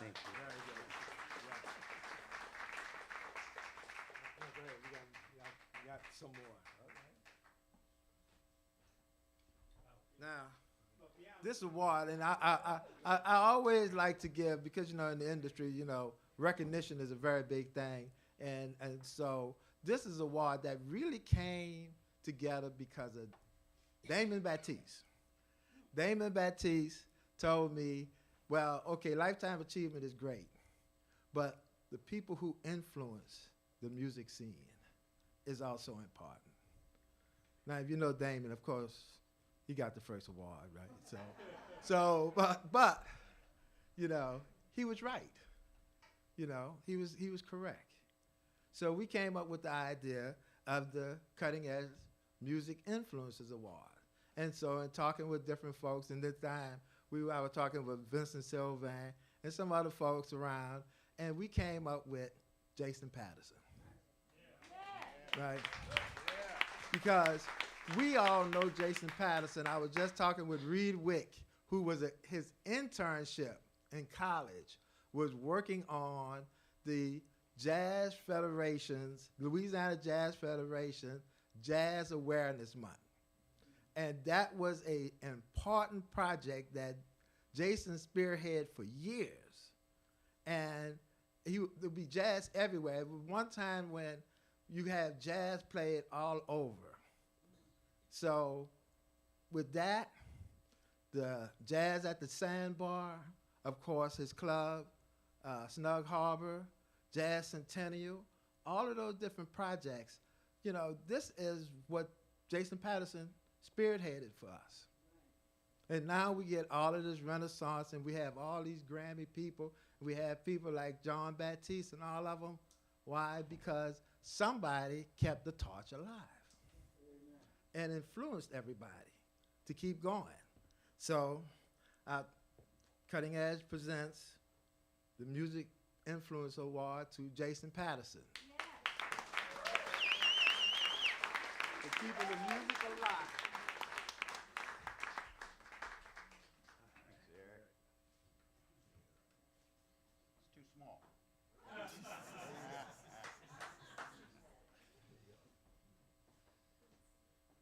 I think it's obvious that I outlived all the people that deserved these awards, okay? I'm the last one left. But I do appreciate Eric doing this. You know, I think we all should get together after this and get together an award for Eric, okay? Huh? You know what I'm talking about? Because after how many years? 25? 31? Jesus, Louises. You know, this is a tough conference to do. I know, because I've been on a number of the panels. And I think he does a great job, don't you think? Yes.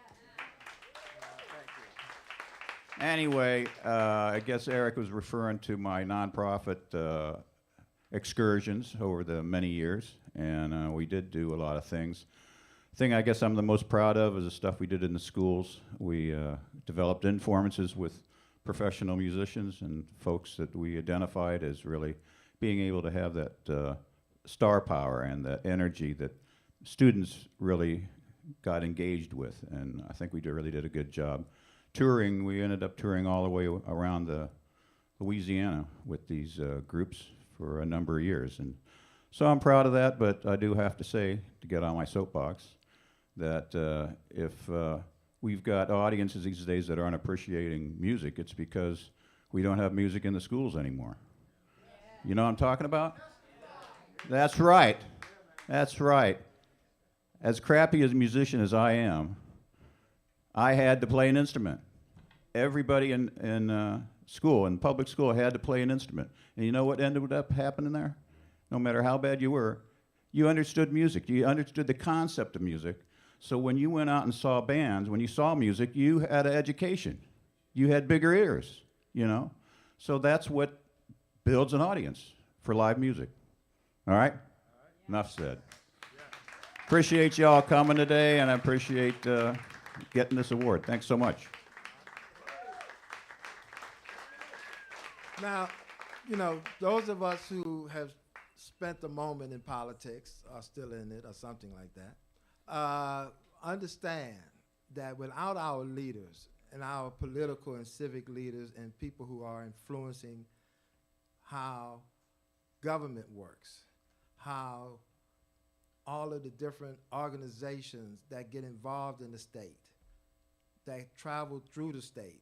Without people like that, we are going to always lose, because when we have leaders who are culturally aware, a part of the cultural fabric of not just New Orleans, of Louisiana, then we at least have stewards who we know we can touch by at least explaining what it is we are trying to accomplish. So we thought about the fact that we needed to have a leadership award for cultural accomplishment. And it really was no-brainer as to who's going to get it. Because if you look around to see the things that has happened under the Lieutenant Governor Billy Nungesser's time in office, the civil rights trail, the music trail, the appreciation aspect to what he's doing. It's a sensitivity that, not that we're saying that other people didn't understand, they just didn't do it. You know, so, and because of the fact that Billy is from our area, and we like that. You know, we would have liked to have had a governor from our area. But we have a lieutenant governor, and that's also very important. So, Lieutenant Governor, can you come up?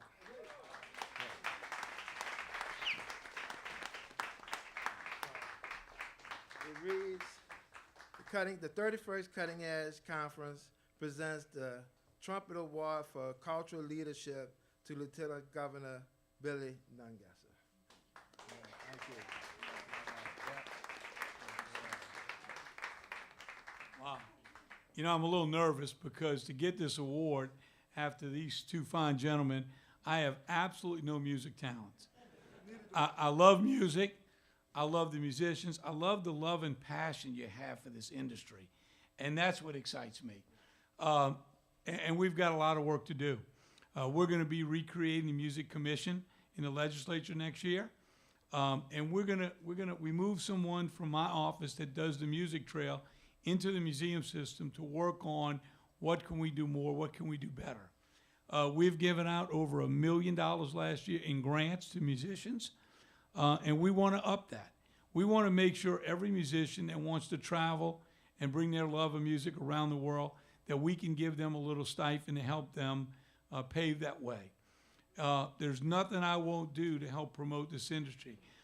The recording with the tax credits, we've got to promote that better and take advantage of it in places just like this.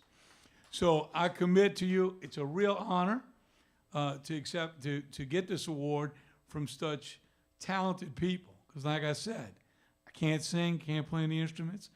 I've tried miserably and failed. I just have that. But it is really an honor to be here with such champions of this industry, and I commit to you to never quit fighting for you in this industry. God bless you, and thank you so much.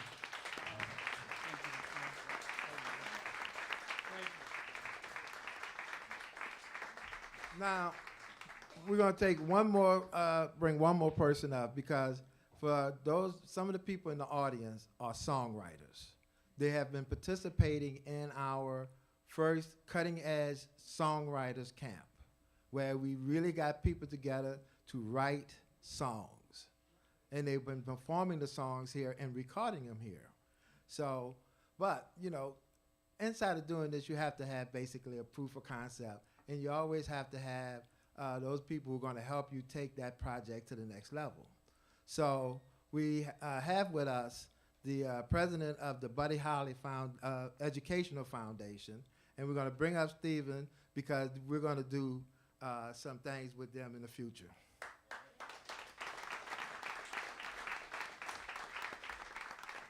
Thank you, Eric. I'm just counsel to the foundation. I wish I was president, but I was there and helped found the foundation.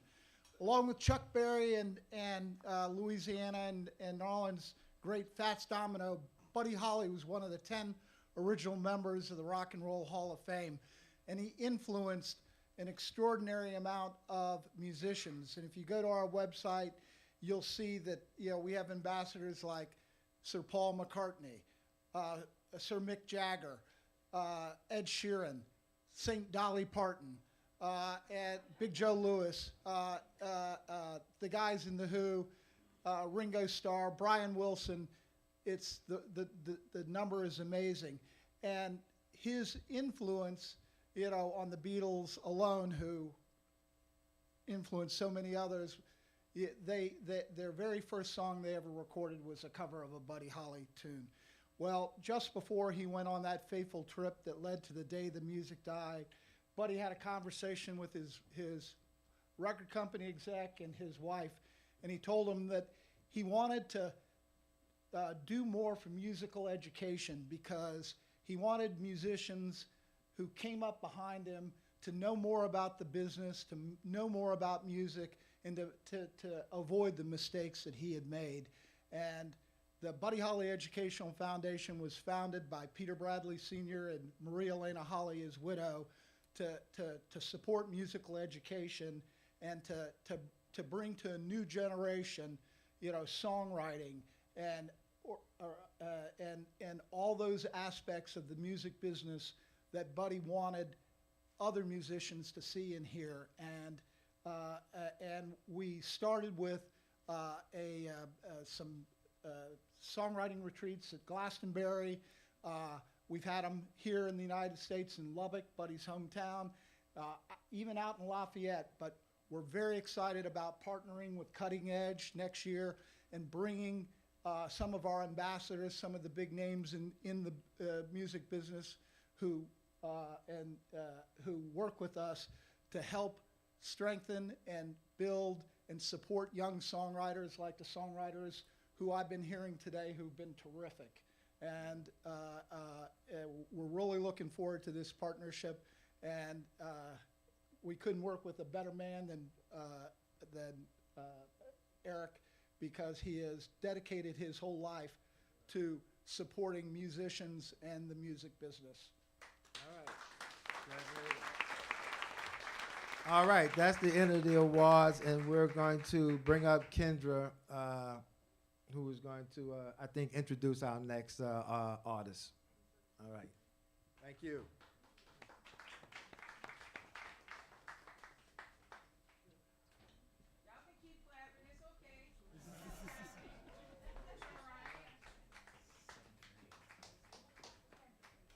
Great evening, everyone. How y'all feeling?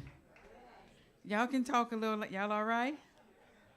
All right, maybe not. It's Friday. Let me let y'all go ahead and get ready to go over there on Frenchman.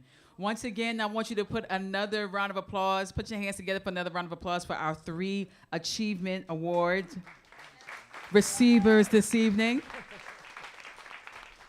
I'm almost like the Lieutenant Governor. I got some talent, but I don't have all that talent. So we just want to say thank you for your continuous efforts and what you're doing as you continue to move forward. Like, y'all can't go nowhere. Just to let you know, you can't go nowhere. You can't go nowhere. You can't go nowhere. I love Snug, but so you definitely can't go nowhere. Yeah, we can go over there. Everybody, well, we can go over there after this. Is that okay? Oh, it's renovation time. So don't go over there after this, because nothing is going on over there. I'm not trying to paint the night, but bless the Lord. Amen. We're going to keep it rolling. So I need you guys to sit in your seats for a little bit. We have another half. The amazing Miss Lilli Lewis is in the back. If y'all missed her earlier today, y'all should take a picture with her and post it and say, I met the amazing Lilli Lewis. But our next session will begin in, I want to say, like 10 minutes. Is that fair to say? They've been here all day. Are you ready? Okay, he said about 3 minutes. So can y'all give them 3 minutes to get started? All right, so after your 3 minutes, you will be hearing from, hey, friend, how you doing? I ain't see you over there. Look at you. We among celebrities tonight. I need to get this together. Amen. Get my papers. All right, 2 minutes. Seconds? Minutes. Okay, we still have 3 minutes. All right. Introducing to you in 3 minutes, Captain Ledge Band. And they are about to bring y'all some good stuff from my understanding. Is that, because this is going to be my first time too. Are y'all guys ready? Yeah. Okay, 3 minutes though. 60, 120, wait a minute. Thank you. Can I get that as a recording? Can I get that? I need that as a recording to remind myself of those tough days. You're adorable. You're awesome. Need to put that on my watch when it says breathe. You're adorable. You're awesome. Yes. Thank you. Oh, they're ready. Put y'all hands together, please, for the one and only Captain Ledge Band.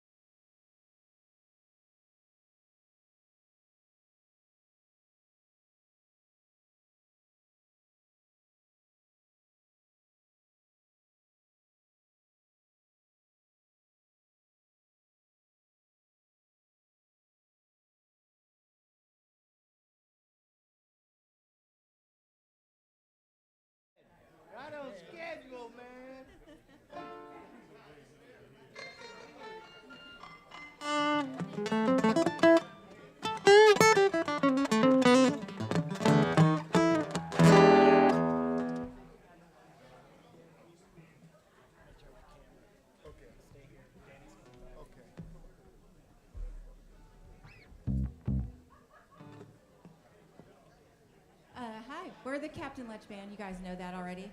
We're from a small town in southeast Oklahoma. And so this music is probably a lot different than some of the music that's been played here. And we're very honored to be here as part of the Cutting Edge Conference. And we want to thank Eric Cager and our precious friend Lilli Lewis for allowing us to come and play some music. And so we are going to play some songs. It's kind of a mountain music, sort of.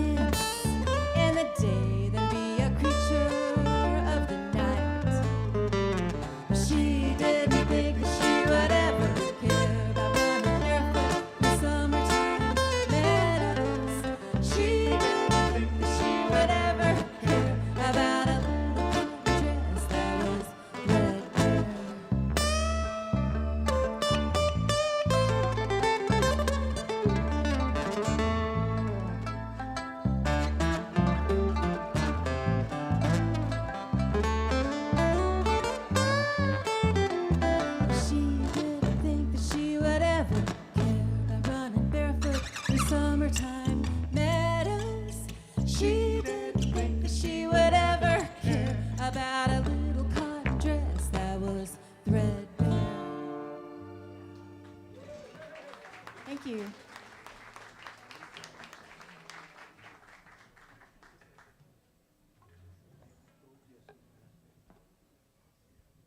A couple of years ago, we were very happy to be awarded the 2018 IMEA Bluegrass Album of the Year.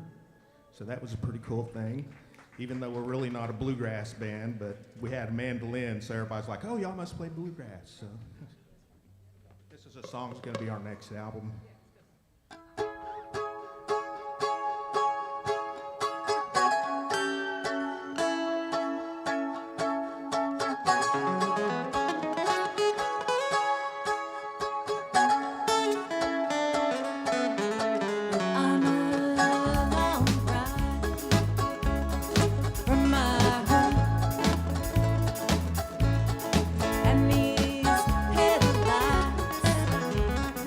Point the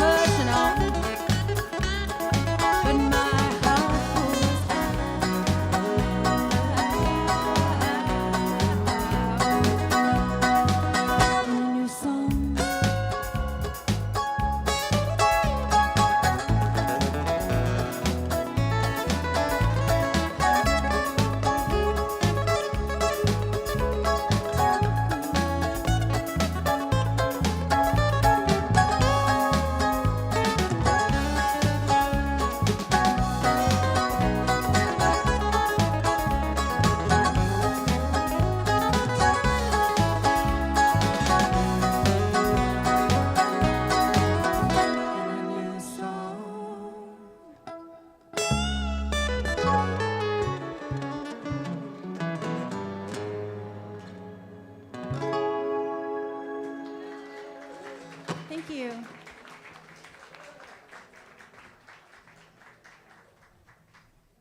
So where we live there's a place called Robbers Cave State Park. And there's a big cave out there where you can go and walk around in it. And it is where the Outlaws used to hide out. So Jesse James and Bellstar and all of that. So we kind of, the people that live in that area are kind of descendants of outlaws. So it kind of shows in our music sometimes. There's an Outlaws down there.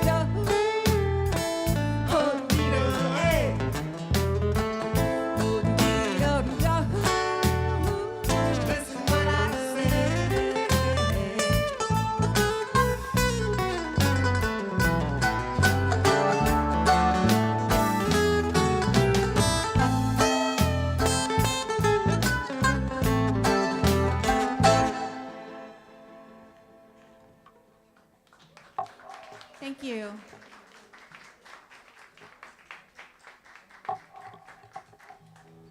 This next song I wrote because sometimes when we really love people or we really feel attached to someone, we can try a little bit too hard.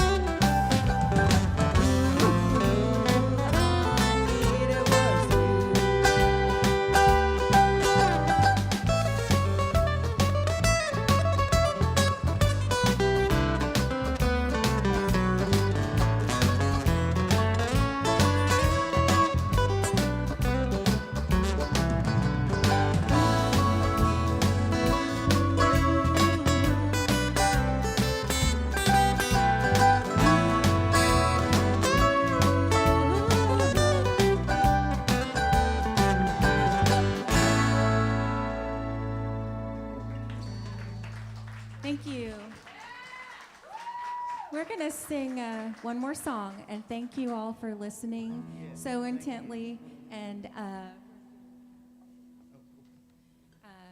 so this is like about our 9th year to come to the Cutting Edge Conference, and we really love New Orleans.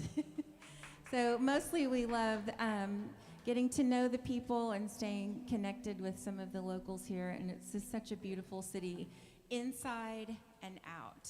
So we appreciate that. This song was actually written after a trip to New Orleans. We saw this homeless guy out on the street begging for money, and I sat down and talked to him because I guess people don't do that very often. And he had a bucket there, and he was picking up beads at night and selling them to tourists during the day, and he used that money to get a bed to sleep in at night because the cops would pick him up and take him to jail for his own safety and let him sleep there, but they wouldn't let him out when he was ready to go. And I thought, man, that's a hard life right there. And it seems kind of upbeat, but you know, it made me really thankful for the things that I have.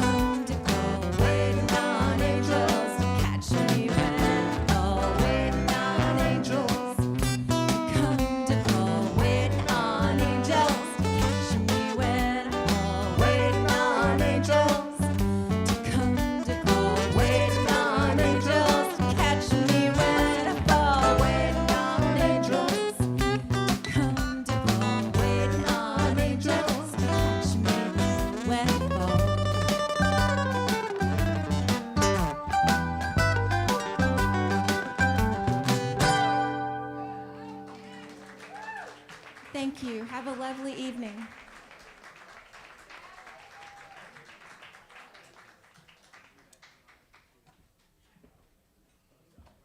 Check. Did y'all know it was music like that in Oklahoma? Did y'all know they could, cut my mic off? How you feel? That's how you feel this evening? We got 2 more acts cutting folks' mics off. Y'all make sure. Stick around. It's good stuff. I know it's good stuff. So I need y'all to make sure as you guys are exiting, please be safe out there. Love one another. Don't forget the love that you found inside the room because that's important. We need more of that to carry out, right? You said, oh, yeah. Oh, yeah. So hold on. What's your name? Clint. Y'all, his name is Clint. Did y'all hear him jamming on this lead? He had a whole stance to it, and there were. I ain't know if you caught him. I just needed to let y'all know that Clint is all right with me from Oklahoma. They were amazing. Y'all give them another round of applause. They were an amazing group. Did not expect that at all. At all. I know. So do me one more favor.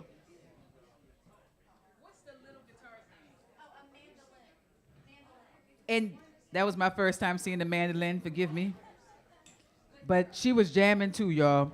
All right. So next, we are going to bring up Mr. Tony Moore. I was trying to give him a French name, a New Orleans name. I was calling him Moyer. No. Tony is playing with this band. He's playing with the second group. Yeah. It's okay. Yes. See? They're trying to mess me up. I got you.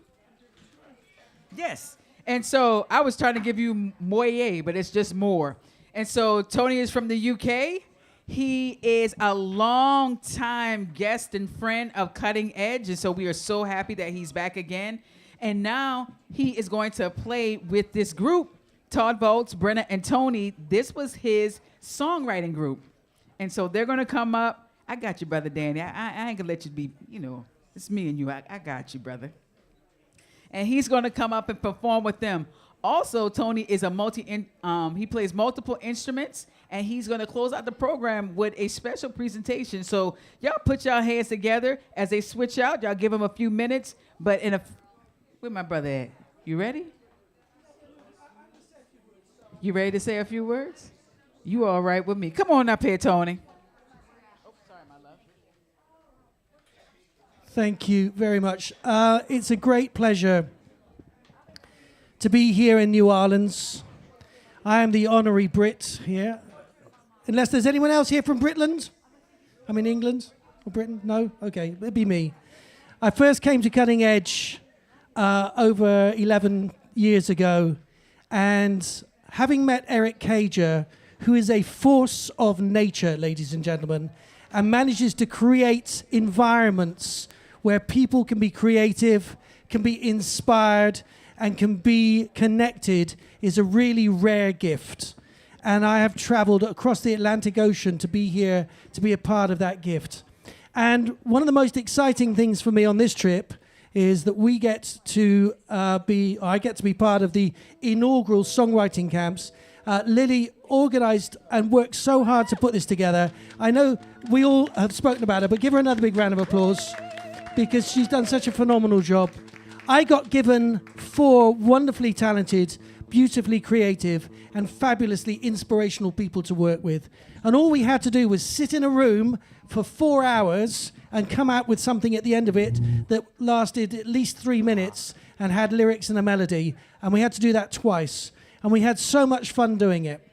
And although the rest of the gang can't be here, we want to say a big thank you to River Gibson and Louis Daniels, who can't be here tonight. But Todd Bolts, Brenna, and myself are going to play the 2 songs that we wrote over these last 2 days. We haven't really had time to rehearse them properly. Like all of the performers here, we just written them and we're going to do them, right? But it's music. So if you're going to stick around, feel free to sit down, make yourselves comfortable. And then following this, I'm going to be doing a presentation of some highlights from my show that I've been doing 2 years in London. It's going to be quite a thing. So I would love you to stick around and be a part of that journey. I'll tell you more in a minute. In the meantime, would you put your hands together for Todd and Brenna? Right, the first song we're going to sing requires me to put my glasses on. And this is a song called Mystery Woman. So, all good? Ladies and gentlemen, Mystery Woman.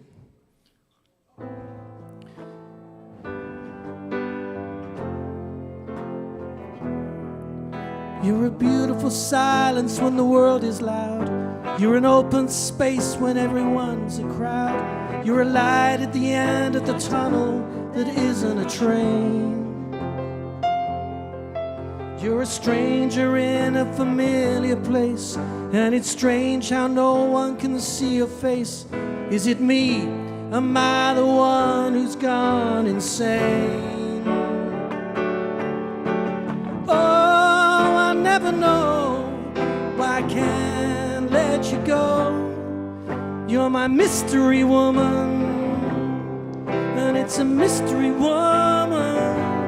I run to you, baby, you don't even know how far. You're a mystery woman. It's a mystery woman. And I kill for you, baby, and I don't even know who you are. Oh, mystery woman, can anyone know who you are? You're a perfect chord in the dissonance. You're an innocence in wickedness. And you make me wanna want you time and time again. Oh, I'll never know why I can't let you go. You're a mystery woman. And it's a mystery woman. I'd run to you, baby, you don't even know how far. You're my mystery woman. It's a mystery woman. I kill for you, baby, and I don't even know who you are. Oh, mystery woman, can anyone know who you are? Mystery woman, can anyone know who you are? Ooh, what you do to me, oh, must be some kind of witchery. You're my mystery woman, and it's a mystery woman. I run to you, baby, you don't even know how far. You're my mystery woman, and it's a mystery woman. I kill for you, baby, and I don't even know who you are. You're my mystery woman. Can anyone know? My mystery woman. Can anyone know? My mystery woman. Can anyone know? My mystery woman. Can anyone know? You're my mystery woman. You're my mystery woman. It's a mystery woman. You're my mystery woman. It's a mystery woman. And I'd kill for you, baby, and I don't even know who you are.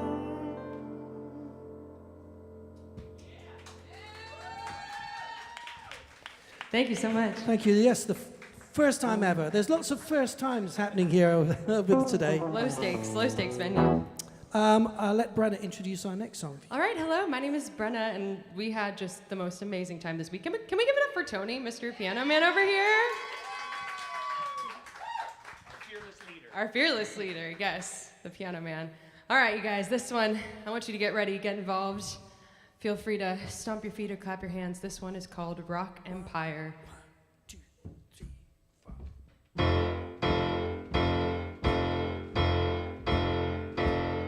When you stomp your feet, it'll start a wave. Watch it ripple, ripple, ripple. The wind will change and a storm will rage. Watch him tremble, tremble, tremble. Hold it down, stand your ground. Raise your voice, let them hear the sound. When you stomp your feet, it'll start a wave. Watch it ripple, ripple, ripple. When you clap your hands, hear the thunder dance. Feel the rumble, rumble, rumble. Make no mistake, you can make the earthquake. Give it trouble, trouble, trouble. Start the fire, rock empire. No strangers when you join the choir. When you clap your hands, see the thunder dance. Feel the rumble, rumble, rumble. Oh, feel the rumble, rumble, rumble. Rock empire.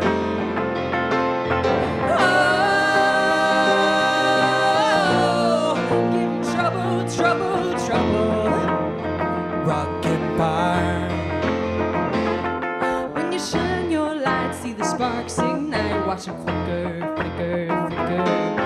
Illuminate, we can change our fate. Pull the trigger, trigger, trigger. Blaze your trail, fight or fail. United we will prevail. When you shine your light, see the sparks ignite. Watch it flicker, flicker, flicker.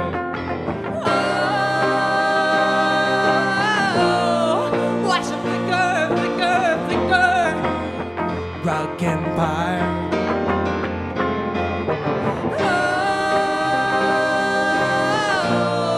Be the trigger, trigger, trigger.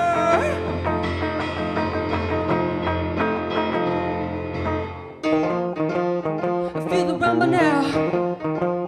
I give him trouble now. I feel the rumble now. Oh, I feel the rumble now. I give him trouble now. I feel the rumble now.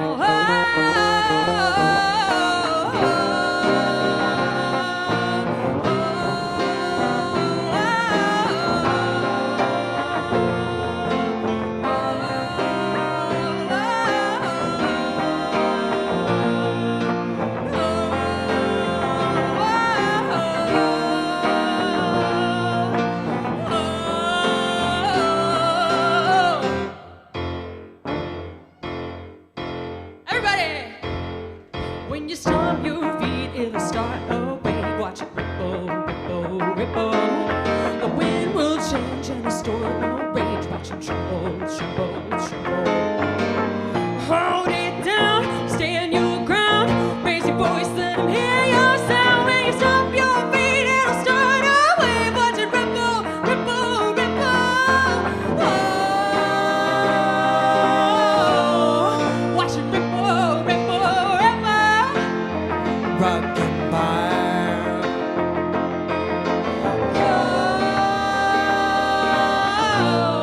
Watch them tremble, tremble, tremble. Rock Empire. Trouble, trouble. Rock Empire. Trouble, trouble, trouble. Rock Empire. Trouble, trouble, trouble. Rock Empire. Trouble, trouble. Rock Empire. Trouble, trouble. Rock Empire. Rock Empire. Rock Empire. Thank you so much. Thank you, Cutting Edge Music Festival. Thank you for doing the song camp and letting us be a part of it. And thank you, all of you, for coming out. Yes, thank you so much. Brenna and Todd, give them a massive round of applause. What a voice! What some pipes! Unrehearsed, right? We're going to take just a couple of minutes break because what I'm going to present to you now is something that I've never done outside of the United Kingdom. For the last 2 years, I've had a show called Awake. It's about 1 hour, 45 minutes. It's all video, immersive, smoke, mirrors, lights. It's a one-man show. It's all original material. And it tells a little bit of the story of my life, a bit of what I experienced, we all experienced over the last 3 years, and a little bit about my mum who got dementia at the beginning of the lockdown and how I moved in and became a carer until I lost her last year. And she's in the show as well. So Eric very kindly suggested that I do a little selection from the show. It's going to require a bit more technology. We're going to move a few things around. So don't go anywhere, but do take 5 minutes to have a quick chat because we're going to move some screens and things. And then we will be back. And I'm going to give you the Madison Square Garden show. Will you give me the Madison Square Garden audience? Woo! See you in 5 minutes.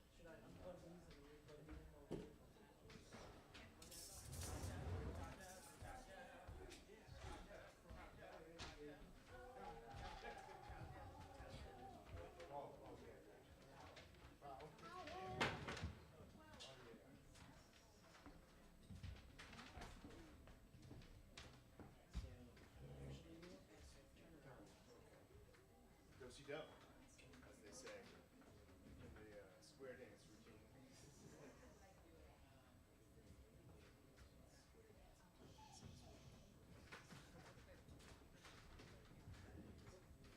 Back up, back up. All right, 1, 2, 3. Cool.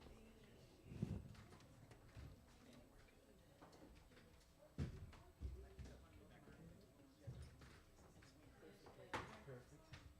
That's good.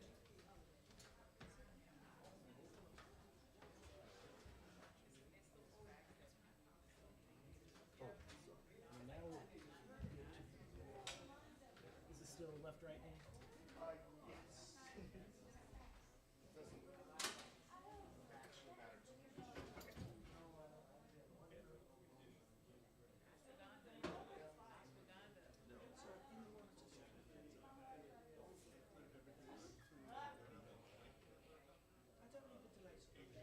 You'll hear it out.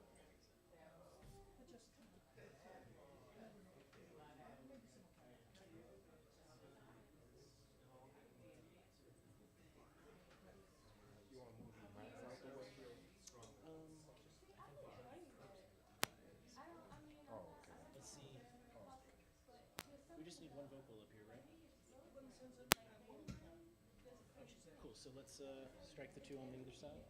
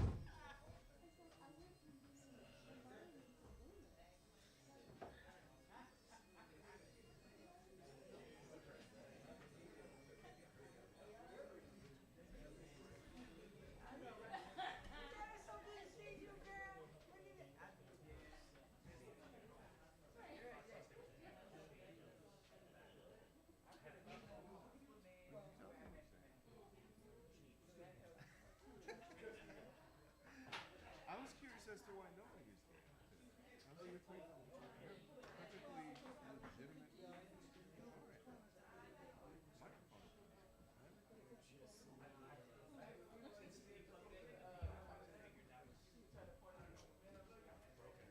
All good. I think it was just like at that point probably just let's get through this. It's like precedent. What have we done? Let's just go. Yes. Yes. Really fun. Good at up in it. People definitely. All that. Still kind of wet.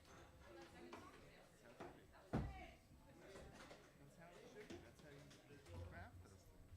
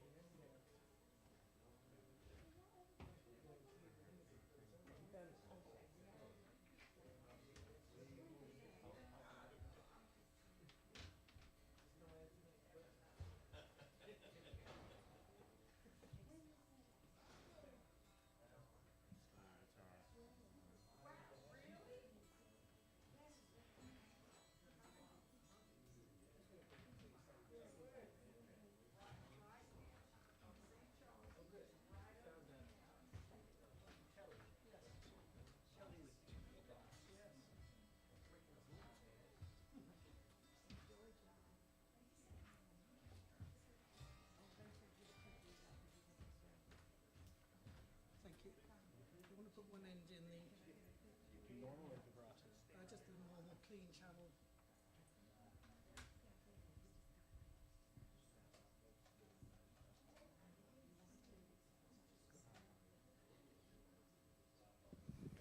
Normally this takes 5 hours to set up,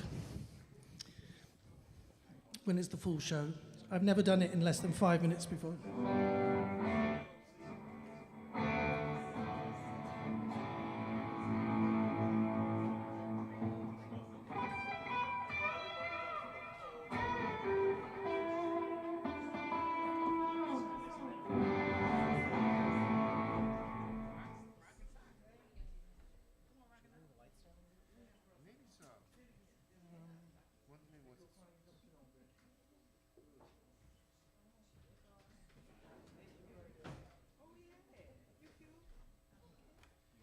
We're just going to do a quick line check.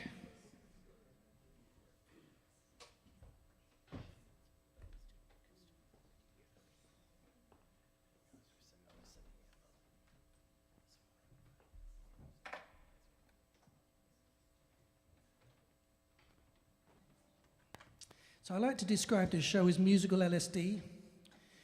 It's a journey, sorry. Once you take the journey, it's got to get to the end. And even though these are highlights, I'm trying to do it in a logical order. And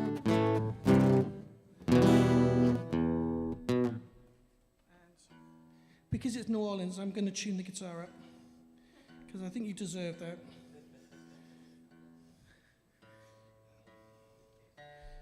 If it was Topeka, maybe not.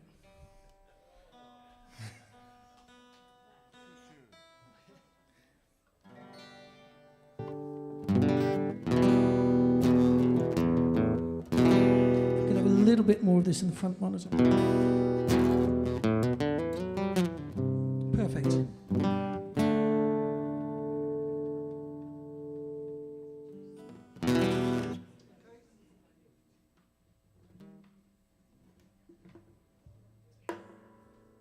Just try a little piano. 1, 2, 1, 2, yeah. Okay. 1, 2. That's it. Are you ready? Yes! Okay, ladies and gentlemen, I'm going to give you a stadium show in a pint-sized mug, and I'm going to do my best to transport this energy around the globe from us. I know you're going to give me the same energy back. It's an interesting journey, so if you just sit there with your mouth open, that's fine. If you want to stand up and go crazy, that's fine. Everything is fine. So, I need to go off stage now and do the big intro, and hopefully everything's going to work, and if it doesn't, well, you won't notice because you haven't seen it before, so it's all fine. Are you ready? Yes. Are we ready at the back?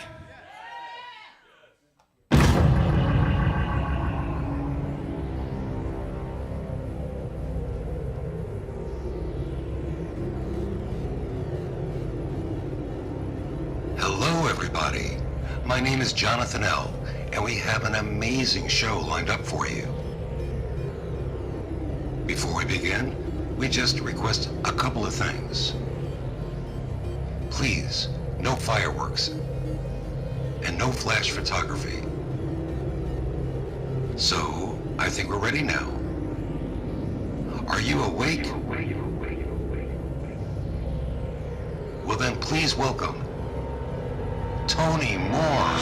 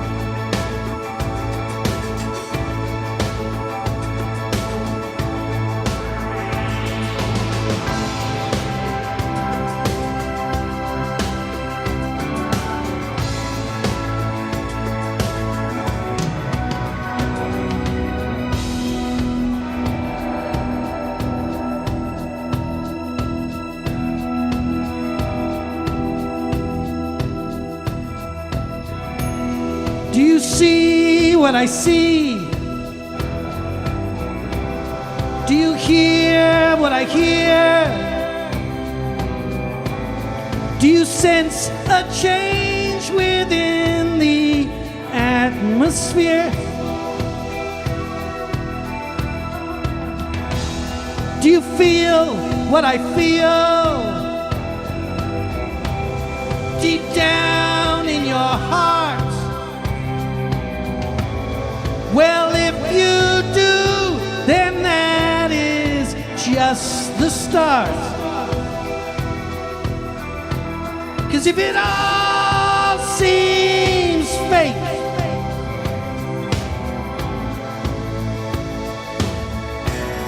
then we're awake. We're awake. We're awake. We're awake. We're awake.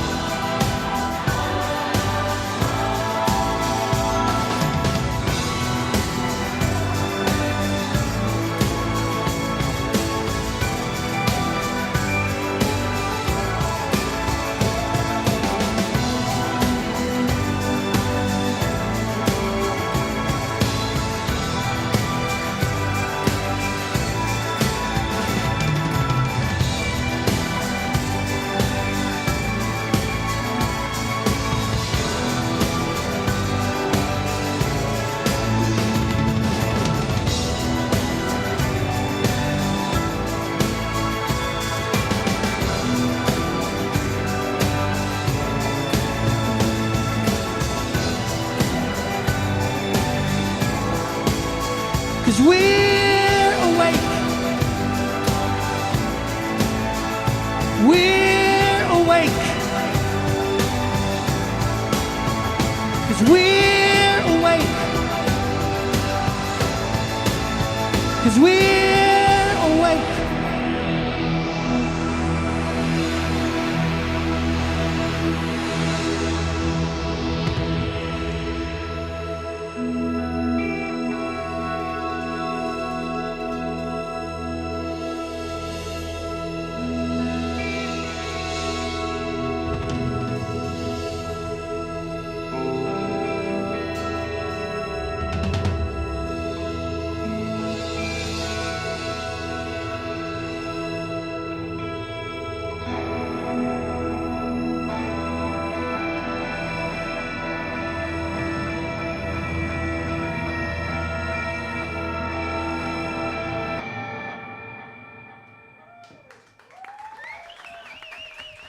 Thank you, New Orleans. It's great to be back. You're the best audience on the tour so far. The only audience on the tour so far, but you're still the best. Whew. Normally at this point, there would be some more other stuff, lots more guitar, but I want to move on to this song, which comes a little further into the show. We live in a divided, divisive, fractured, fragmented world right now. And we only have one tool at our disposal, one weapon in our armory to make any kind of difference, to make this a better place, and that is love. And it may be a hippie ideal, but the hippies weren't always wrong. Mostly weren't.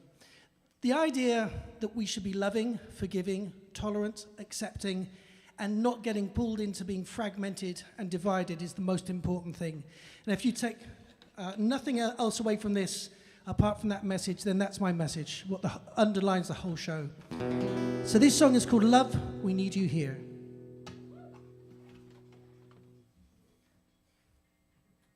Maybe. Quick look.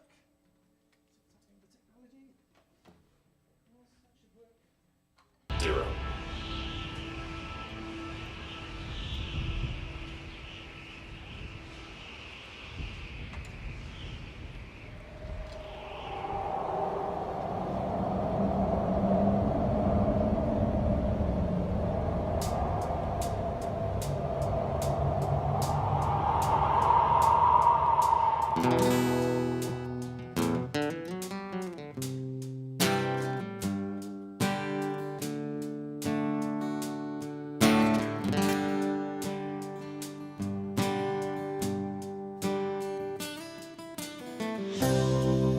We're standing at the crossroads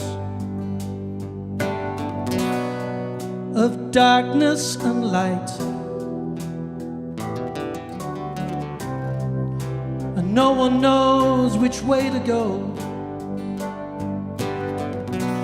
Is it left or right? And now we see we've been so blind to the truth all around.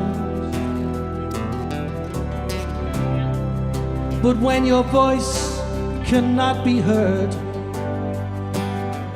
you've gotta make a loud sound. This may be our last chance. So, love, we need you here. We need your guiding hand to help us understand. Love, remove the fear and bring us all back home. Don't leave us lost and alone.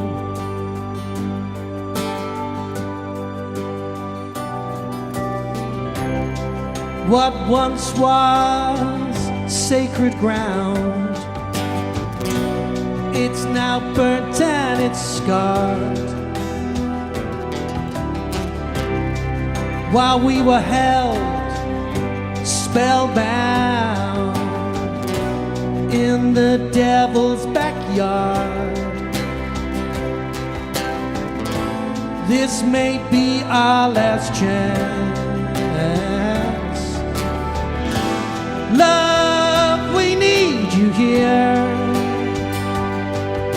We need your guiding hand to help us understand. Love, remove the fear and bring us all back home. Don't leave us lost and alone. Love, we need you here. We need your guiding hand to help us understand. Love, remove the fear and bring us all back home.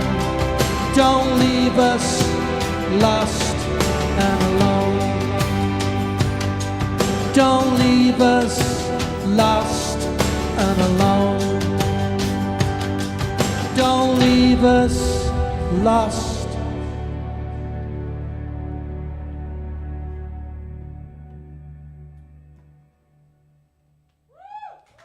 Thank you, New Orleans.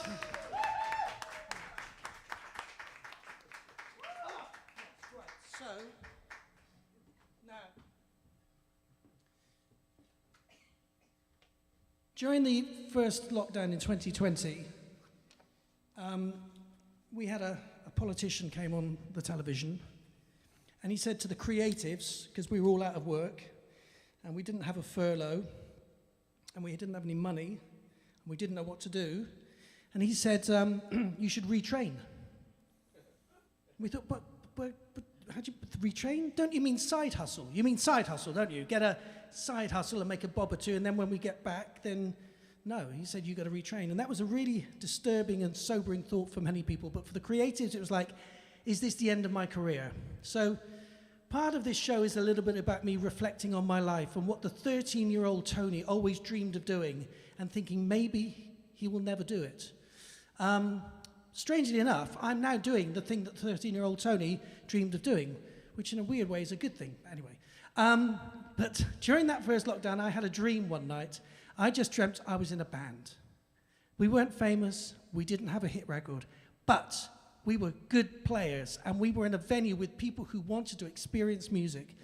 And I realized that music is such a powerful, motivating, and connecting force, and that when we don't have it in our lives, live music, to feel those vibrations, to feel those synergies between us, what a sad world it is. So I wrote this song in the album. This album, by the way, was written over a space of 2 months in February and March of 21. So this song is about that. It's called Just One Night.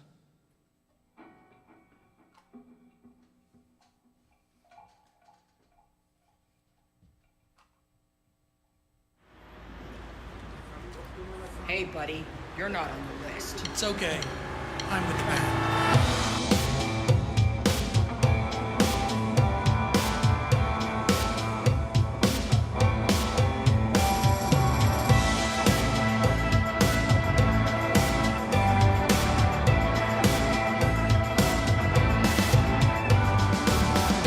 Every day it's a challenge, every minute, trying to find a life and learn how to live it. Fight for the right to breathe a little air, see each other smile, feel each other care. And when I lay my head down, I dream of freedom and all it will allow. For just one night, I'm in the house band playing to a crowd gone crazy. Just one night, music is the thing to save me. Just one night, there's no one here that can prevent it. Just one night, feels like maybe heaven sent it. Just one night. Every day it's another story, trying to find some truth in this hope and glory. New rules, new game, stop rocking the boat, now just accept the blame. And when I lay my head down, I dream of freedom and all it will allow. For just one night, I'm in the house band playing to a crowd gone crazy. Just one night, in this dark to save me. Just one night, there's no one here that can prevent it. Just one night, feels like maybe heaven sent it. Just one night. We gotta stand tall, gotta be strong, gotta reveal where the right went wrong, gotta be brave, it's gonna be long.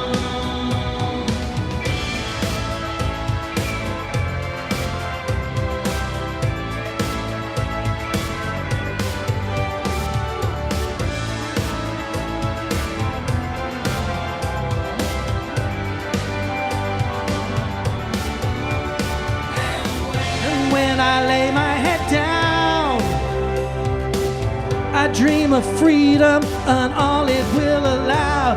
For just one night, I'm in the house band playing to a crowd gone crazy. Just one night, music is the thing to save me. Just one night, there's no one here that can prevent it. Just one night, feels like maybe heaven sent it. Just one night, I'm in the house band playing to a crowd gone crazy. Just one night, Music is the thing to save me just one night.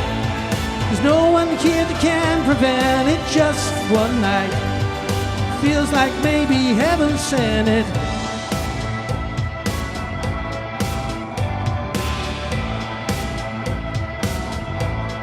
Just one night.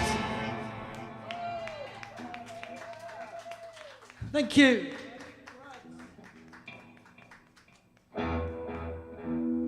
So this show, as I say, normally is about an hour and 45.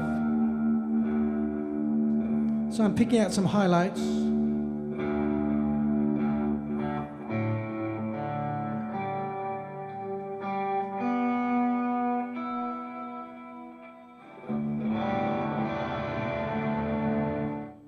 Okay, so this next piece is, we're going on a journey. And some of it's a little bit dark and spooky, but we're in New Orleans, so this is perfect. This song is really about how we went through a period that just was not normal. We are all finding a practical definition of the words, foolproof and incapable of error.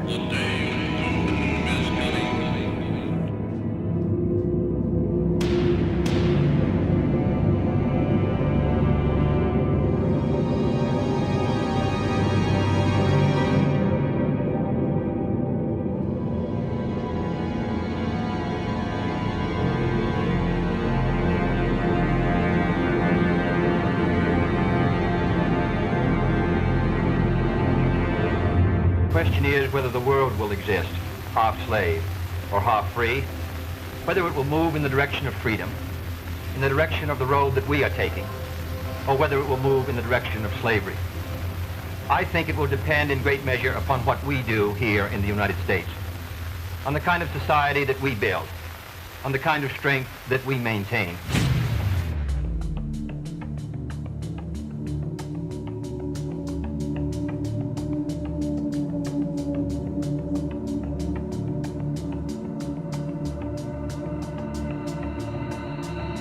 I know you're scared, I see fear in your eyes. I hear your words and I realize something fundamental must be wrong. Whatever happened to all that we had? It disappeared and the world went mad. Now the only thing we've got is to be strong. 'Cause life goes on and on.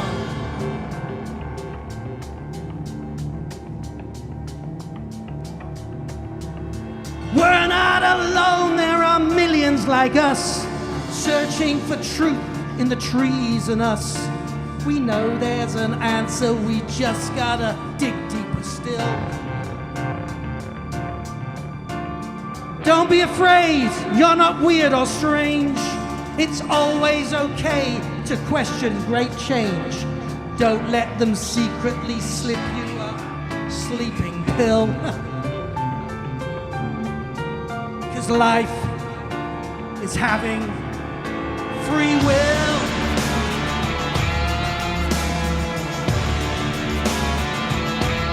This is not normal.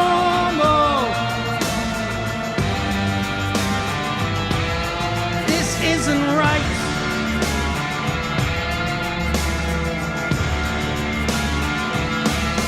This is not normal.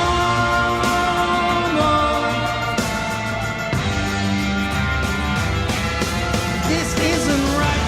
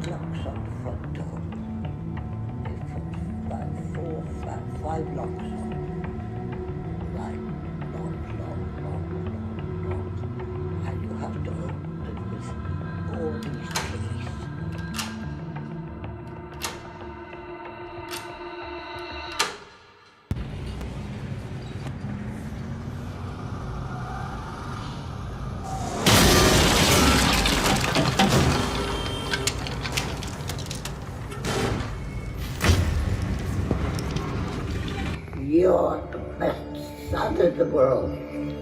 How could anybody say that you weren't? You're incredible. My son, incredible.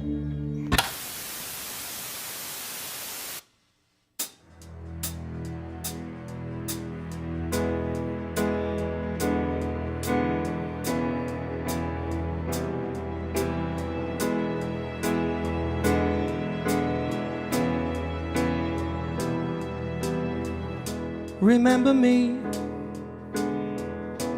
I'm the boy you used to be, playing guitar, making music constantly, whilst my ma was sitting, knitting in the corner of the room.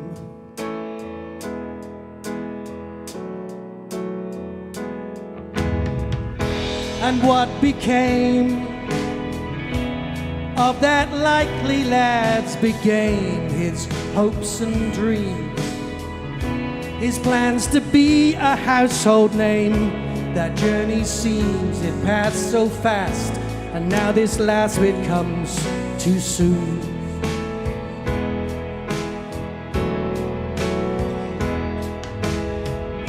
But don't forget about the stories that you wrote, all the friends you fixed, and a few hearts that you broke. The one important thing is you always did your best. When we come to add it all up, it's only love that's manifest. It's only love that's manifest.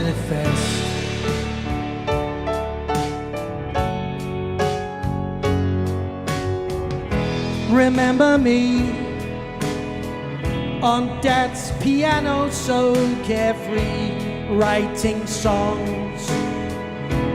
Just a little wannabe who started dreaming, scheming how to become a superstar. Ladies and gentlemen, Mr. Tony Moore!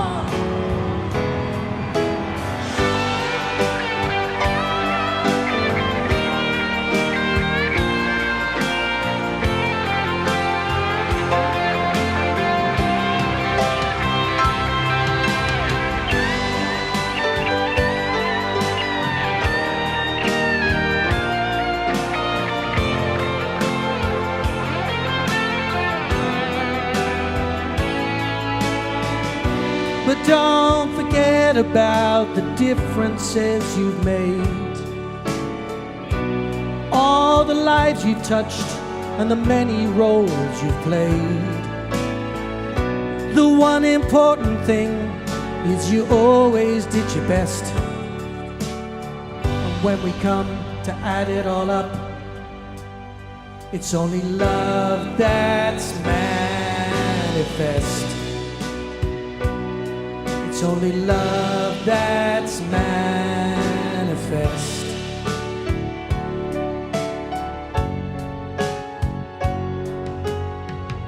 Remember me,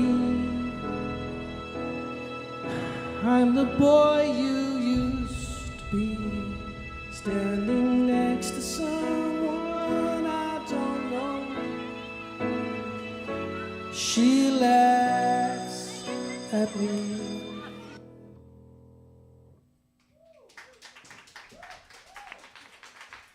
Thank you very much, everybody. I've got one more song I'd like to finish with. So the story of this whole musical, as I said, is a little bit about the last 3 years, about my personal journey, about my mum.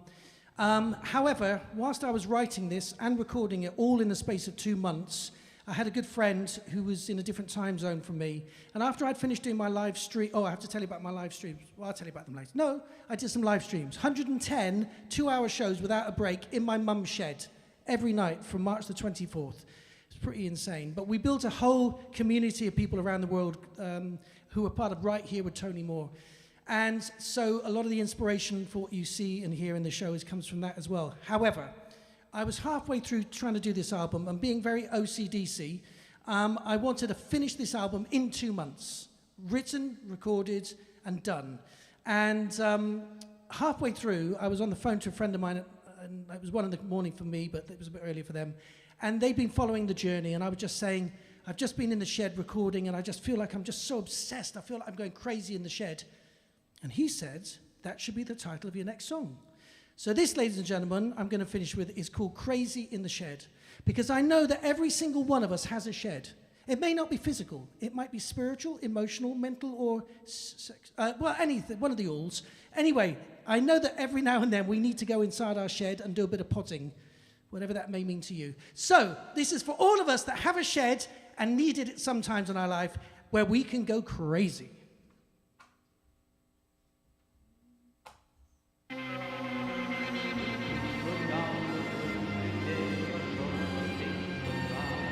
Do you feel to sing and dance if you feel the urge?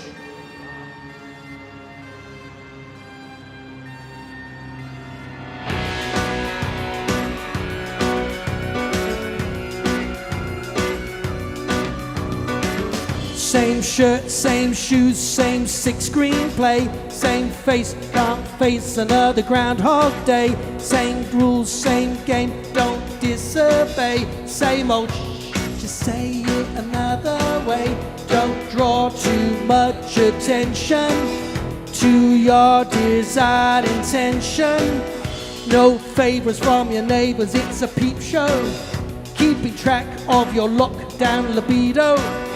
No, you look at me and think that I am nuts, but don't you worry, baby, I am okie dokie, righty ho, I'm just crazy, crazy, crazy in the shed. I'm just crazy, crazy, crazy in the shed. I'm just crazy, crazy, crazy in the shed. And there ain't nobody gonna fix what's inside my head.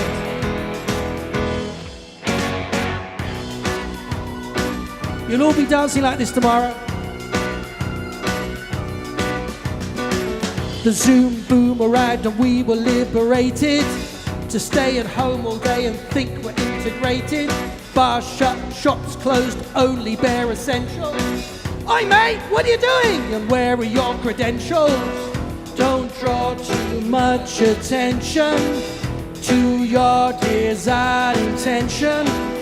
Drop some shopping in the car and keep it handy just in case they pull you over, that's my modus operandi.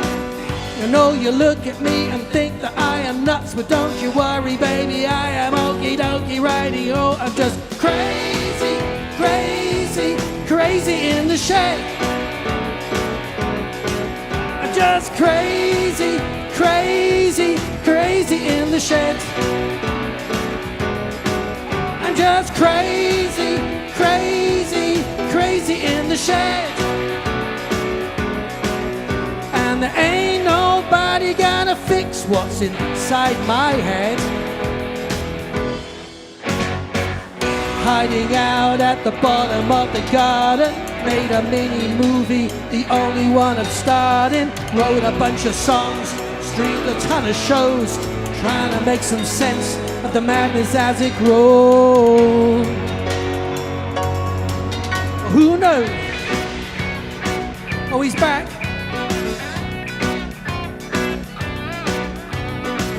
I mean, how much more do you want?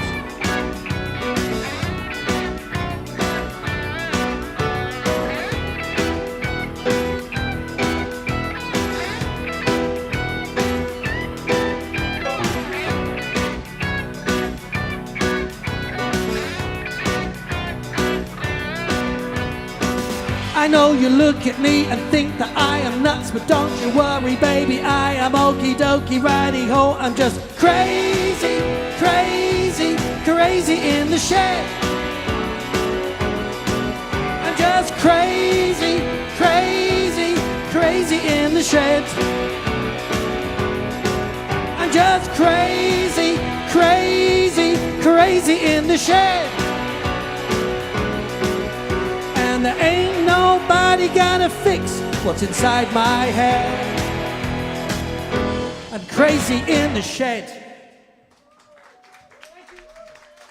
Thank you, everybody. Keep that applause going for everyone that's performed in here today, especially for our tech crew, headed up by Danny, who've been so beautiful at looking after everyone. A big thank you to Eric Cager for indulging my madness, and a big thank you to everybody for sticking around and making it feel like it was a stadium. Remember, in a few years' time, you'll be saying that you saw it here first in New Orleans, along with 10,000 other people, and you go, nah, they weren't there, were they? Anyway, if you want to know more about me, my name is Tony Moore. You can find, if you put Tony Moore and Awake anywhere in the Google net, you will probably track down a page. I'm Instagram, Tony Moore. If you've taken any pictures or videos, do tag me, Tony Moore, on Instagram. I'd love you to be part of the journey as I try and do more Awake around the world. In the meantime, it's been an amazing day here, and I look forward to more Cutting Edge tomorrow and getting a few cocktails in later tonight. Thank you. Good night. Good night. Good night. Good night.